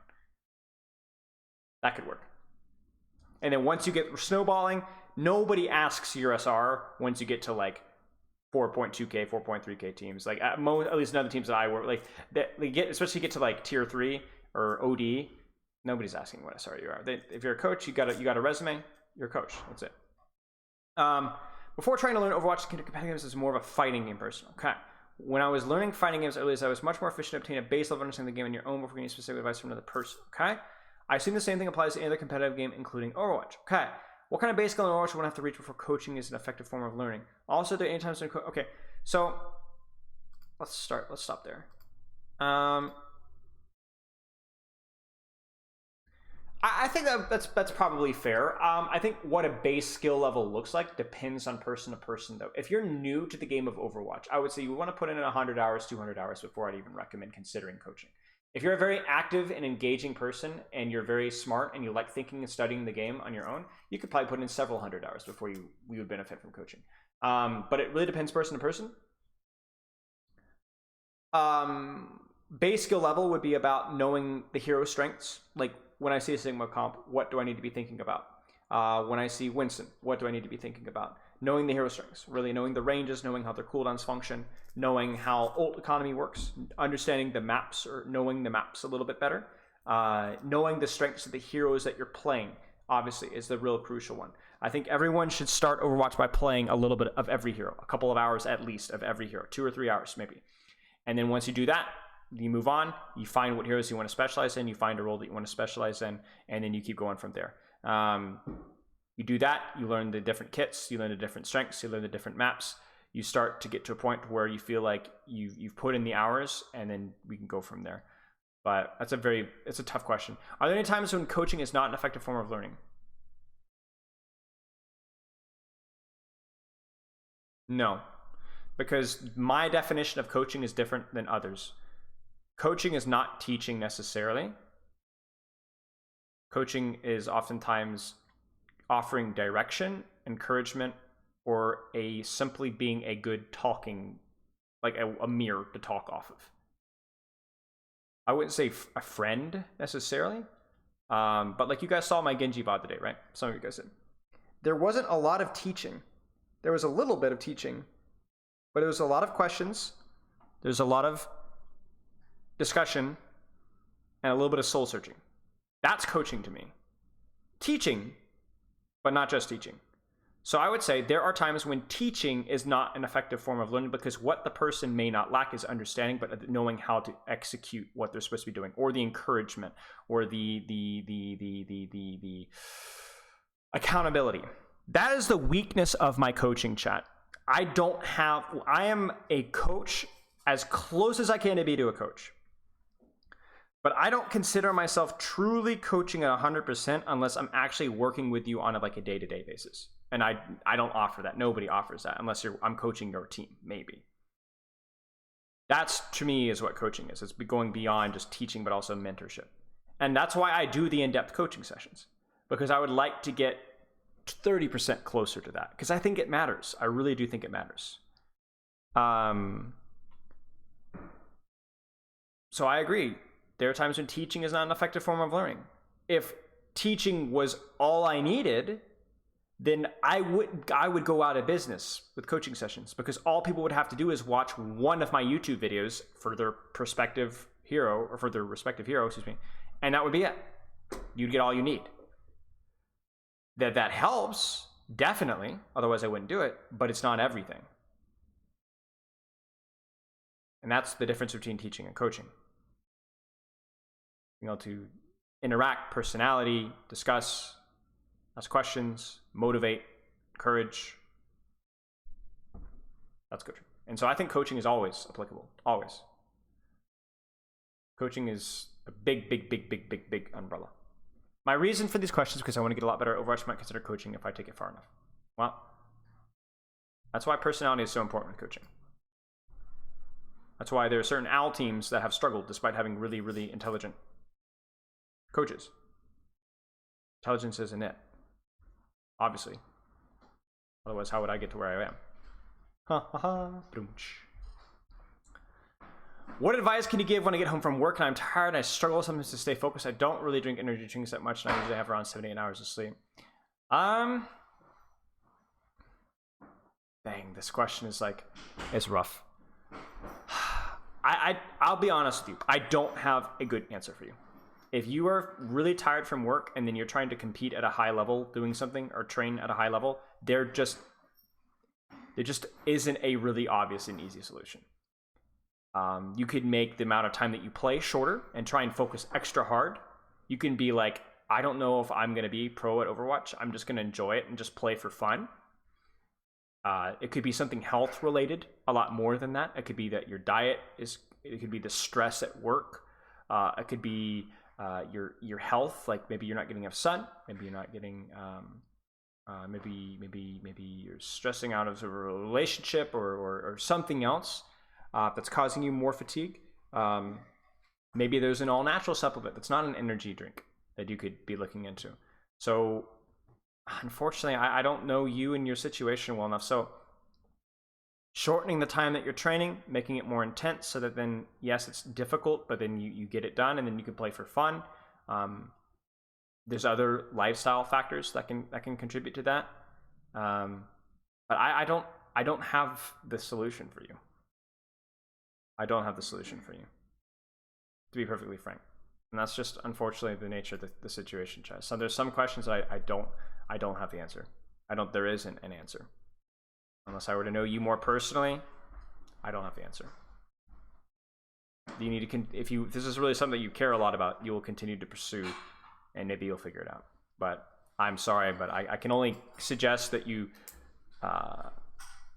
look into some avenues, but I don't have your solution. On the other hand, is there a clear indicator of when getting coached might be a good idea? Anytime. I think if you're feeling like particularly lost about like what to do, like again, we're saying teaching here because I think that's what you're really asking. I'm playing a little bit of semantics with you. There's a good time to get teaching is when you feel particularly lost on a hero. You don't know what you should be doing, or you don't understand. Like you feel like I feel like I'm doing everything right, but I'm still losing. That's not a motivation problem. That's an understanding problem. Because if you think you're doing everything right, and you're still losing. You don't understand. What did you think of the inner game of tennis? And do you think I enjoyed it? I think the inner game of tennis is a great example of a revolutionary book that didn't have everything right.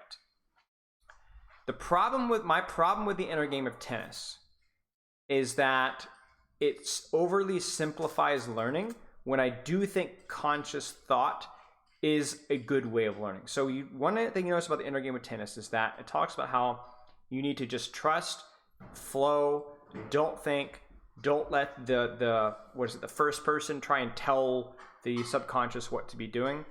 But that I agree with in performance. But I do think that it is good habits to consciously override your subconscious when you're trying to perform at a specific aspect of your gameplay. For that, in other words, if I'm trying to play my best, I want my first person getting out of the way, and I'm just going to play. I'm not going to tell myself what to do. I'm just going to play. But if I'm not really interested in playing my best, and I just want to improve at a specific facet or learn about something, that does take conscious thought. What people don't understand is when people talk about flow state, and they talk about cognitive engagement, like you're thinking versus you're just flowing. There's a balance, and it changes. And especially in a game like Overwatch, when you're playing your best in Overwatch, you're not in full flow state. There's too many things to be thinking about. Maybe if you were playing like music or improvising on guitar, then you just flow. But in Overwatch, there's always thinking. It's reacting to enemy ultimates. It's communicating. That requires thinking. So I think it was a great. You know what it is. You know what it is? Here's the best thing. It is a challenge to the societal norms of learning that will make you think about things, but I don't think it held the solution by itself. Map specific guides. We've done some map guides, but the unfortunate situation, guys, is that map guides just do not do well. They're sometimes a little bit too niche, and to be frank with you, a little too dry. Maybe that's something that we consider to do, like with some of the newer maps. Like obviously you guys saw the 60-second Colosseo guide, but that's why I did a YouTube short of it. Because if I had done a 5-minute Colosseo guide, it probably would not have done as well, or a 10-minute people would have stopped watching in the first 60 seconds. Maybe, I'm not ruling it out. I'm just kind of explaining why we haven't done that before. Game modes instead, that is a good suggestion. That's why I did the push one. Maybe we'll do a Koth one. Who knows? What kind of music do I listen to, Spilo? Well, let me actually read off. I'm gonna pull up my iTunes. I'm not gonna dox myself here. I don't think my iTunes shares anything, but I'm scared. I don't trust you guys. Alternative, Bible, Christian, Christmas, cinematic, classic pop, classic rock, classical, comedy. I don't even know what comedy is, actually. Easy listening, EDM, electronic, film, folk, metalcore, oldies, other, pop, R&B, rap, rock. Let's do a lot of genres. There is not a genre that I do not listen to. Old country. I have a couple of songs I really enjoy from old country. Don't like new country. I don't know Polyphia. That sounds familiar though. No, not comedy music. I think, guys, I think it's an old like comedian from like the 70s, Jerry Clower, or I have it on my iPod and it's just in my iTunes. You need to get that Gregorian chant. Yeah, I need to work on that one. Yeah. So we go from, let's just put this on shuffle here. Actually, I can't because it's gonna get canceled on Twitch. I can't do that. That's gonna mute it. Rip. But yeah, I listen to a lot of artists. If I were to like sort artists by the ones I have, yeah, anyway. I like a lot of genres of music. Yeah, tragic. But if you want to discuss like different artists I enjoy, we can chat about it in music or general afterwards. Just ping me. We can chat about it. Do I still coach at London? No, I do not. An organized high play level. Is there a place niche for Brig right now, or are the other heroes just always better? She's consistently a good peel hero in spam comps. So in other words, if I'm playing a sniper composition and I'm playing into dive or some form of highly mobile composition, I would prefer oftentimes a Brig in most situations than I would, for example, I'm not going to play Sigma, Widow, Zen, Hanzo, Mercy. Mercy's tough, right? Bap Zen maybe, Ana Zen maybe, but a lot of teams are a lot of teams will lean and have this season lean towards Brig Zen because she provides the ability to peel off for Zen relatively well, better than an Ana, and she can still support off angle DPS. So Brig right now is still anti-dive. She's not quite as good at it, but she's still anti-dive, and she can still survive fairly well versus dive herself because she has the mobility of Bash, which she can use pretty consistently. I will say that at the very, very highest levels, a lot of teams have been finding ways to make the Ana and Bap work with the Zen. It's still fragile, but they've been making it work. Now, you will not see Brig very often in Lucio comps. The exception to that was the Junker Queen comp, when not a lot of teams, you needed something that was survivable versus the Junker Queen, and Brig was the next best choice because Ana would have gotten run over. Brig could just bash away. But usually Brig doesn't go with the Lucio comps as much. Usually Brig doesn't go with, she can go with dive comps, okay. But I don't know. It remains to be seen how Kiriko shifts that up. You were too good for them, clearly. Now it was just London was just a budget thing. It was an investment for next season, and it was C9 going hardcore budget mode, and so remote coach is the first one to go. Not the head coach in person, not the players that they need. Yeah, so it sucks. I'm still in their Discord. I still sit in their VOD reviews and listen and study, and I still chat. I'm still in chat with the staff and players and things like that, but I'm not technically working for them. Okay. What do you think about A10's videos? I mean, I don't know if you guys knew this, but whoops. To be frank with you guys, I have not had as much time recently to check out most of his content because I've honestly just been too busy. I usually check out other people's educational content because I like learning from other coaches. I've always done this. But I haven't watched A10's as much recently. However, I kind of know the guy. Because way back in the day, I was coaching a very crappy contenders team that had 0 wins, and we almost made it to playoffs, and we beat a almost made the playoffs that season, and we should have made Gauntlet in Korea. We got screwed over, but we beat an academy team, all sorts of stuff. And here is the roster, ladies and gentlemen. A10, Tanner, Sox, Buck, Salt Shaker, Pika, Don. This is Don from Overwatch League. Nishik and Lep. Lep is also from Overwatch League. And look at the staff is. Look familiar? Does this guy look familiar as well? So Spilo, Temporal. I coached A10.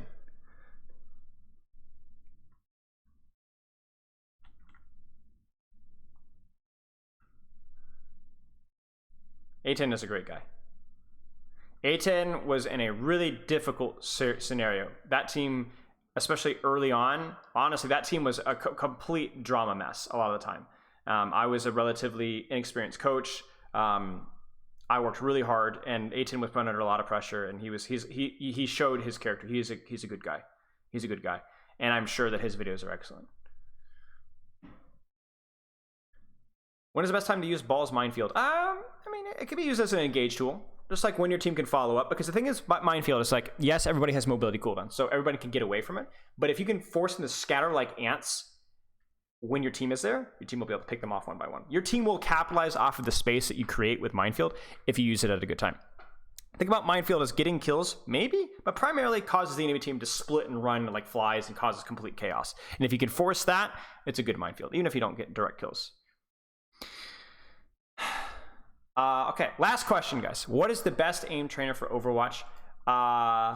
Workshop codes, if you can find the good workshop codes. A lot of the SATA lobbies, like Vaxta, and the ones where it's the 1v1 in Legion Tower Control Center, is a pretty good one if you can like limit the heroes that you play. Tryhard FFA. I've heard good things about the Overwatch Kovacs. There's a lot of options. What I would find is if you can stick with those options, Kovacs, workshop codes, Tryhard FFA, then once you find those, then it's up to you. You find which one works best for you. Which one feels good, which one do you enjoy the most, which one works the best for your character. For example, I would like Kovacs maybe a little bit more if I was a strict raw aimer. But if I'm playing a Genji or a Tracer where abilities are an inherent and a crucial part of my aiming, then I might lean towards Tryhard FFA. If it's somewhere in between where movement is important, the feel of the character is important, but maybe it's not as important, then maybe we go more for some of the workshop codes. So it's a spectrum. There's upsides and downsides. There's upsides and downsides. The performance feedback is good, yeah, for sure. But example, if I was a Tracer player, I wouldn't like Kovacs very much. Would it help my tracking? Yeah. But would it help my tracking while actively moving on a target and blinking at the same time? Not really. I mean, it would help, yes, but would it be the most efficient way of training? I don't think so. I don't think so. Now, keep in mind, I'm not the aiming expert. That is the one weakness of my coaching. I can give you good advice, but I can't give you the details that you might be looking for. If that makes any sense. But I can still give you what I know. I came from Cat. You're just too fast at this, man. Unbelievable. Look at her. Wild. I came from zero first-person shooter experience and climbed all the way to low GM, and stayed there for a couple of weeks and then retired from playing professionally and focused on coaching. I did that just so I could say I did. My mechanics were not a weak point. So I came from literally nothing and climbed to GM level mechanics. And I did that only with Tryhard FFA and Deathmatch. I played a lot of Deathmatch, but I did that with only Deathmatch. So depending on where you're from, if you're a top 500 player, probably shouldn't be coming to me for aim advice. If you're a plat player, diamond player, even a masters player, I can probably suggest. Yeah, if you're starting in console, I would play the game. I would probably not sweat it as much with specific aim trainers like Kovacs, and more just get the feel of the abilities and the aiming along at the same time. But I get low GM on console. No. No, I told you. I got to.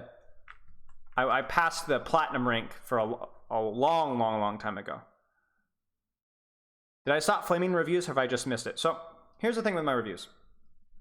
So I remember everyone was like, "Oh, Spilo, he's the rager. I'd hate to have him coach my team. Oh boy, he's always raging." Okay, chat. Do you want the lore? Do you want the lore on Spilo raging?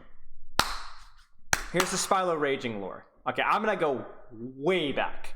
I'm gonna give you the entire story of what happened with my raging. Okay, so I have been coaching for years, not Overwatch, but I've been tutoring math. I have coached. Everybody knows I've coached in mixed martial arts, Brazilian Jiu-Jitsu, not competitively, but I had my own school. I coached adults. I coached children. I coached teenagers. It was self-defense, a mixture of Muay Thai. I've coached football, American football. I've talked about tutoring algebra. I've taught and coached a lot of sports, I coached gymnastics. And BJJ, I don't even have my blue belt and traditional BJJ. But I got my black belt at my own school, which was a mixture of Muay Thai and BJJ. So I'm good with stand-up. I'm good with ground. I'm very comfortable with those things. Anyway, so that's all fine and dandy.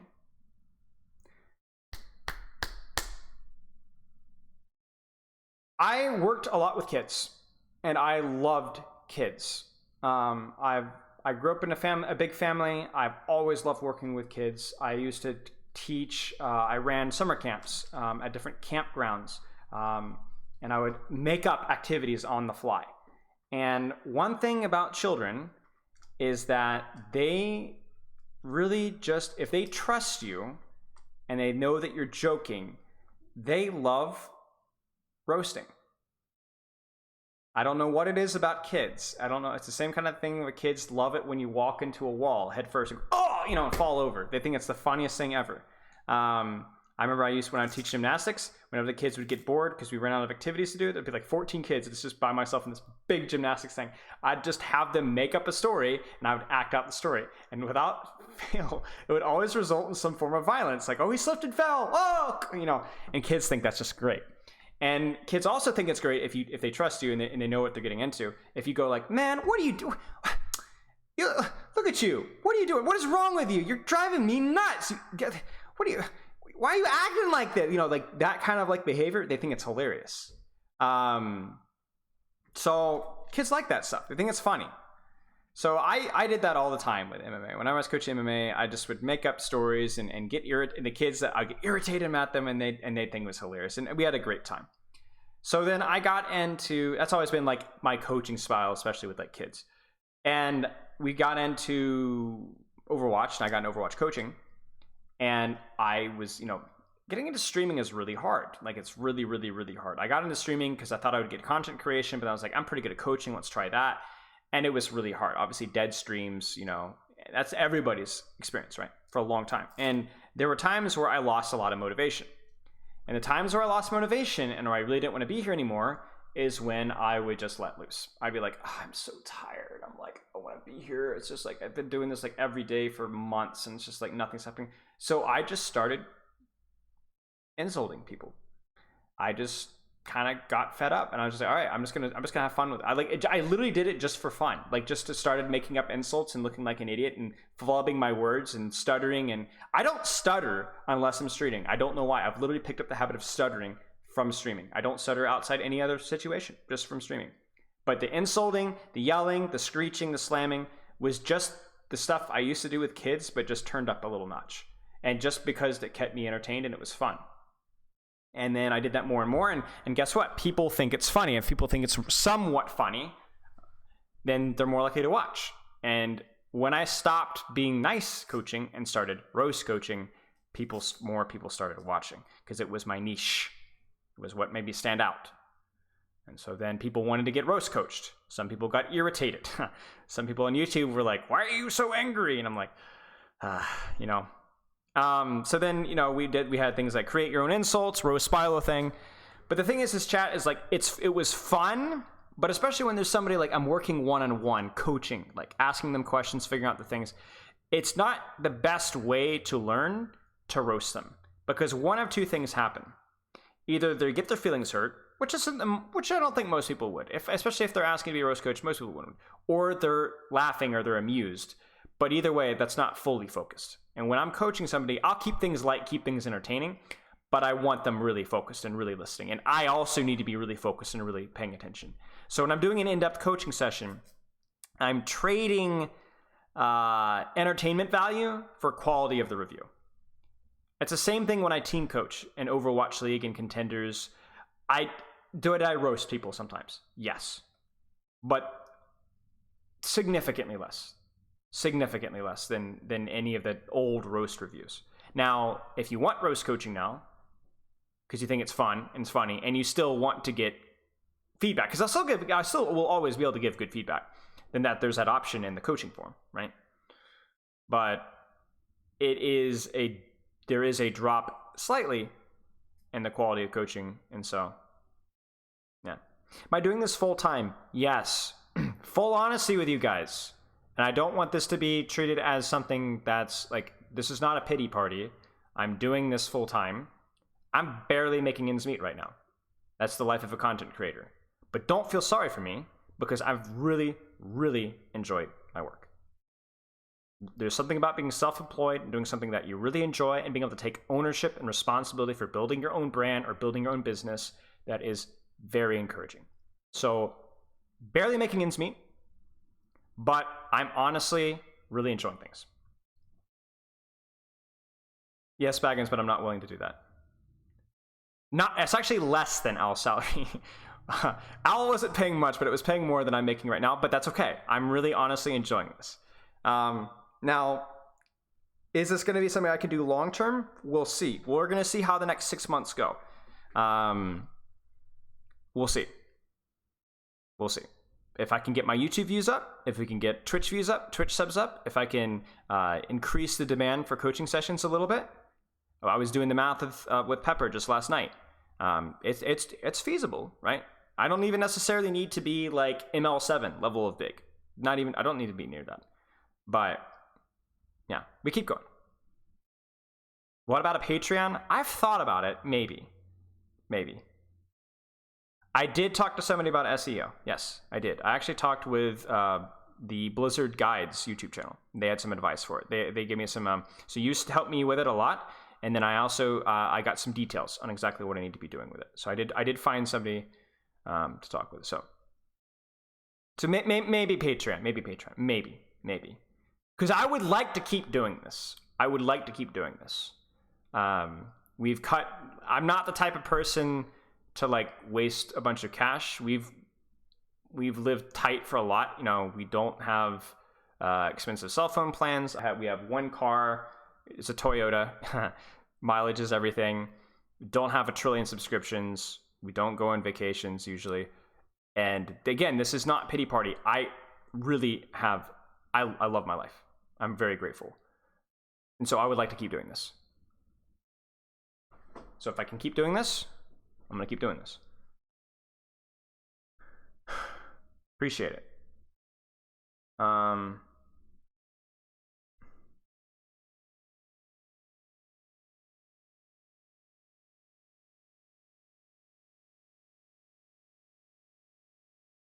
Peak Jane was giant. Yeah.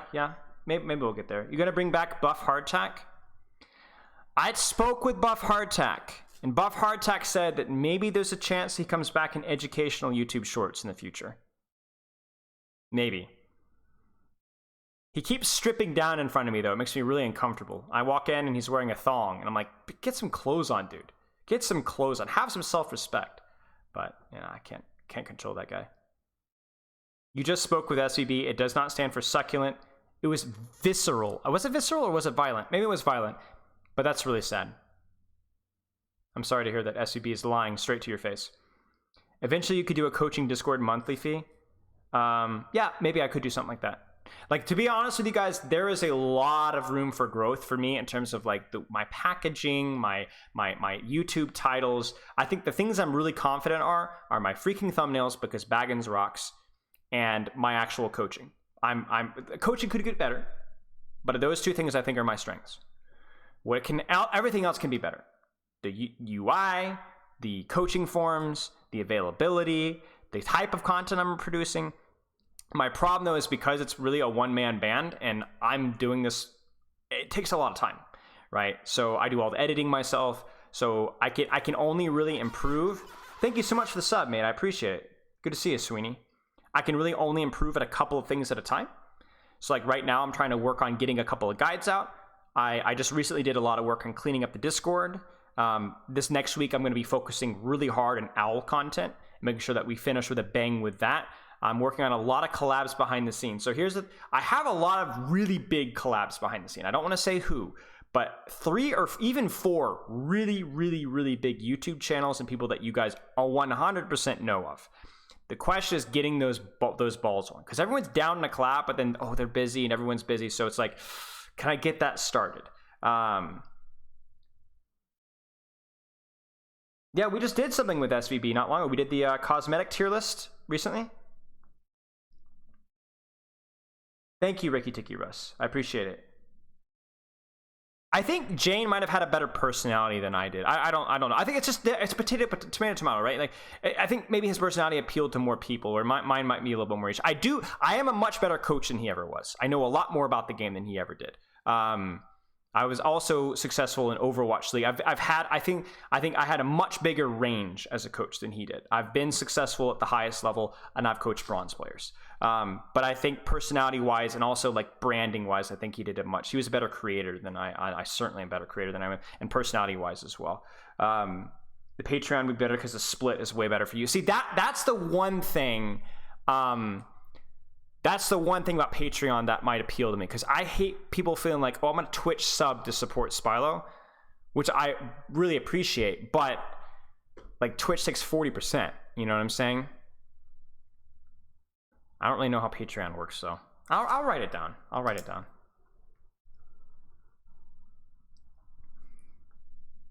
Thank you. I appreciate it, Kat.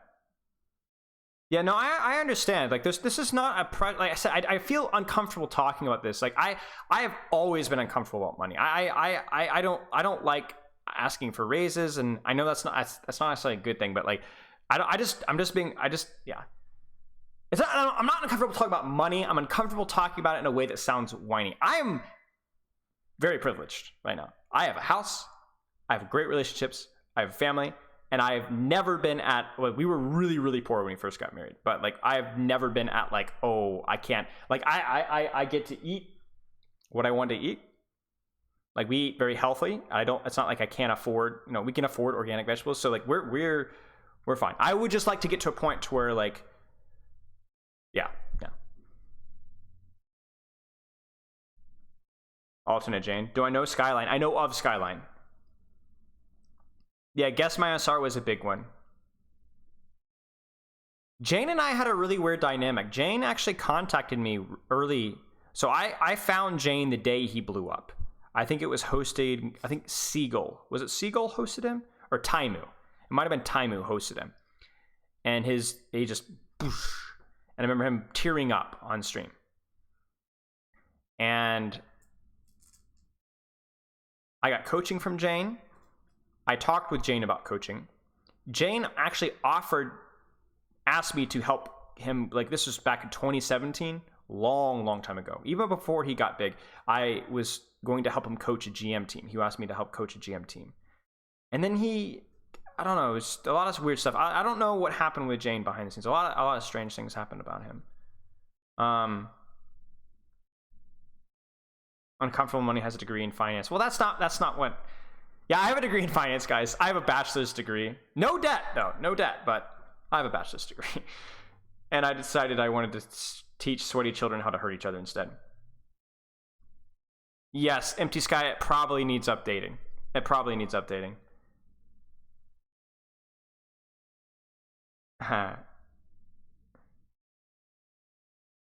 I'm sorry, I'm catching up on chat.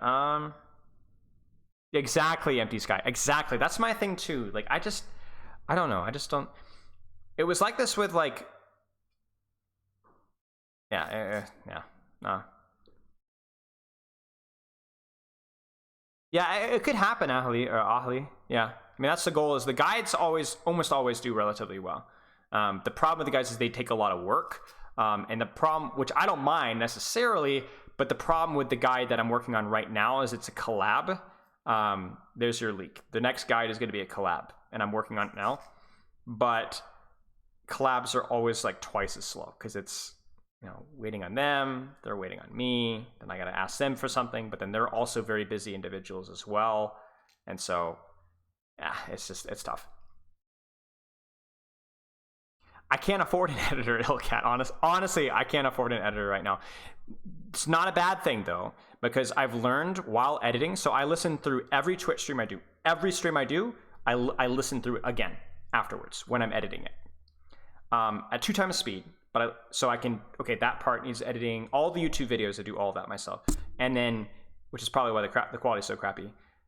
So that sucks, right? Oh, I gotta listen to like, it's at least like, I do, like yesterday I did like 4 or 5 hours of editing. But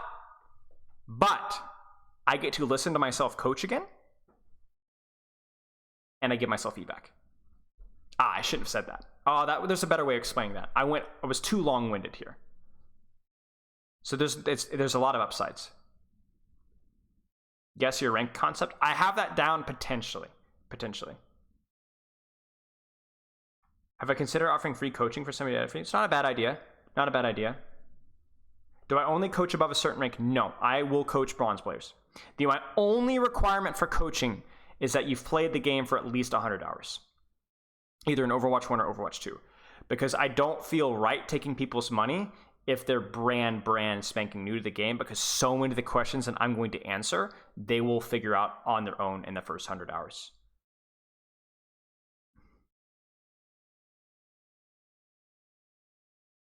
In-depth positioning guide? Yeah, maybe. Or how to good review yourself. That's not a bad idea. Yeah. I have in my Discord, y'all, there's stream topic suggestions. I guess I should probably rename it. So under Ask Spilo, I'm actually rename the channel right now. Content suggestions. Stream or YouTube. There is a channel where you can drop your ideas in there. And I do look at it. I do check them out. And I get some great. I've had some, like when I did the feedback form, y'all. What was it, like last week and a half or 2 weeks ago? Oh my gosh, there was like 60 of them, and I got so many good ideas. We had I told you guys we had like over a 2-hour meeting with mods and stuff talking about it, ideas. It's really productive. That's awesome. That's awesome, Milka. I'm glad.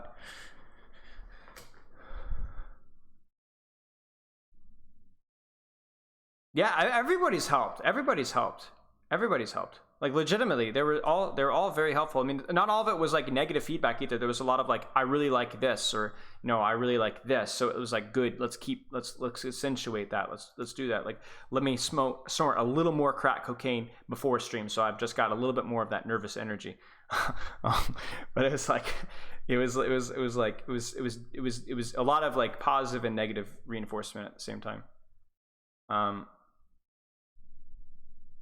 I was worried some of the things I said might come across as no. They're fine. Like when I'm asking for feedback.